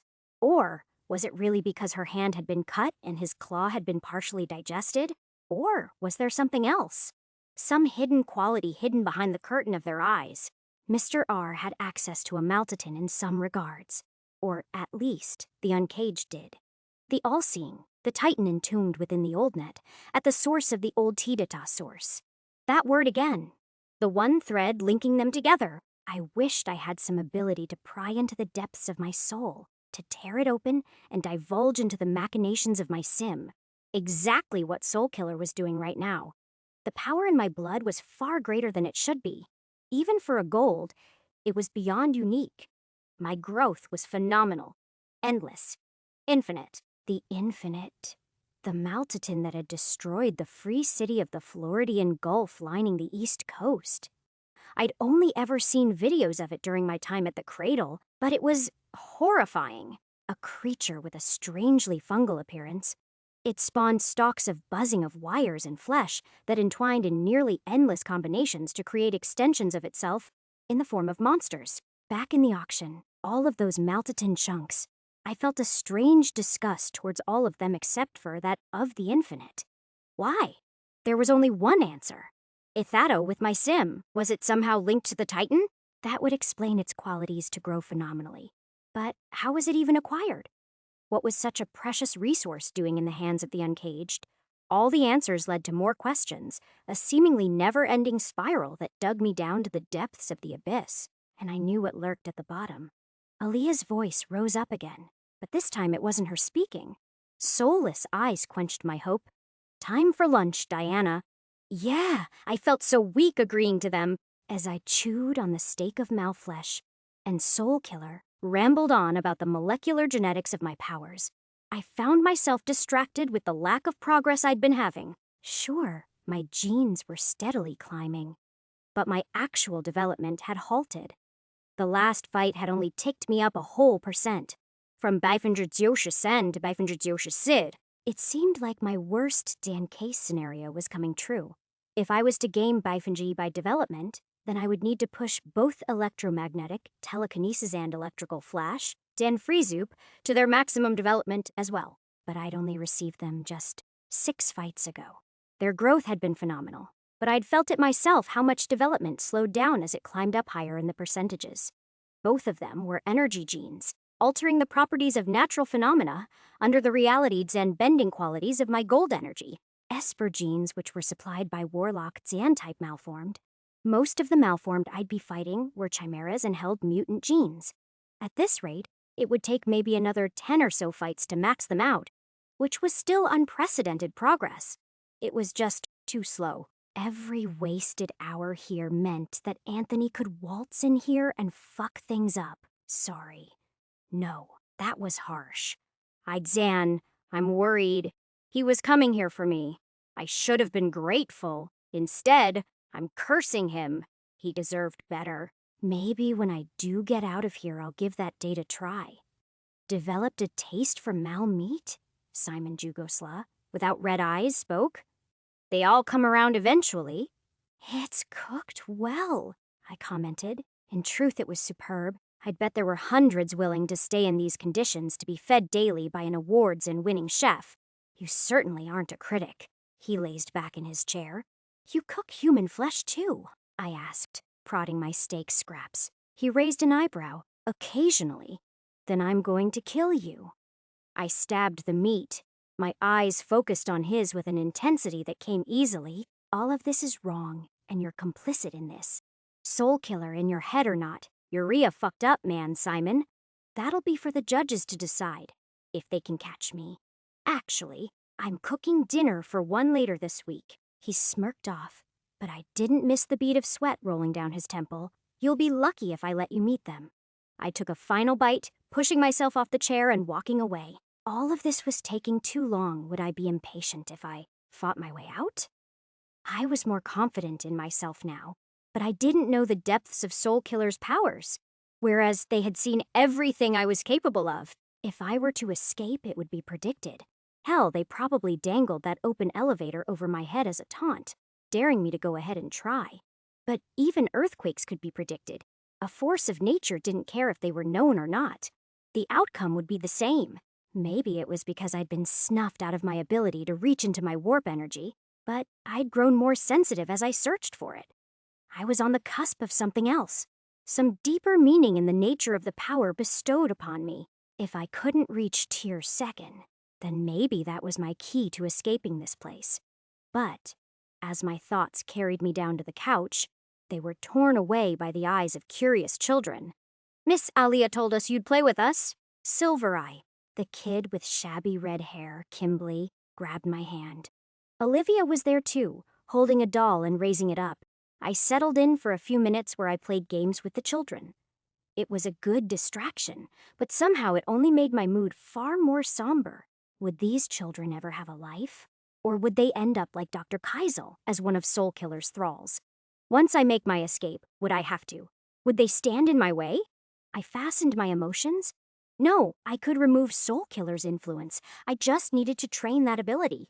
It wasn't long until crimson eyes corrupted the children around me, their jovial smiles becoming vessels of horror.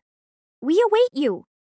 Picking myself up, I began traveling down to the arena. My thoughts submerged me the entire time. Compact tissue shad finished growing, and my body had pretty much reached its peak physical strength at this stage. Mineral assimilation was nearly at its peak as well, and electromagnetic telekinesis was nowhere strong enough for me to properly fly. But I did remember what Storm Spinner did to mimic that effect.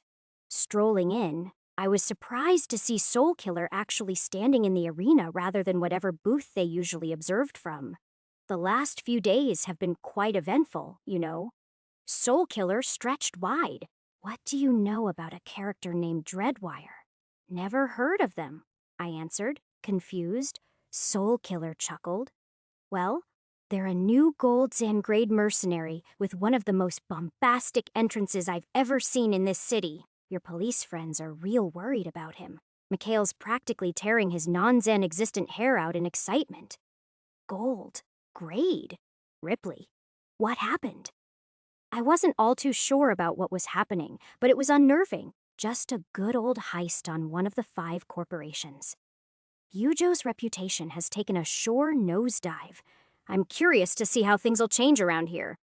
I wonder if Kensuke had anything to do with this. Then again, Muramasa's been a shit show ever since Mikhail got engaged to the Blatta daughter. Soul Killer smirked, then waved it off. Enough about that. You must feel like punching something. The more I looked at their face, the more I agreed. I just huffed, staring at the elevator above. The distance was daunting, but I was growing more and more confident in my abilities to reach it. What do you have planned for today? I rested my gaze on Soul Killer. Nothing too special. They began to walk outside, and soon the elevator began to descend, and it wasn't Anthony. My breath eased. I don't know why, but every time that elevator came down, I half expected to see Anthony with crimson eyes. The image terrified me into sleepless nights, but so far, it wasn't a reality. 2 bronze malformed, bipedal and bulbous, shook in huge glass tubes. Warlocks. Exactly what I needed. I wasn't sure of it at first, but now I was growing more and more confident in my hypothesis. Soul Killer was trying to bring me up to tier 2nd. He was trying to build my mutations up, to get them to converge in a way that would serve their goals. But what for? 减减减 Chapter 104 减减减 Chapter 98 Exit Plan 下午3点44分 September R. N.D. Anthony. The day had come. I was seated with Keegan in a car worth entire years of my paycheck as it autonomously drove us towards the animal sanctuary. I was confident that this is where Diana was being kept. 6 days ago, I visited the bustling sanctuary of farm animals and pets, an admittedly enjoyable experience if you weren't searching for your kidnapped friend. The environment outside of the civilized cities had been in turmoil ever since the collapse. The air frigid from the typhoon slumber in the Pacific. It was only thanks to an array of geothermal vents throughout the free city that we didn't face the same barren environment of the Mid-Zan West. And the threats weren't just environmental. The Mal there fed on biomatter endlessly to grow their ranks. It wasn't uncommon for entire regions to be barren of life with others swarming in vegetation. Vegetation that tried to kill you. I stared at Keegan as he polished the gun formed from his arm. The straight man's entire body seemed to be a weapon, but from an outward look you could assume he was a mutant with how well his body concealed his shardware. The manager here. His name is Edward Norode, I commented. He was off, like his thoughts weren't his. Normally when I speak to a person I feel some sort of link to their mind, but this time, the more I delved in, the depths felt endless. Understood. Keegan didn't bother much for a response. So, is it just the 2 of us? I really hoped we would be getting more reinforcements. Yes, this is a covert mission. Keegan's arm slipped back into its human Zen-like appearance, hiding away the metal. Damn this. I turned my lenses onto the net, searching for any more information regarding the sanctuary. It was hard to describe it, but my visit there felt off. Like no one was truly human, like their sense of self was subdued and trying to merely imitate human behavior. The very first thing I saw on the net was a news article about the Yujo attack from 3 days ago. I wasn't stupid. Ripley had mentioned an important event happening at the end of August. And here happens one of the most notorious heists in the last few years. Perhaps most startling was the appearance of a new gold Xan-grade mercenary, Dreadwire. I wasn't willing to spill my assumption just yet. Diana needed Ripley for this whole conspiracy, and I knew better. Even then, I tried to contact him again, but it was impossible to. It was like he'd disappeared, as these things often happen to be information regarding what happened after the heist was sparse. That day was hell. More than 16 small Xan-scale Yujo officers were attacked by Ardeen Enyi-Ens and affiliated conspirants, the worst of them being the Blattadaughter, Muramasa's deadliest before their leader. The police were drawn too thin as their main force attacked 3 of Yujo's most important factories, not to mention the assassinations we'd faced. I'd always seen my grandfather and aunt treating Muramasa as the most dangerous of all the gangs in the city. The car stopped, parking into an empty space amidst the fairly crowded lot. Exiting into the main grounds, I met the same sight I had seen before. Bustling children with joyful faces crowded around petting zoos and other wide enclosures filled with exotic animals practically extinct in the outer world. Elephants, tigers, all sorts of birds and insects had their specific enclosures. This place required a lot of resources to run. It would be a good location to use as a smuggling ground for various items. Keegan led the way, heading straight for the location I had been most suspicious about, the research lab. Nervous, I took one more look at the progress ingrained in me from my consumption of the various stimulants I had consumed. Tier their second mutations. I was still years of paychecks of Shardine away before I could even think about getting to tier their third. 3 stimulants had barely netted me more than Baifunjaba in any of my mutations. Keegan began speaking to various staff members, some poor overworked workers, appearing all too human for the corporate Xan machine I was used to. It wasn't long before he somehow weaseled us into the lab's ground Xan floor reception, bringing me to unfamiliar territory. It was then that I saw one figure from my last visit, a young woman in a lab coat and glasses who had approached me at a food stall on the Arshitsi Taich. She'd chatted me up at the cafeteria here, being suspiciously friendly. She walked steadily, approaching both of us with a steady gait and gaze. "Oh, I remember you. You said your name is Anthony." "That's right." I submerged warp energy into my voice and mind. At once I drew upon the spectral auras of emotive energy radiating across each person around me. "Dr. Keisel, if I remember, that's correct," she answered back. And that was the moment the faintest threads snapped into place. A third eye opened in my head, a deep psychic vision into the inner thoughts of another person. Where normally I would glimpse into a world of colors and faded memories, there was only an abyssal red consuming me. "I don't think I properly introduced myself last time. I said my name was Anthony, but it's actually Xan Anthony Grosh," she replied with a smile. "I know.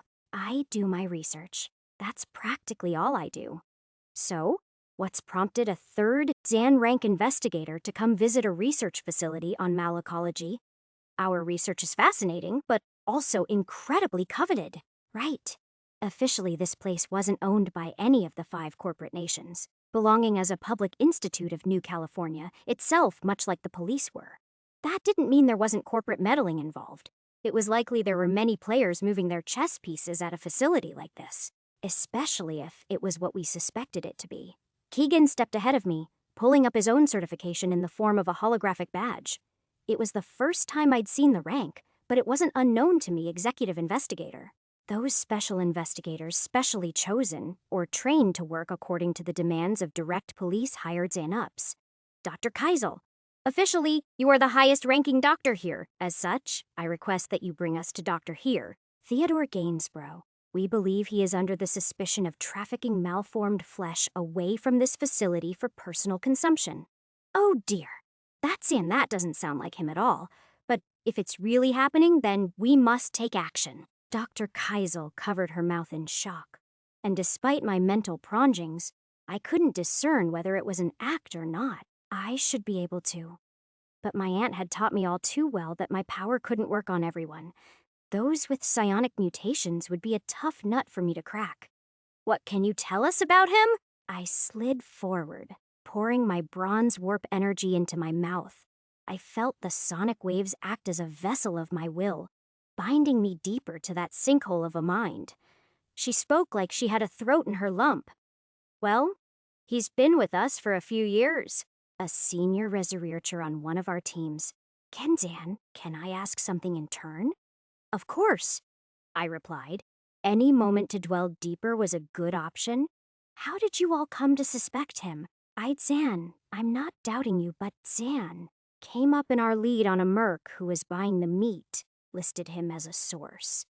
I shared a look with Keegan. Our fabricated story was tight and neat. Anthony, Keegan spoke up. You wait up here. I'll speak to her myself. I nodded, obeying the orders from my superior. Except this was all exactly going to plan. We'd always intended to find some sort of leading researcher to ask our questions to, and Keegan had dug up that there was a doctor. Theodore involved in some illegal dealings, but it was always a front to our real goal. Watching as the pair of them made their way to another part of the lab, I snuck back out of the Domzan-like building to a secluded park bench as words flowed into my earpiece. We want a list of all the researchers on his team. Keegan's voice was calm and direct. I memorized the tone and inflection of every syllable. Dr. Keisel's came next. Of course, that much I can share. They exchanged a back and forth several times, Keegan making sure not to probe too deeply to end the conversation, despite Dr. Keisel's surprising ease in giving us the info required for the case. If everyone was as willing to spill the beans as her, the police could cut its manpower by half. I sent over the message to him. I'm ready. Then I opened my mouth, but my speech had taken another form entirely. Keegan's voice exited my mouth, and through a microphone installed in my ear, it was relayed back to him where his mechanized vocal cords played back what I was saying. Do you know who's funding this project of his?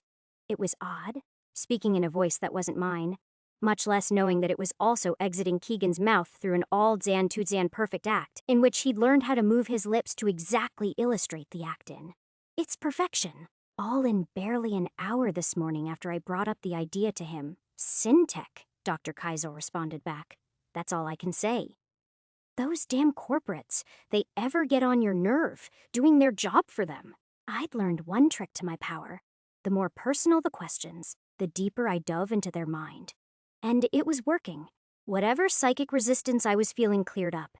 She'd definitely known about my power and had a way to resist it, despite that there was still an overbearing Scarlet singing in my head. Oh, you have no idea. It's a real pain in the ass. They overwork us to the bone and always force our hands into researching the most menial things. Still, you're working with mals. Most people never get to see one in their lifetime.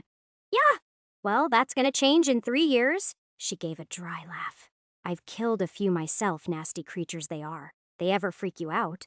Like you wouldn't believe, we've got a wolf chimera Zan variant that has a mouth running all the way down to its abdomen.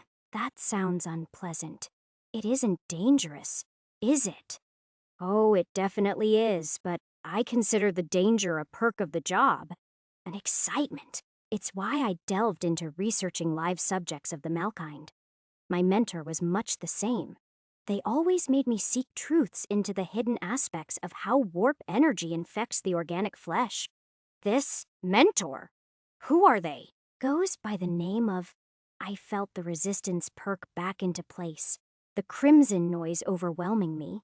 By now I should feel some sort of emotion, but it was all discordant and false. Something was wrong here. Dr. Albert Gesberg, Keisel finished saying. What can you tell me about the Mal? Considering we're fighting them in 3 years. Nothing that'll break an NDA, of course. Then I can't say much. From our recent tests, targeting their core is the only way to kill them without them regenerating. Finding it is trickier, but maybe taking out their sensory organs could help. Of course, also be wary for higher-grade mauls that can organize them. I've seen them absolutely tear up. Tear through cages. I could hear the shaking in her voice, and some deeper insight in me felt it. A reluctance to say something. The nature of your tests here. I suppose it wouldn't be a wild guess to say. They're to find weaknesses on the Mal and how to best combat them. Oh yes, that and other things. Implant research is big here too. A whole lot we don't know. Implants are fascinating indeed.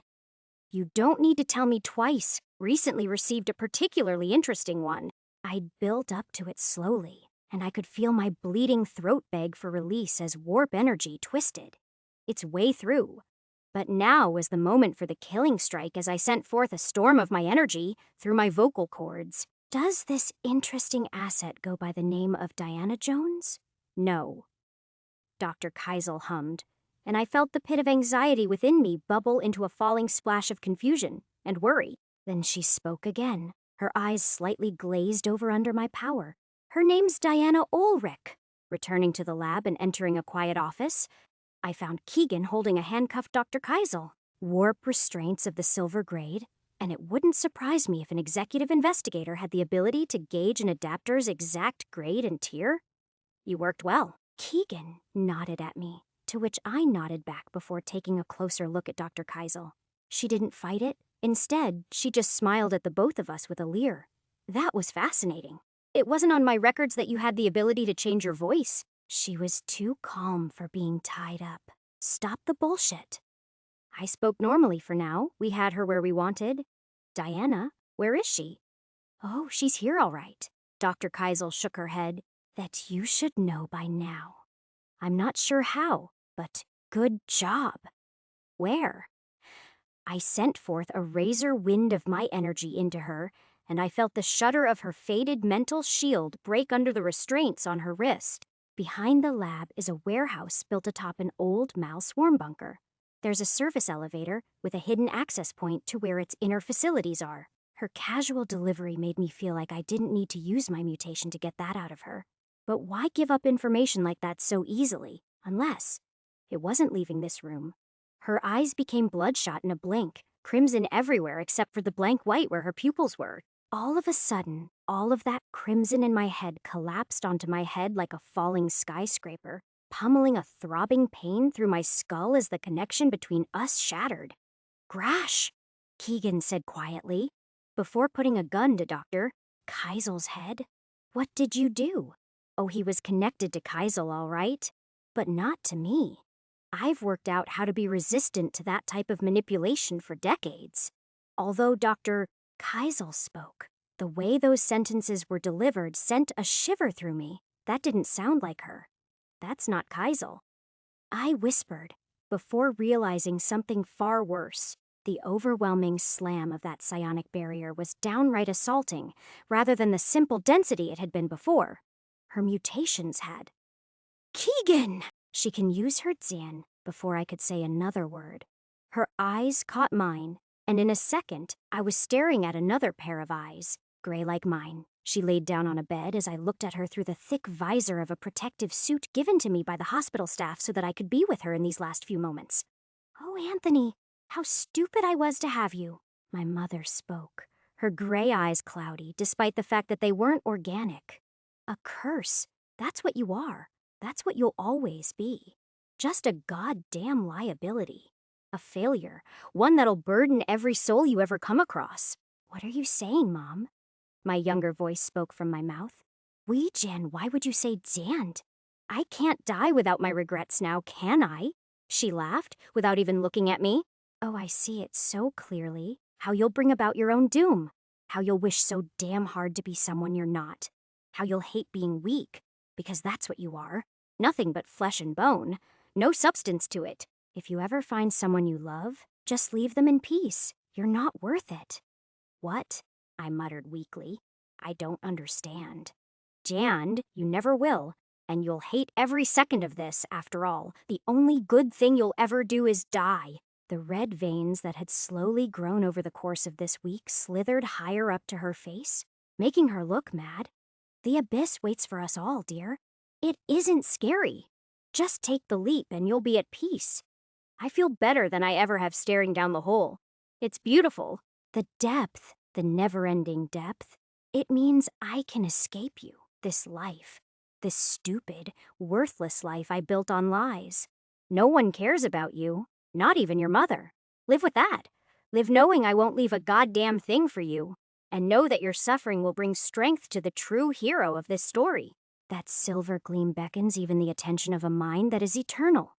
My breath panted endlessly in the thick suit as the monitors all slowly beeped red until a screeching hum of a singular tone screamed in my ears. My mother's lifeless body stared up to the ceiling while my own. My eyes opened again, tears falling out as I saw Keegan slammed against the wall, wrapped in a veil of red psionic force. I tried to reach for my weapons, but my hands felt clammed, stuck in quicksand. Keegan's entire body morphed into a killing machine, guns or blades forming from every limb as they blazed with heat to rip apart the veil of red holding him back. With a single shot, Dr. Keisel's hand was blown off with her not even flinching once. She raised her other arm, a tendril Zan-like apparition of energy extending to whip at him. It was sharp enough to sear right through his left arm, but with another expert shot, he landed a splurt of blood into her ribs. She collapsed to the floor, heavily breathing as blood poured from her chest, like from a spilled bucket. But I gathered enough of myself by now to notice something bad. Her stumped hand had stopped bleeding. Flesh was wreathing to the stub and building bones anew.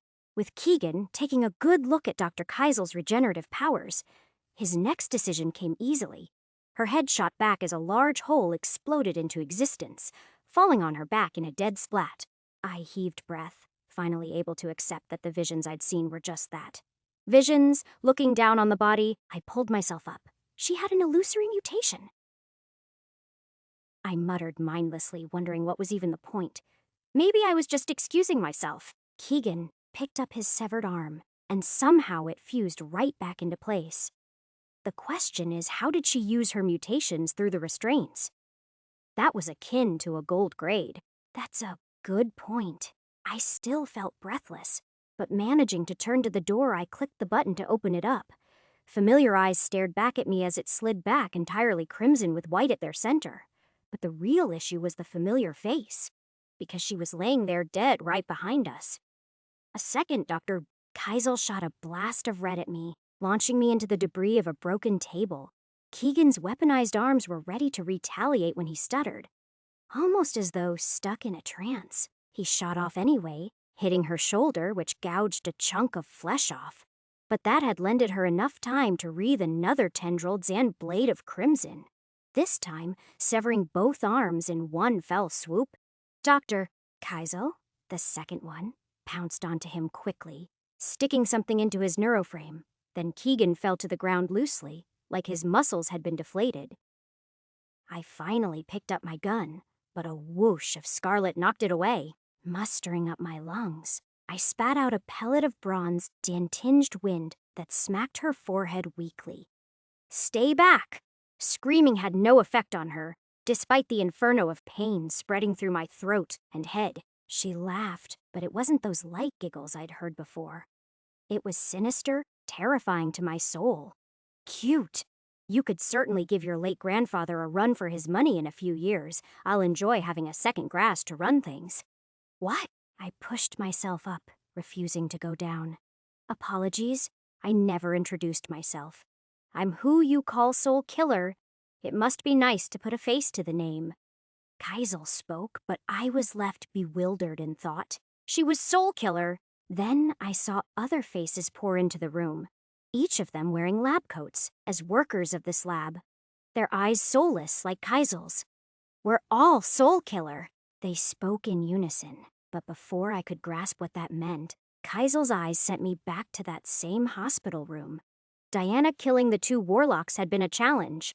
One of them controlled ice and the other one fire. Still, speed and a healthy dose of flying metal had done wonders to shield me.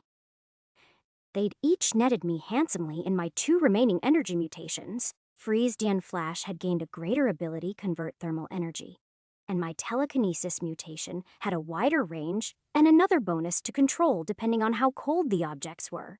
That was about all I cared before I tore my right thumb off with a shard of metal. Before the cuff could lock its warp restraining mechanism into place, and before I could acknowledge the sheer pain of my self-Zan mutilation, I slipped my bleeding right hand through the cuff, which jangled on the floor. The left cuff activated, blocking half of my control over warp energy.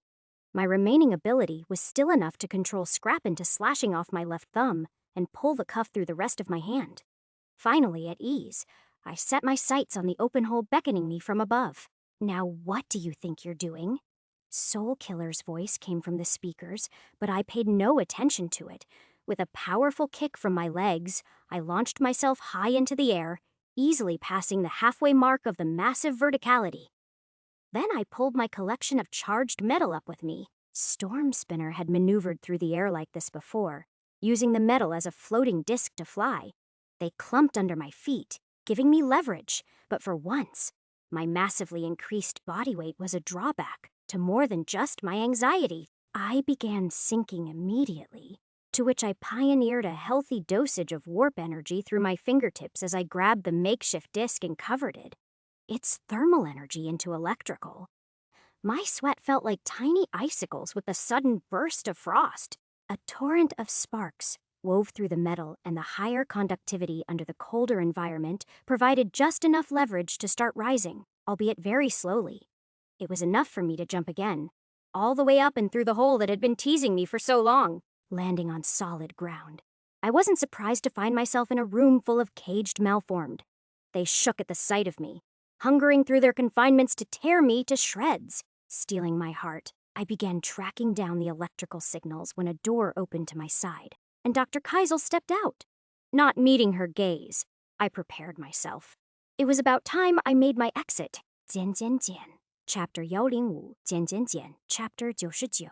Diana versus Keisel. Diana staring down at my bleeding hands, the torn appendages of my lost thumbs, howled a screaming pain through them. It was bad, but lately I'd suffered about the same in most of my bouts.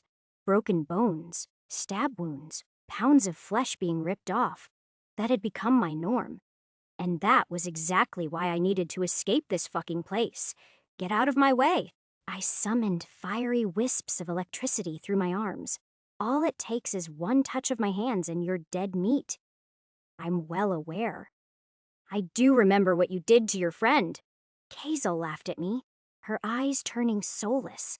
And before I let her send me into the depths of my memories, I shut my eyes, focusing instead on the hum of metal and electricity around me.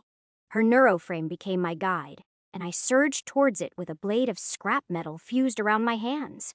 Then pure force smacked me sideways, blinking open but not staring at her. Tendrils of some miasmic red energy swept around Keisel's body.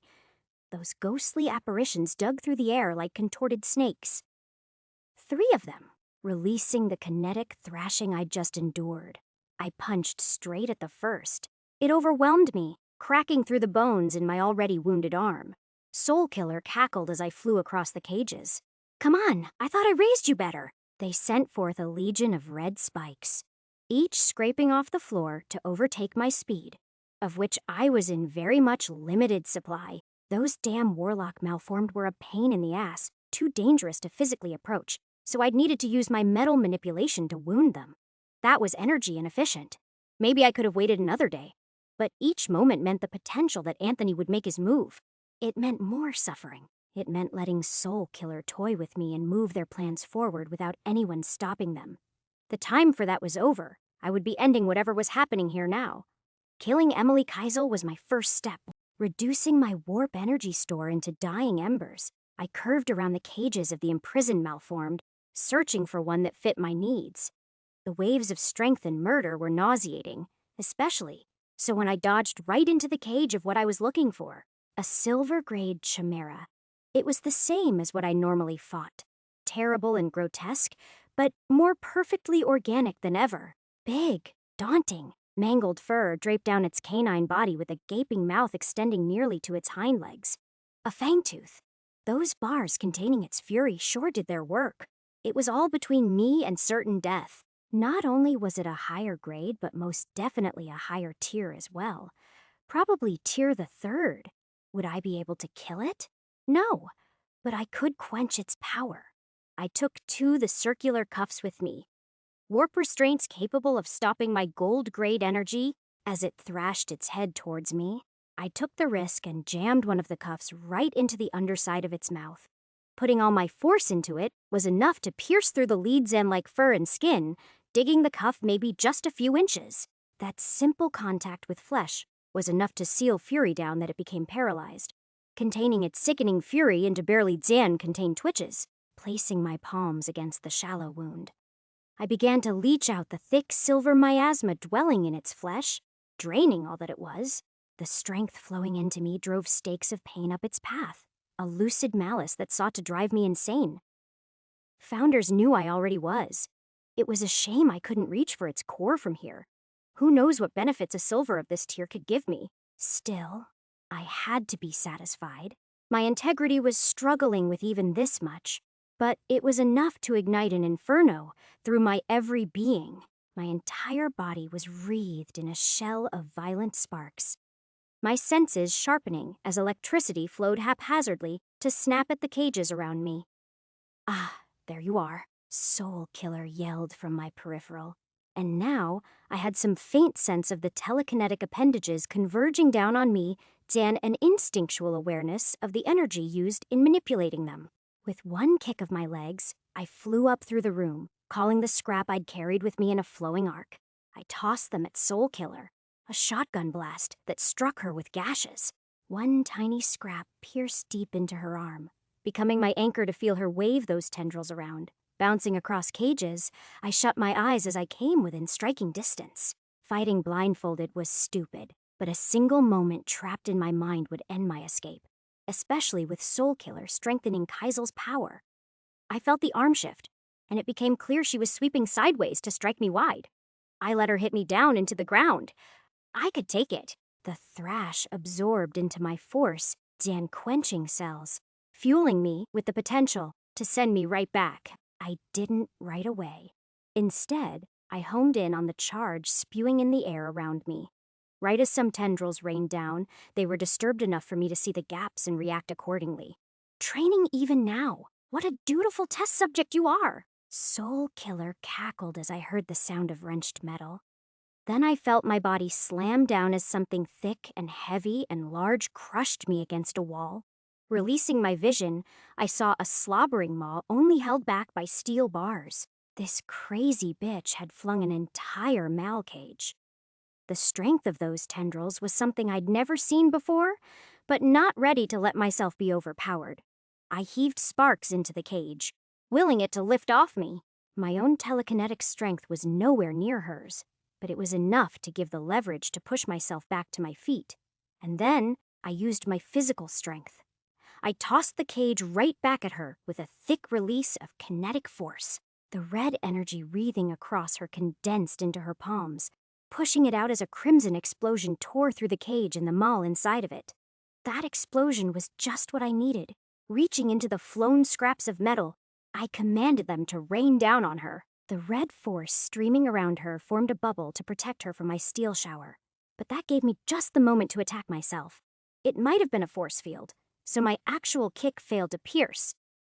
But electricity couldn't be shielded away by solidified air. A thick snap of blue connected us both, my fury reaching straight for her heart. All of my fury. It burned straight through her labware, igniting it and spreading across her. I let my mania consume me. "Too hot for you. Let me help."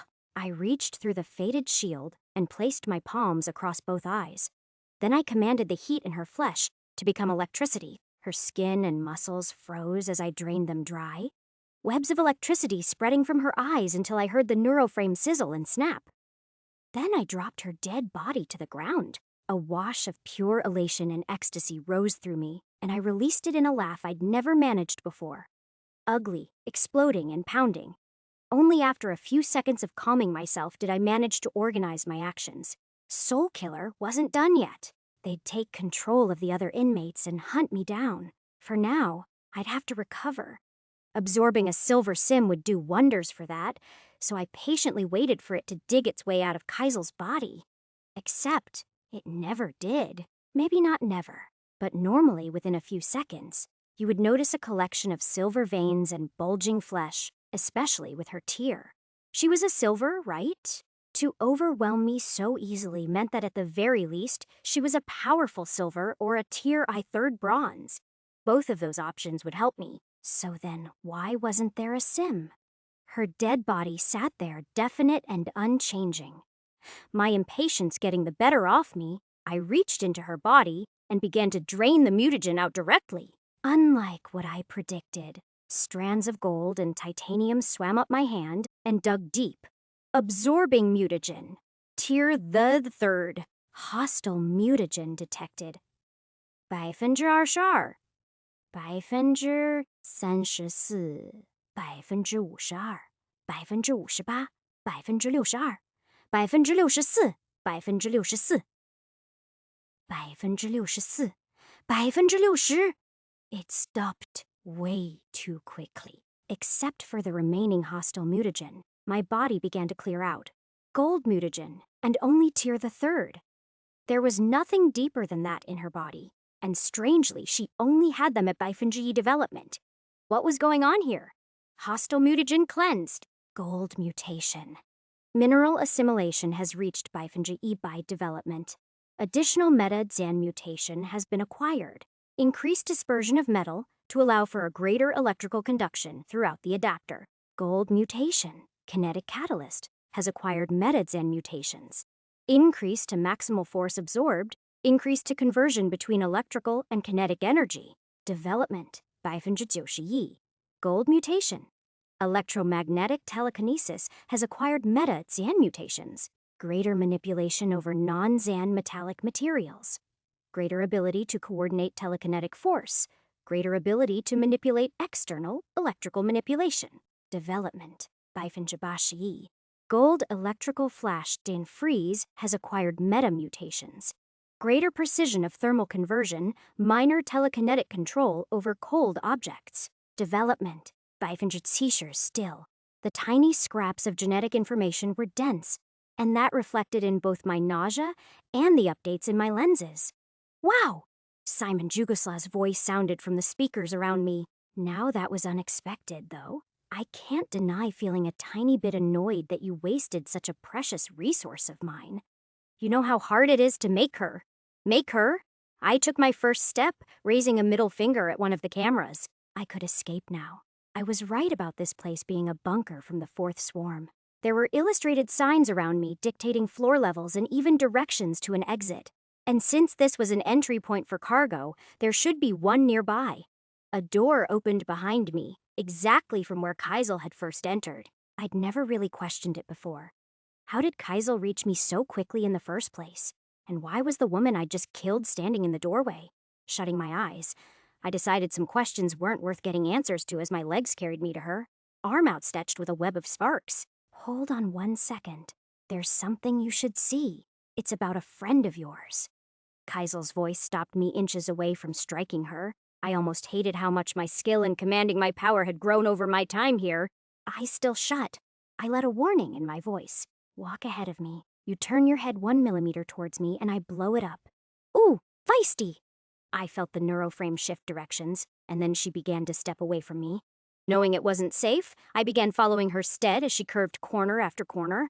I didn't need to see her eyes to know it wasn't her, or whatever she was.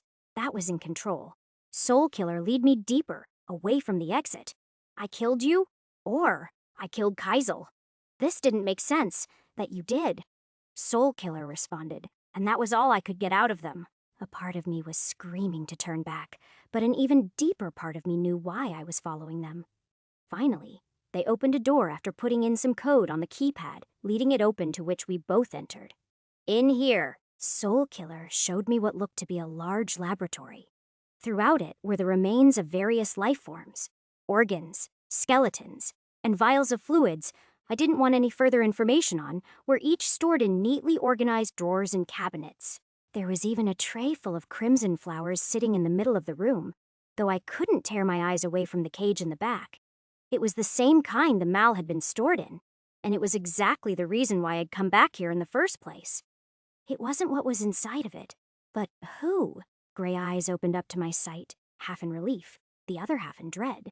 The man I'd come to call a friend was pale and filthy, but just seeing him, having some connection to the outside world, had filled me up with a joy I didn't know how to release.